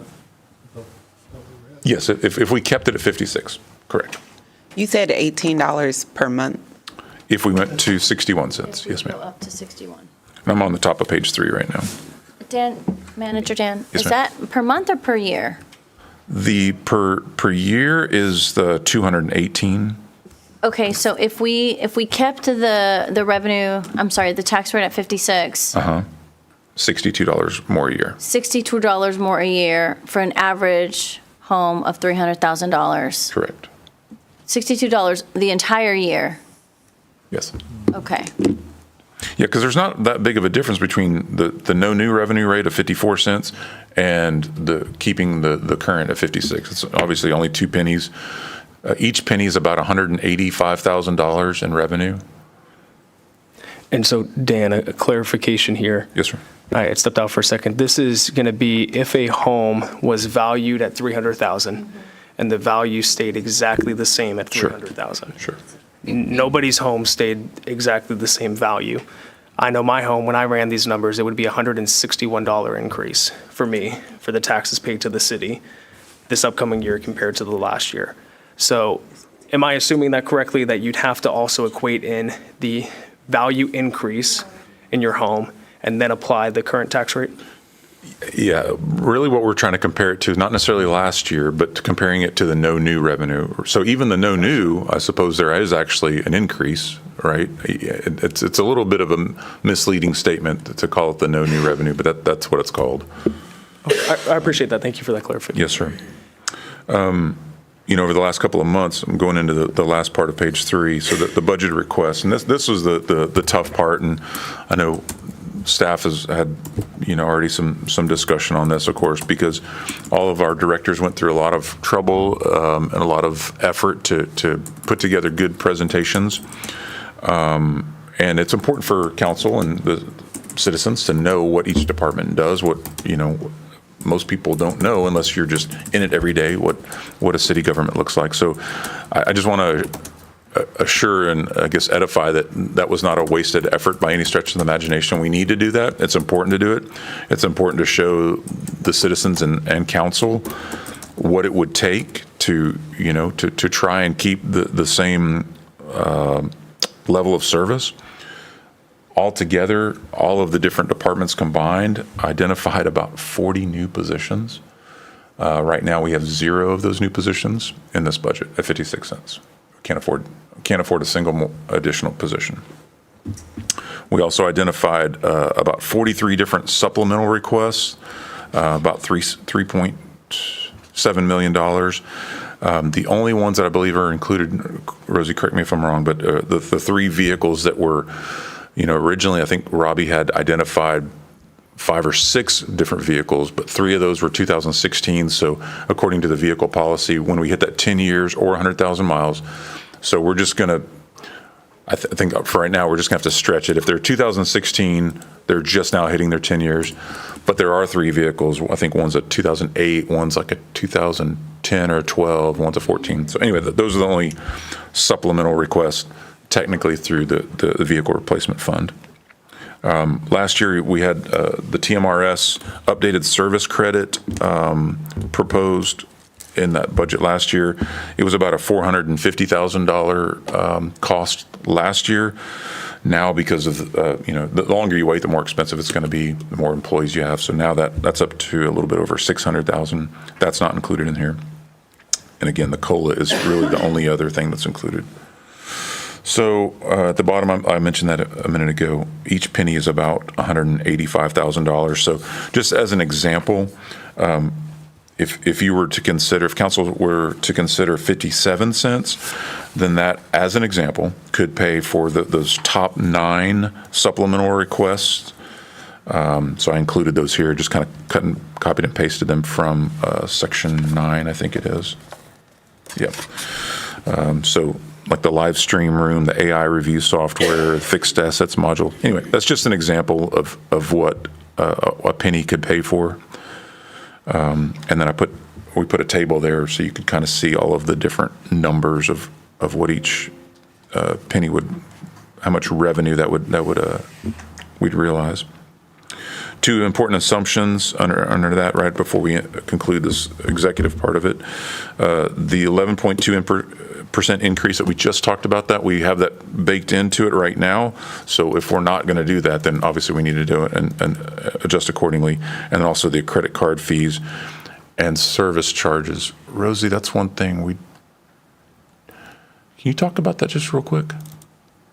Credit card, didn't you have an update or not yet? Next meeting. Next meeting? Okay, great. Working on it is the moral to the story. Okay. Are the fees still in the budget? The fees are not in the budget. They are not in the budget right now. So we're assuming that we're no longer going to subsidize that. And then the next page is just something we just kind of added in there, just so you could kind of see what things look like over the last 3 years. It's this little bar graph right here. It was interesting to me just to kind of see how the appraised values have gone up over the last 3 years. You know, the overall appraised value in Manvel 2 years ago was $2.3 billion. Last year was $2.8 billion. Now we're over $3 billion. So very steady increases. The TERS value, absolutely steady increase. It went from 284 to 356 to now 497. But what hasn't increased is that last thing, and that's the net taxable value. If you notice, if you're a slope guy, that slope is very steep, that slope is very flat. So obviously some of the contributing factors, the TERS is increasing tremendously. That's where most of the growth is happening. So that's not benefiting our net taxable. The homestead exemption is up to, it's $151 million of benefit, back to the taxpayers. But obviously that's revenue directly taken out of the city budget. So it's of import. And then there are other exemptions too. The other exemptions are up to over $500 million now. So that could be ag exempt, that could be over 65, that could be all the other exemptions combined. So anyway, I just thought that was kind of an interesting, kind of a one-stop shop where you can see over the last 3 years the different things, the different debt rates, the different ad valorem tax revenue. That's really interesting. So even at 56 cents this year, we're still not back up to the revenues that we saw 2 years ago. That's really wild to me. We had over 6 million 2 years ago, and now we're less than 6 million. So, after that, then the section 2 is the overall budget comparison. So that's kind of what we were going through just in the last presentation. So it's 55 pages worth of looking at the last 2 years and sort of trying to project what we think we'll need for next year. So that's all of the departments, all the revenues, all expenses. Section 3 is a nice little table that Rosie puts together for us each year. It looks like that. And what it shows is a scenario for 54 cents, 55 cents, 56, all the way down to 61 cents. So you can kind of literally just at a glance. That's in section 3. Section 3, there's 100 something, there's 102 pages. Crystal, it's One page in section. it's page 60, Oh, I have to go- I'm page sorry. 64. No, wait, okay, never mind, page 64, okay. Thank you, sorry. Nope, you're good. Go ahead, Dan. I'll pull up the electronic version, so I've got it handy too. Sorry about that.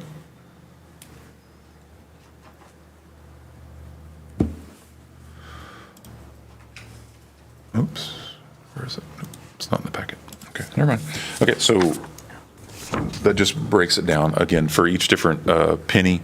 And so where that's important is you'll want to see what's the easiest way? That far column is what we actually realize. So at 56 cents, you see there's $10.3 million versus at 57 cents, it's $10.5 million. And all the way down to 61 cents, it's 11.3 million. So that's just the different scenarios. Section 4, again, the important, looks like this one. So at the very bottom, that net taxable value is what we're using. That's 2.3 billion. That's the number we just talked about. So technically it's 2.279 is the for sure number. It's at least 2.279. And then there's $67 million that is still in protest and whatnot. So they're projecting 2.3 for the net. The page right after that is the TERS, the exact same thing, but for the TERS. So that 497 million, Rosie, I know I asked you a million times, are you sure we have to Okay, we have to take that out. So even though they track them separately, that 497 is not already figured into the 2.3 billion. We have to subtract it, which is a huge number. Section 5 is the BCAD tax rate notice, and that's where we actually get our no new and our voter approved rates. They're at the very top. Section 6 is the tax rate calculation worksheet. And that's, you have to provide a lot of that input to them, right, Rosie? Yes. This year. And they use that mainly to look at all of our debts, correct? That's how they calculate our debt rate. Section 7 is our certified total. So there's a lot of information in there. This is really probably more appendix worthy, but it's here just in case you want to refer to it. That's where you're going to see the different exemptions. You're going to see the property counts and those kind of things. And then Section 8 is the staffing requests. As you can see there, it's basically that little spreadsheet there. That's where you can see. So public safety altogether had 19 positions requested at about $1.5 million. Public Works had 14 positions, about 600. And then Development Services had 4 positions. And then there were the 3 other positions, like the grants coordinator, the accountant, and the assistant city manager. So again, altogether, that's about a $3 million. That's with benefits. But none of those are included in this year's budget at 56. Section 9 are all those supplementals, and you see I highlighted those top 9 in green if you wanted to, for instance, go to 57 cents. And then there's those 3 vehicles I was talking about at the very bottom that are part of the vehicle replacement fund.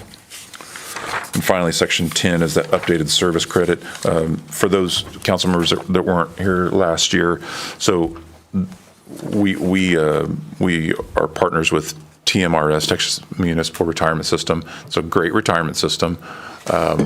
Basically, each employee puts in 7%, and the city matches 14%. So it's 21% altogether, which is great. And most cities use it. So it transfers from one city to the other. I think there are even some military components, right, that you can use for service credits. Yes, sir. Yes. There's one thing that we don't do that most cities, I would say, in our research. Is that fair to say, Tammy, Bobby, Chad? Most cities do provide this as a benefit as well. The longer you wait, again, like I mentioned earlier, just the more expensive it gets. It looks like, Tammy, you found that we had done it like a one-time, not a retroactive, but we've done it 1 time, 2 times, I think, right? The last time was 2021 or Yeah, I something. thought it was further back, but we found it. Yeah. So basically what it is, it's like a true up. So say, for instance, if somebody started out as a laborer making, $30,000 a year, then the true up, but then they worked for the city for 20 years, their retirement, for those first however many years at that lower salary, the updated service credits will basically bring that up and adjust your retirement accordingly. So it's a great benefit. We don't have it, but I've got that in there for you. Again, it's not baked into the budget anyway, but this is a little table that I included last year that shows all of the different communities in Brazoria County, just to kind of show you where we're at. So. Well, thank you, Dan, for that overview. Lots of information here. Lots of items that we've already covered tonight about finance. This is a very heavy night for you, Rosie. A lot of finance conversation. So we'll first open it up to any council comments and or questions. I have a comment. We'll go to Councilwoman Sarmiento. I'm looking at, in my packet here, page 5, that has the 3-year summary, and it shows fiscal year 24, 25, and then 26 with the appraised values, deters, et cetera. And I'm looking where you mentioned, Manager Dan, that in 2024, we had roughly, I guess that's $6 billion. Is that $6 billion there in ad valorem tax revenue? I'm so sorry. Tell me what page you're on again. I'm so sorry. Page 5. Page 5, okay. Yeah, where you have the 3, it's a graph of the 3 different fiscal years. Yes, ma'am. With the appraised value, homestead exemption, all that. Mm-hmm. And then in fiscal year 2025, you mentioned it was, interesting because it was less than the 6 from 2024, and it's projected to be 5.9 in 2026. And my question is that significantly lower because, is that what we're pulling in based on the ad valorem tax? Like the value, that's the value? Yes, ma'am. Versus? Well, it's, no. The value is the one at the very top. Okay, that's the value at the top, and Yep. so this is what we would realize. Right, And the so that actual revenue. drop in there is pretty much given to the fact that we approved the homestead exemption as well as adopted the no new revenue rate for 2025. Well, actually, we didn't adopt the no new revenue. It was very close to it. Sorry, we went to 56. We went to 56, Mhm. yes, ma'am. It's a little bit of both. I think mainly, certainly part of it is the homestead exemption, but I think the main growth, it looks like, is happening in the TERS, is really where, because that went from 284 million to 497. Yeah, so they're booming. It's almost like they're their own city, right? They get to collect all that money, keep it, pay themselves back, and the luxury that we get is it says Manvel on their address. That pretty much sums it up. Then my other question is, where in this do we get to see how much we are realizing on sales tax, et cetera, and how does that affect this? Because last year we were hoping that, I remember specifically when we adopted the homestead exemption, it was tough for us to do that, but we said, look, we trust you guys that y'all figure it out, right? You guys are experts, you know how to manage things and get it done. So the first thing that comes to mind is, yes, we brought in less revenue, I would say, but the city did fine for the most part. You guys still crushed it, right? If you go to page 8, Okay. that's going to show your sales tax revenue projections. Of what section? It's that same one, just write It down. would be section 2.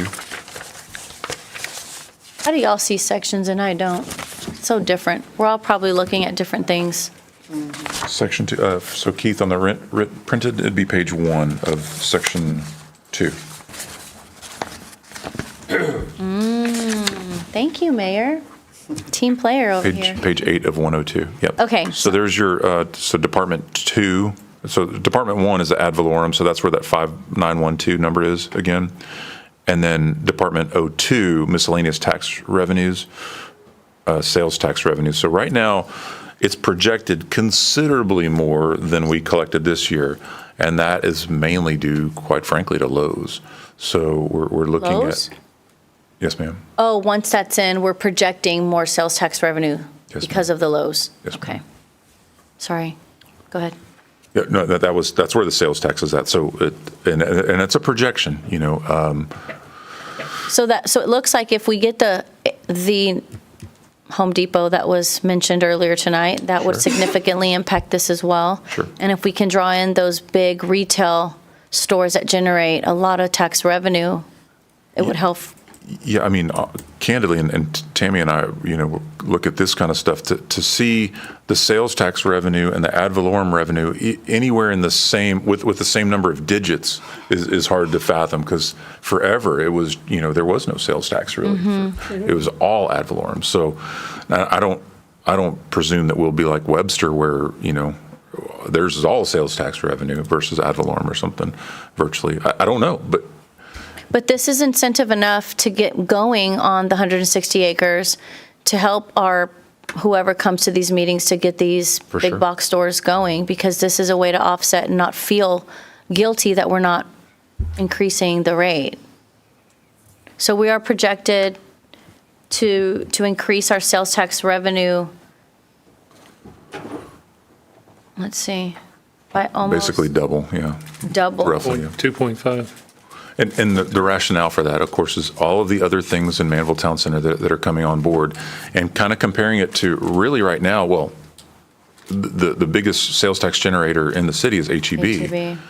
And if you think about it, most of the stuff, or a lot of the things at HEB are not even taxable, right? That's right. All the produce and whatnot. So the Lowe's and those other places that are everything's sales tax, you know.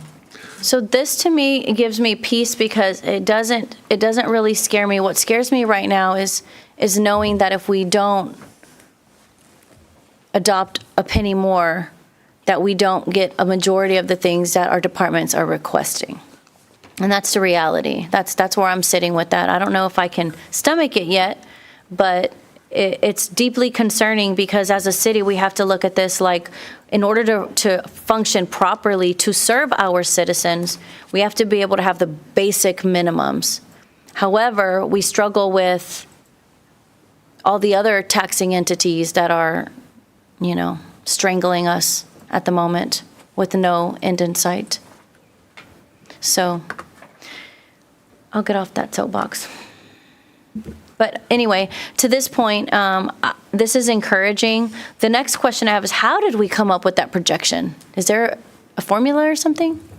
Or do we just look at it and guess it? It's tough. So, I mean, that's Joe's and Rosie and I and kind of all of us just putting our heads together. It's probably like, the demographers, it is just an absolute scientific guess, in some ways, just trying to put your best foot forward on what you can project. And it's such a delicate dance. You don't want to over project your revenues, because if they don't come to fruition, then what are you going to do? And we've seen a lot of cities around us. So it's a delicate projection. It is very delicate. I mean, okay. If that comes in at 10, then that's great. If it comes in at 2, that's not great.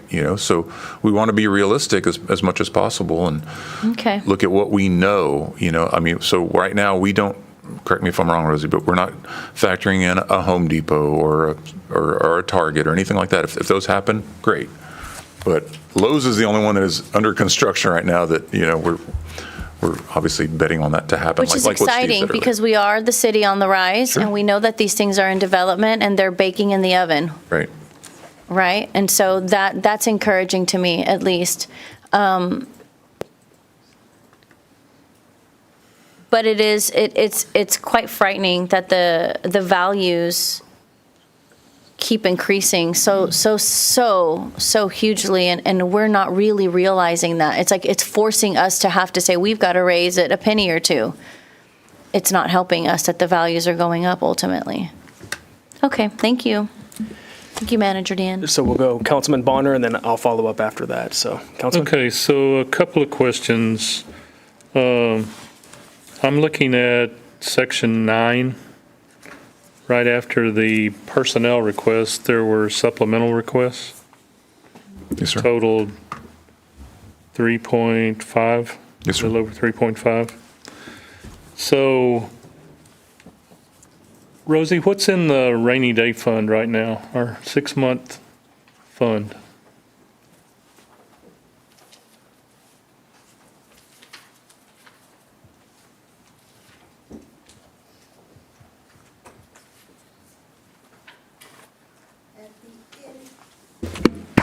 At the end of June, we had 10,197,000 was a fund balance. Okay, is there a way to break that from debt to O&M?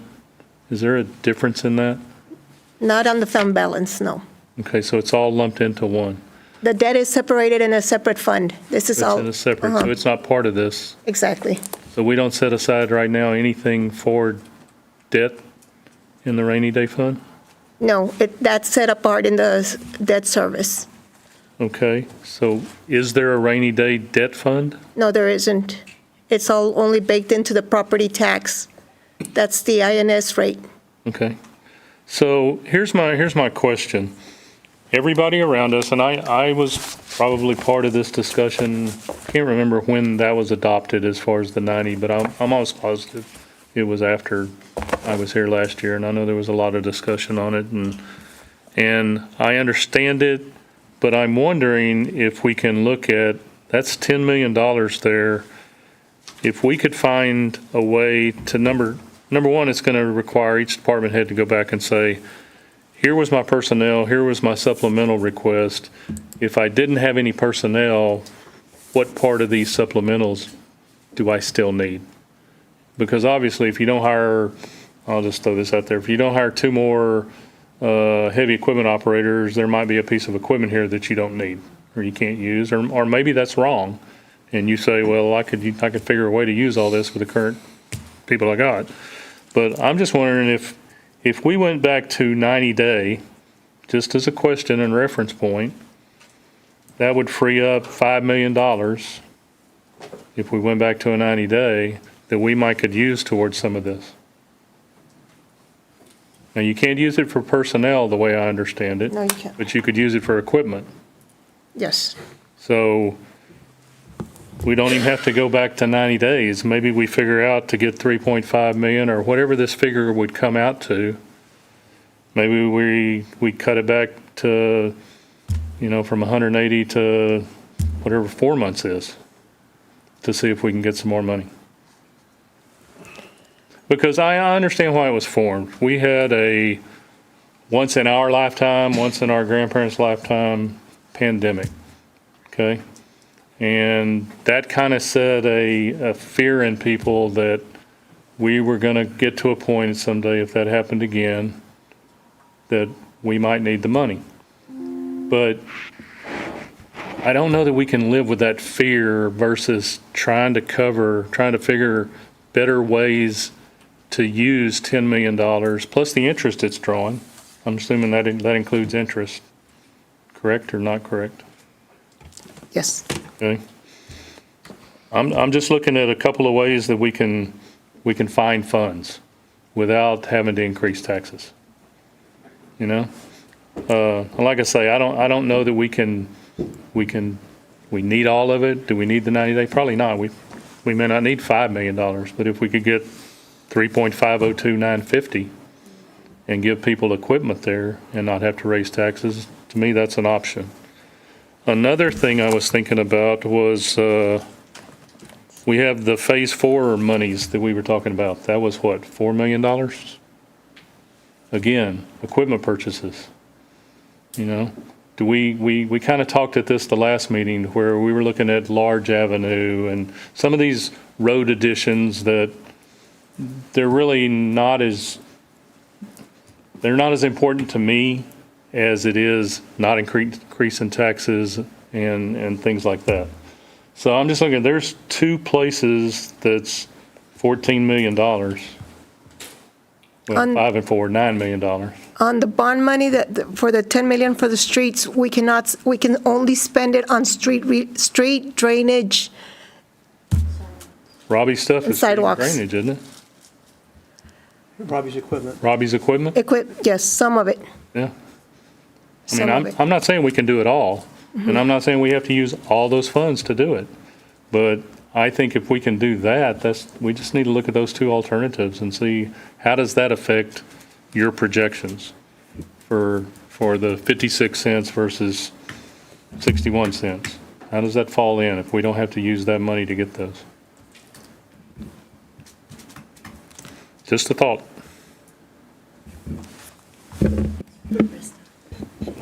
Mayor Pro Tem Lands? So on this list here, the supplemental request, I'll just continue on with what Keith said. I mean, there's quite a few public works items listed on here.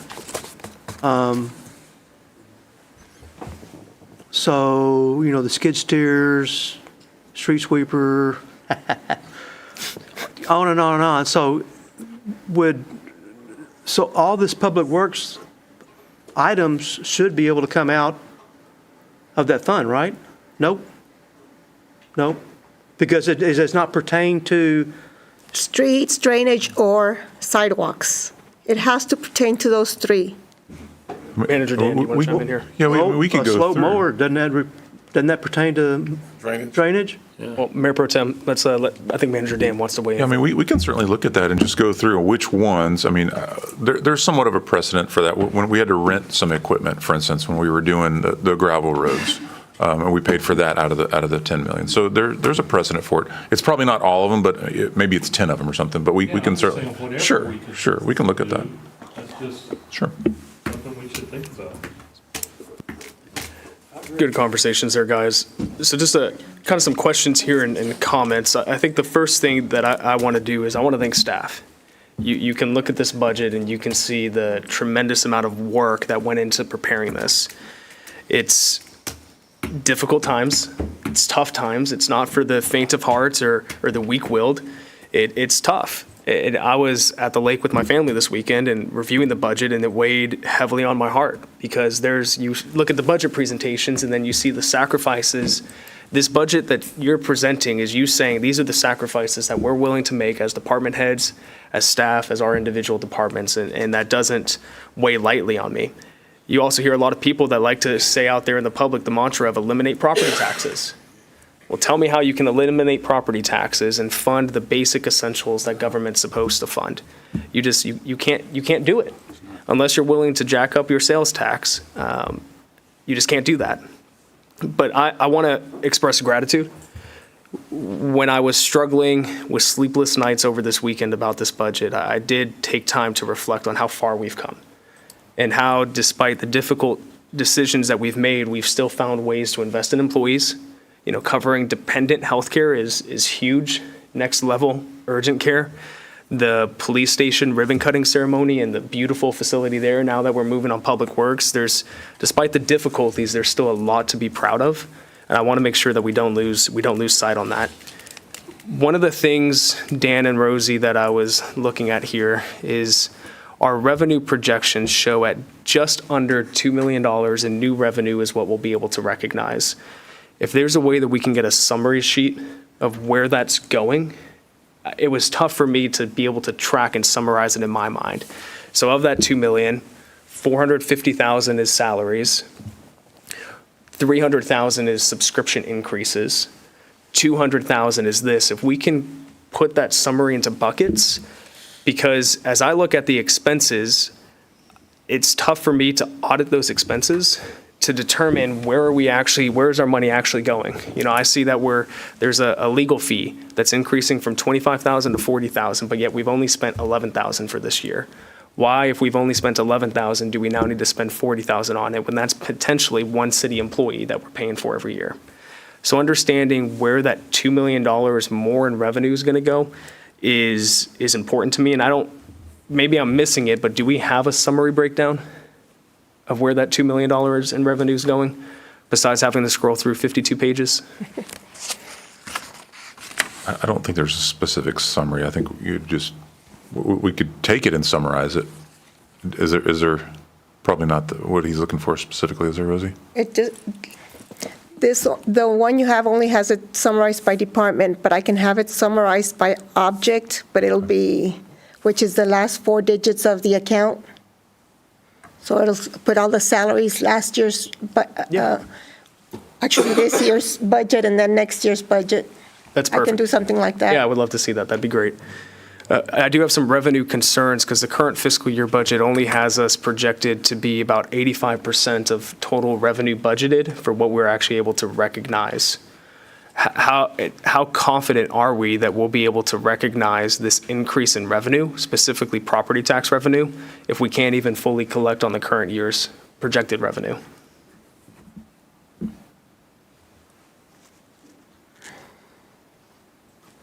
Do we need to lower this projection by 15%?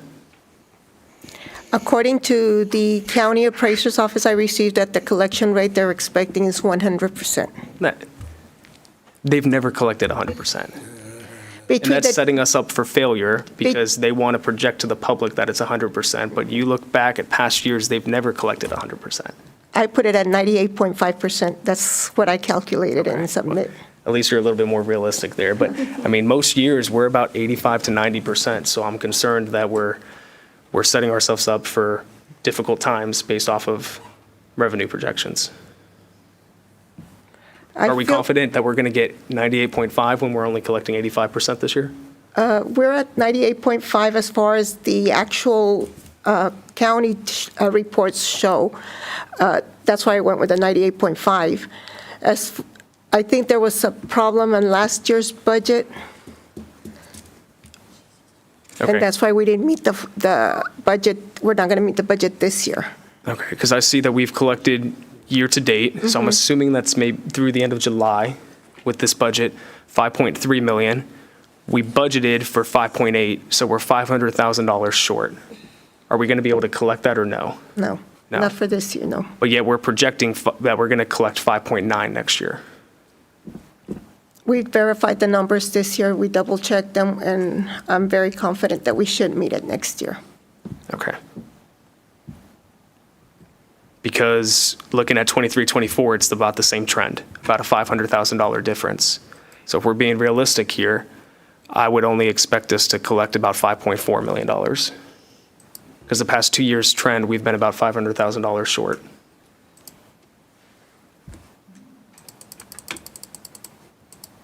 Okay. This is page 8. We'll move. You're going the wrong way. I know I am, but I mean, that's, if we're being realistic. Jumping over to expenditures here, is the expenditure number that we see in this budget proposal, is this through the end of June or the end of July? I believe it was at the end of June. Okay, so if we're at the end of June, we're on track overall for expenditures then, so that answers that. For me, we talked about the utility fund earlier. One of the things I was surprised about is that this budget shows that we're only allocating $1,200 for parks. Considering we have a full-time salary, is there a reason why parks is only allocated at $1,200? The parks is really located in between, in Public Works. We allotted $15,000 for whatever the parks is going to need. That one's just to cover the electrical bill because the parks fund no longer has money because we're going to actually create a department in the future when it gets big enough. Is there any reason why, similar to what we've done with the city attorney's office, we can't have parks broken out? The reason why is we hear a lot of people that scrutinize the budget and they're going to see $1,500 or $1,200 for parks, but yet, for example, we're doing a $500,000 parking lot project. We have a full-time salaried position for that with benefits. To me, it seems like it would make sense to, while it would still report up underneath Public Works, to break it out. Would that, I think that from a clarity perspective to the public is better. Would there be any disagreement there? No. Okay. I just think it's clear because I know the investment that we've made, Robbie, that your team has made in parks gets criticized because people look at the budget and they see such a low dollar amount, but that's not true. So highlighting exactly how much, we've invested almost $1 million in Croy Park. That's a lot of money, and that's something that we should champion, and having it called out specifically in the budget would be helpful for that. So that's kind of answers my questions. I have a lot of more department-specific questions. I'm not going to bog down the meeting with that. I'll follow up, Dan and Rosie, with you guys specifically there. Also, Councilman Bonner, you hit on some of the potential funding options that I was putting here. I do believe that at some point here in the very near future, we need to perform an efficiency audit. The city of Houston just recently did this, and it was very helpful. It's not rejecting the status quo, but it's challenging it. It's always constantly looking for ways to improve, and are there better ways to do things? Are we spending money in the right places? Really looking at that is key. Councilman Bonner, you took my item about the $4 million in funding from the street and drainage program. So I love where you're thinking there. Also pulling from the fund balance to know that if my math was correct, Rosie, we're at 64% in the fund balance, which is well above the 50% mark. If we're at, I think you said just a little over 10 million, and if we look at that 10 million compared to our expenditures for the current fiscal year, what it would be projected to be, which is a little over 15 million, that means we've got about 64% that's sitting in there. That is if and when we don't spend any more money. Once we finish this year, we'll be at 7.4 million. Okay, so that's an important clarification, because Councilman Bonner was just making his assumptions based off of you saying 10 million, but you're saying we're only going to have 7.4 million. Yes, if we meet all the revenues and we spend all the money, which we do not spend all the money. Okay, what are we projecting to actually be at the end of this fiscal year in the fund balance? 8.2. Okay, so if we let's just do some rough math real quick.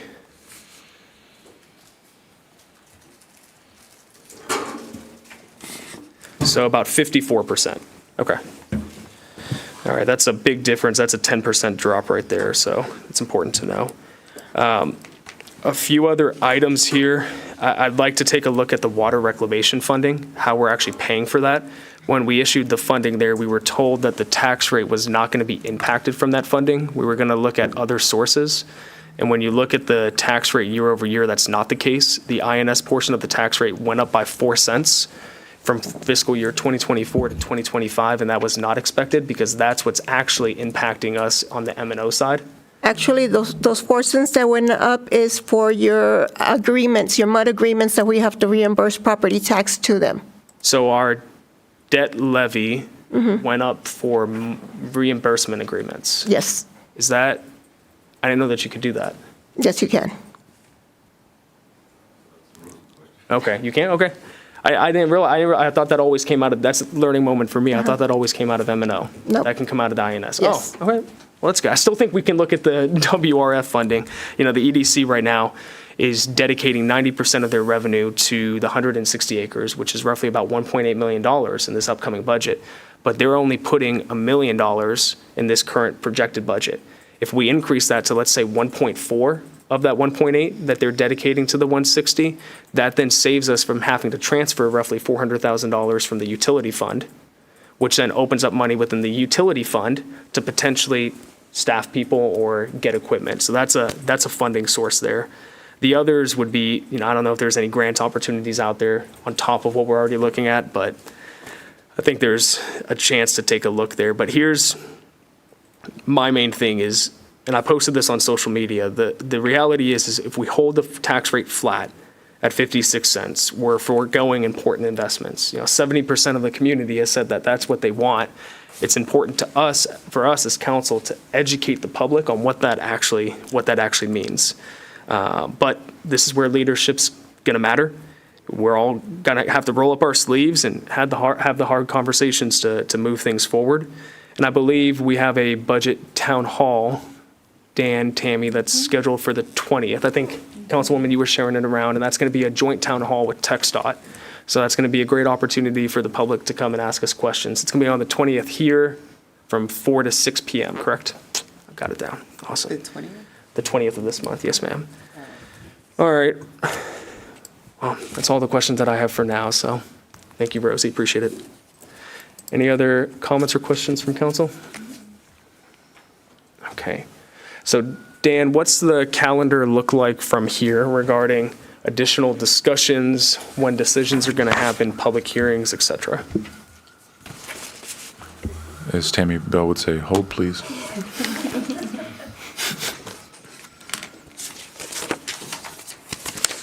One of our associates will be with you shortly.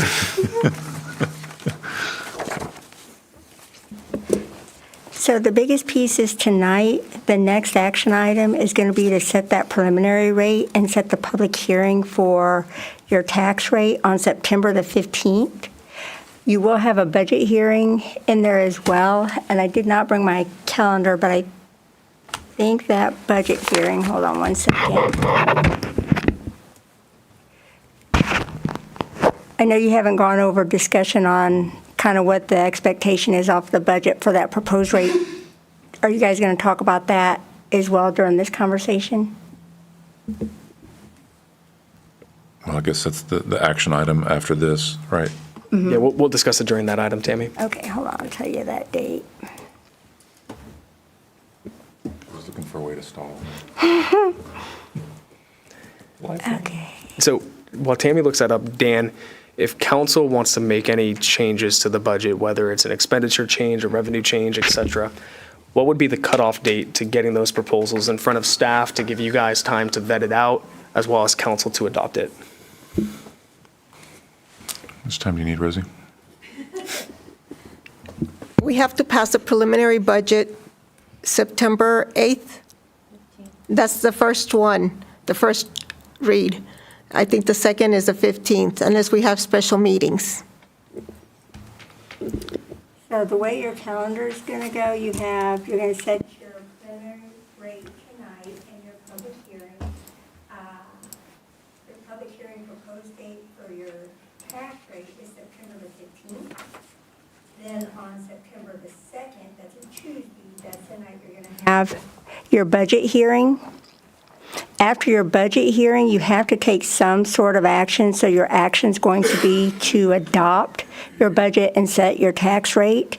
The proposed date for that is going to be September the 15th.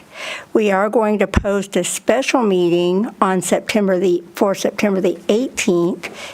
In the event that you don't take action on the 15th, we have to post that special meeting with the 3 business day ruling prior to you guys even meeting on the 15th, but the deadline then is going to be that 18th. Okay. So Dan, to help you guys out, what I would say is if council wants to submit any changes or proposals, to do that by the next meeting, which would be August, what? That would be great. I mean, if you got it on the 1st, and then if you can get his comments by the 15th, that's next Friday. Yeah, That'd be so great. by next Friday, and then that gives staff time to vet it out, and then council could ultimately make decisions during our first meeting when we have to do the first reading for the budget, and then we would have the second reading there with the goal being, we don't have to use the meeting on the 18th. If we have to, we will. I'd like to see us adopted by the 15th. Does that work for council? All right, we will move on to agenda item number 8. Oh, yes, Mayor Pro Tem. If you can unmute yourself, sir.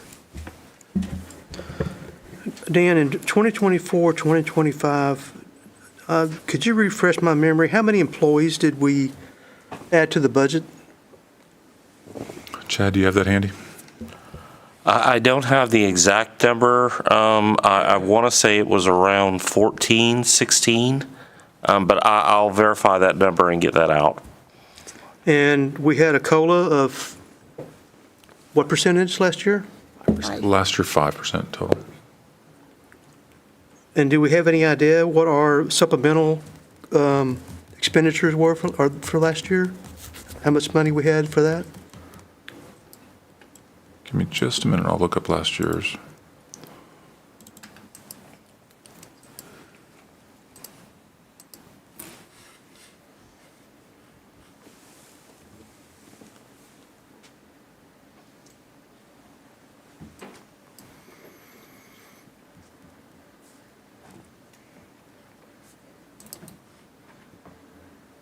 Okay, so last year we had 37 supplemental requests. We had 24 new position requests. 5 of those positions were included in the actual budget at the time. 5 of the 24 were actually included.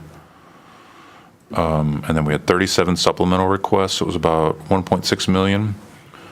And 17 of those were included.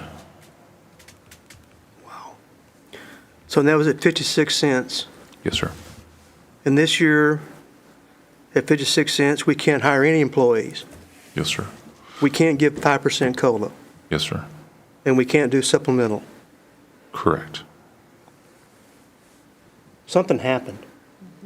Life got expensive.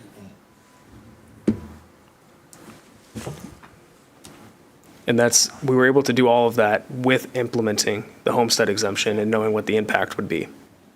Yes, sir. Yeah. That's why we say, even then, we still were. Even though we adopted the 56-cent rate last year and implemented the homestead exemption, we still made significant strides. So if we stay there, it is shocking that we won't be able to hire and do all these things. So I'm basically having a panic attack right now. We did all that last year at 56 cents. at 56. And we can't do anything this year at 56 cents. Yeah. Something's wrong. Was it the Well- inflation? Well, for one, I mean, we didn't have an acre to air condition. You know, that's a huge facility. You know, the new police station is going to be a big expense. All of the plants and everything. So we were just taking over the wastewater treatment plant at Manvel Town Center and the water treatment plant. So now we're maintaining all of those utility costs and whatnot. Those have gone up. So I would say that's a big part of it, is we've just got more maintenance. We've got, the payroll itself, of course, even though we're not adding any new people, I mean, we still have 114 people, Chad? 114. 114. And, obviously, like the mayor mentioned, all the benefits and everything else. So I think the hard part is that we've got 1,000 more homes than we did last year, times 3 people per home, and yet the staff is basically the same. So it's just a lot more on our staff. So the challenge last year was get creative, and we did, and the creative juices are running dry. So we had a lot of luck, with grants, and we'll keep doing that. But it's panic attack is probably warranted. Yeah, and Mayor Pro Tem, to your point there, we're seeing about a $2 million roughly increase in revenue to the city. So understanding, Dan, kind of what you just highlighted, where is that going? When we talk about AC for the new police station, knowing a public works building is going to come up, how much more are we going to spend on that? How much more are we spending on green space? That's the story that the numbers on paper aren't telling us, that we're looking to see to be able to paint that picture to the community. Because we see taxable value going up, we see revenue going up, but we're not able to add more. So are we kind of at the cap and we're just maintaining? Can we add more if we do different things within the budget, make some changes in the budget, to Councilman Bonner's point? Helping us tell that story is going to be key over these next few weeks. So I appreciate you bringing that up, Mayor Pro Tem. Any other comments or questions? All right, we will move on to agenda item number 8, consideration and possible action on a record vote setting the preliminary tax rate for 2025 and scheduling the public hearing on September 15th, 2025 at 6 p.m. at Manvel City Hall, 20031 Highway 6, Manvel, Texas. So this is with setting the preliminary rate. This is a rate not to exceed, so we can go below whatever this rate is. We cannot go above this rate. This will need to be a roll call vote, which means we'll start with Councilman Bonner on the vote, work our way down. Everybody would need to individually say yay or nay. Dan, Tammy, anything important for us to note? The budget's proposed at 56 cents. Anything besides that? Does it require a very specific motion for this, or?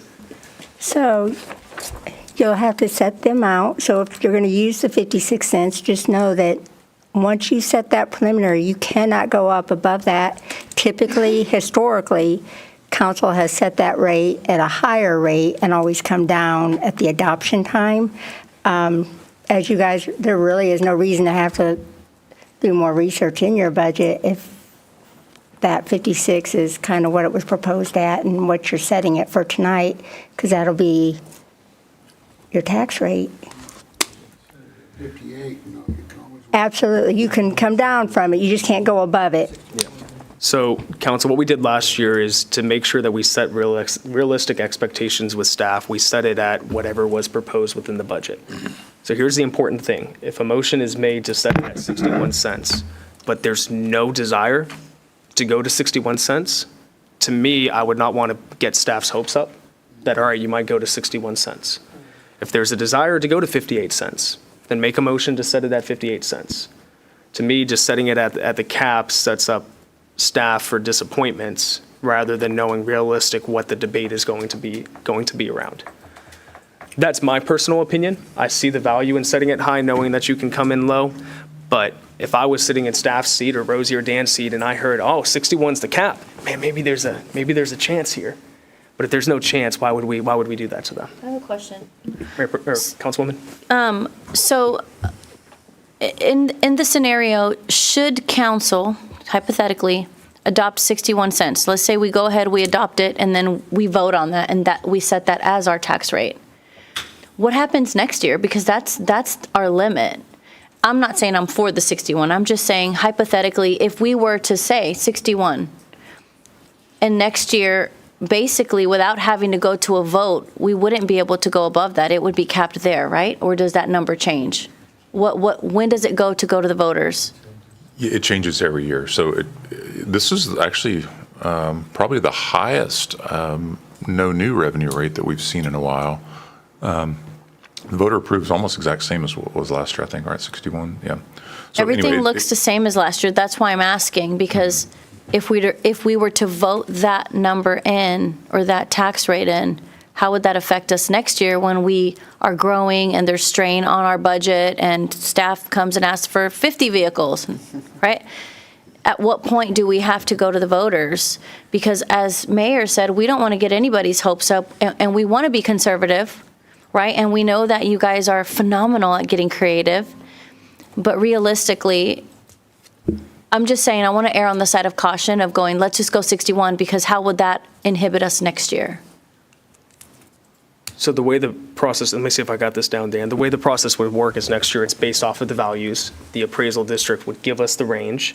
That range could go up, that range could go down. The range is the range. If we're at 61 cents next year, but the range for the voter approval rate is, let's say, 59 cents next year, we would be either forced to lower our rate to 59 cents, or in July is when we would have to signify that we're going to, regardless of what the numbers come in at, go above the voter approval rate, because then you would call a special election for November.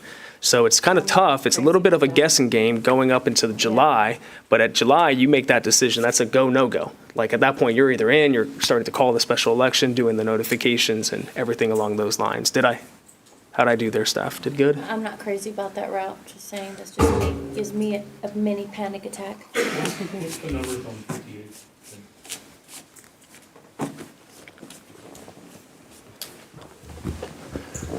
The additional revenue? Well, like we said, for the 56 is $5 a month and 62. Oh.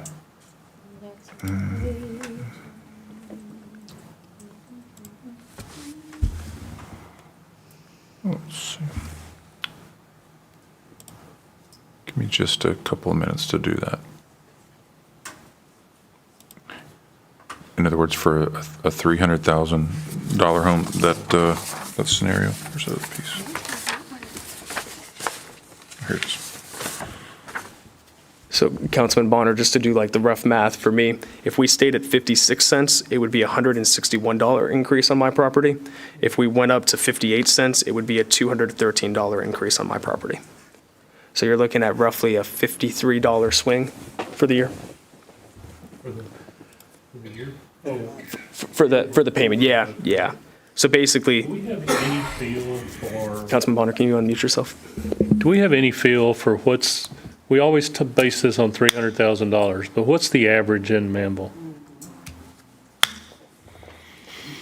I believe that's something that we had asked for previously going into the budget. Taking a realistic home year over year, seeing what the value increase was going to be and the actual tax rate impact. We can figure that out. Because I'm going to assume it's lower than 300,000. I'm just making that assumption. I'll say a lot of new homes, because my parents are trying to sell, actually, because ironically, taxes are too high in Manvel. It says 449 is what current real estate market's going for. Yeah. Zillow says 449. Can you run your numbers by again that you said yours at So if we, personal home? what'd you- yeah, so my personal home increased by $24,000 in value from last year to this year.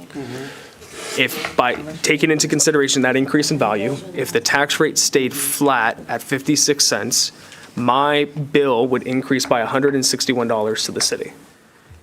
If you raise the tax rate to 58 cents, my bill would instead increase by $213. Mine went down 20,000. Yours did? Oh, that's Because I got a lady that goes and fights for that every year. I fought mine. They said, no. I'm thinking of putting a class out there on how to do it. Please do. I'm serious. I mean, Well, we can't talk about lowering values. That's going to lower the No. city's revenue, guys. I'm just talking about for personal people worrying about taxes. There are some people that go and fight it and they get a tax reduction. So it's 15, 52. Manager Dan, go ahead. Yeah, I think I've got your answer. So for a $300,000 house at 58 cents, so then you're looking at $122 over no new revenue, so $10 a month instead of $10. $5 a month. Okay. Yes, sir. I mean, if I wanted to think that we couldn't get there without a tax increase, I wouldn't want to go over that. So I think that's where I'd want to set the rate at right now. That gives us a little wiggle room At where? to work at 58. I like that number. I'd rather look at the other funds that we're talking about. Well, no, I agree. Yeah. I want to look at that and keep it at 56 or, I mean, that's my first option is look at the other fund options. You know, we've we've said now for 2 years that, we're right there on the peak, Well, looking at these numbers with Lowe's coming in, it looks actually like, okay, I think maybe this next year we are at the peak. That's the extra $2 million we're looking at, right? Next year coming in, so maybe we are there. Maybe this is the last, straining year, hopefully, for us. Yeah, I mean, ideally, I'd love to leave it at 56 and find the funds that we can use in what we've got here. At least that gives us some of the stuff. Now, it's not going to help us on personnel. And it's hard for me sitting up here. I can't understand that strain that it puts on our city employees. I'm not one of them as far as out there doing the work without extra help. That's the pain that I have to deal with of not being able to find the money for those employees. But I mean, in 50-some years of working, I've dealt with that too. And when personally they didn't have funds to give us extra money, and you pulled up your boots for a year and hoped like hell that their promise of, if we ever get better, we're going to make it up, that we live up to something like that. Well, still, my biggest concern is our police department. Yeah. I mean, how often are they strained because there's not enough men that can be on the duty to cover our city, and our city is growing so fast, and they can't keep up. I'm worried about the jail. I mean, right now, is there any employees for the jail? There's not, which means we're going to end up taking officers off the street to man a jail, because once you start putting people there, it's not like you could just leave them by themselves. That's correct. So I don't know where we're going to figure that one out. We could privatize the jail, right, Chief? It's a joke. You could technically. You haven't been watching the news? Mayor, I just want, Tammy brought up a good point. So the assumptions that I mentioned that are baked in right now, there's basically about 3 pennies worth of assumptions. That we increase the water and sewer rates by the 11.2. Again, that just impacts water and sewer users. So if we don't increase the water and sewer rates to the water and sewer users, that means the rest of the city has to help pay for that. And that's about 2 cents. And then the credit card fees, if we still want to subsidize that, that's almost a penny.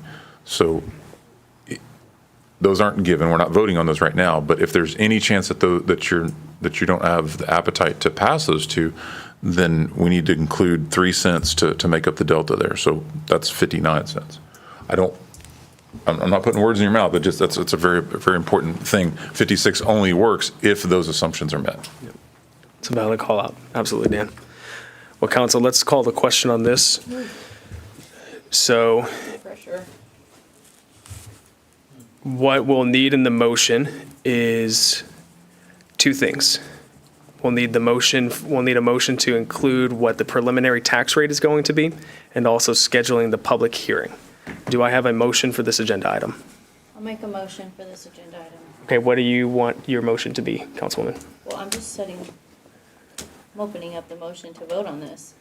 Do we need to set the rate? You would need to select what you want the preliminary rate to be. Oh. Hey, you're on it now. You're going, you're stuck. What you gonna do here? Well, here goes leadership, y'all. All right. Don't mess with me, because I'll set the rate. I'm kidding. Watch her go now. Just kidding. I think just listening to council, and I love what you said about giving the employees so much credit, because we say we lose sleep, but I know they lose sleep, right? We're not the ones digging the holes, fixing the streets, so just wanted to say that. I think conservatively, I always want to err on the side of get creative, we can do it.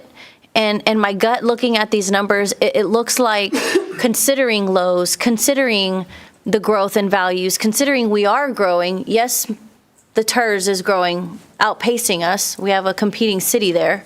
I do think that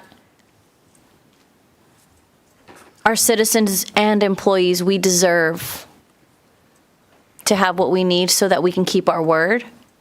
And I do trust that we have the mechanisms to make it happen. So all that to say, I think we meet in the middle. 57? Okay. No?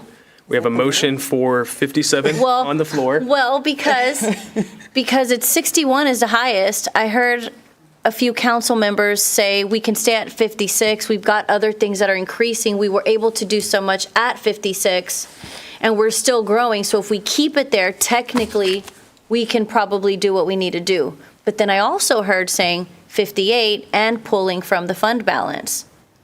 So But we're setting. this is the ceiling? You're setting the ceiling. Okay, I would go, then I'm gonna make a motion to, consideration and possible action to record the preliminary tax rate at 58 cents. Okay, 58 cents and scheduling the public hearing? And scheduling the public hearing on September 15th, 2025, 6 PM at Manvel City Hall. Okay, so we have a motion. Do we have a second? We have a second from Councilman Oplager. This is now a roll call vote. Councilman Bonner? Can we have questions first? We can't have questions. You can't have discussion. Yep. So with what you just got through saying about the 3% is, 3 cents is built in, we would still be a penny short to maintain what we have. If we didn't increase utility rates and we didn't take. That's what I'm saying. If we didn't, if we did all 3 of those presentations, then we would be back to being able to cover it at 56. So I will vote yay for the, was it 58? 58, yes, sir. I will Okay. vote yay for that. Mayor Pro Tem? And wasn't there also discussion that even at that 56, we still have to pull 85,000? Was it 85,000 we had to pull over? And that's covering that's without the credit card fees, and we're still 85,000 short. That's correct. Okay. I say yes. Okay. Councilman Oplager? Yes. I am a nay. Councilwoman Roby Robinson? So the 88,000, that's with us still paying the credit card fees? No. No, this is just for the general fund. In order to be able to fund all the expenses that were requested and what are in the budget, I'd have to bring in 82,000 or 85,000 from the fund balance to complete it. But that's the budget as what was, With the 56 cents. can we skip me and get them their vote and then come back? We got to go in order, Councilwoman. But this is just setting the. Cap. Correct. This is not adopting the actual rate. This is just the cap. So we can't go higher than this when we adopt the budget, but we can go lower. Okay, but this isn't about the water either, like, this is just, okay. I mean. I know. Yay. Okay. Councilwoman Sarmiento? Why didn't you say yay? Are you going higher? So for me, I don't want to set unrealistic expectations with staff, and that's the reason why the budget's proposed at 56 cents. That's what I'm comfortable with adopting. And so to me, unless we're actually going to go to 58 cents, I feel like that's unfair to staff, which is why, for me, knowing I'm not willing to go above 50 cents, that I believe that we can, 56, that I believe we can find the money in the budget, I'd rather set it to be realistic personally. I understand the logic, and I would totally respect the logic, but that was my no vote. Well, I'm just adopting the ceiling rate without us having to go there, so I'm going to say yay for that. All right, thank you, Councilwoman. Councilman? No. No. Okay. Motion passes 5-2. Thank you, everyone. This has been a really good discussion, and hopefully the public, if they're still watching or they watch this after the fact, they see that there's a lot of thought and effort and consideration that's being put in by everyone. This is, to be clear, this is setting the preliminary rate, which is the cap. This is not the rate that we are adopting. We can adopt below this, but this gives an opportunity for future discussion at our next meetings. Thank you, everyone, for that. Dan, Rosie, thank you for answering all the questions. Now we will go to executive session. City Council will convene into executive session pursuant to Texas Government Code Section 551.071, consultation with attorney, and Texas Government Code Section 551.074, personnel matters to discuss the following: duties of the Animal Control Division, legal matters involving animal control.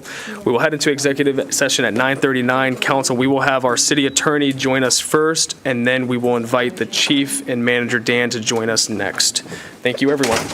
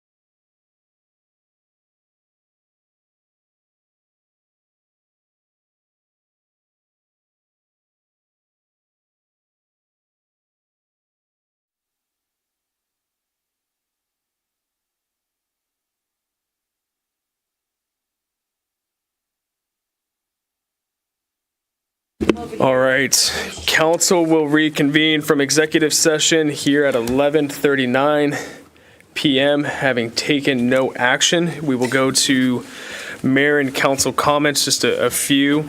Dan, one of the things that we would like to request as council be on our next agenda is a conversation about bringing in a third-party consultant regarding animal welfare, looking and working with Chief closely to make sure that we continue to identify areas and ways to make improvements based off of what's occurring, what's already been done. Having a conversation about that and seeing how we can make sure to provide Chief and animal control the support that they need moving forward. I'll follow up on that one later. One thing at council I just want to let you know about, last year we worked together to deliver popsicles to the football team. Would love to do that with you guys again this year. We have a time that the football team said that they would be available for this Wednesday at 7:30. So I'll work through Tammy to get that information to you guys. I've already purchased all of the popsicles. And so would love to have you guys come out. Like last year, we'll meet at the practice football field at the high school, hand out popsicles to the athletes as they wrap up practice, and would love to have you guys there. So again, Chief, congratulations on the PD ribbon cutting. Big accomplishment. Do we have an official move-in date yet? Soon. Soon. Awesome. Thank you. Get internet in? Internet's in, but the other internet for the radio was not in. That's the timing part of getting the labels and all of that set up, and they get their land and all. It's a timing thing, and so we're hoping to get CO probably this week or first week, and then we'll start migrating. That's exciting, Chief. My dad was talking to me afterwards. He was very impressed. That's why he specifically mentioned you, just because he has a ton of respect for you after the tour and everything that you guys have accomplished. One other item, council, we are invited to the Alvin Sun and Advertisers 135th anniversary celebration. So I'll get this to Tammy. She'll send it out. It's going to be August 8th at 10:30 a.m. At their office in downtown Alvin. So we'll make sure to get that out to all of you guys. Any other mayor or council comments? Hearing none, do I have a motion to adjourn? Motion. We'll give it to Councilman Bonner. Second. And then we'll second Councilwoman Roby Robinson. All those in favor? All those opposed? Motion passes unanimously at 11:42 PM.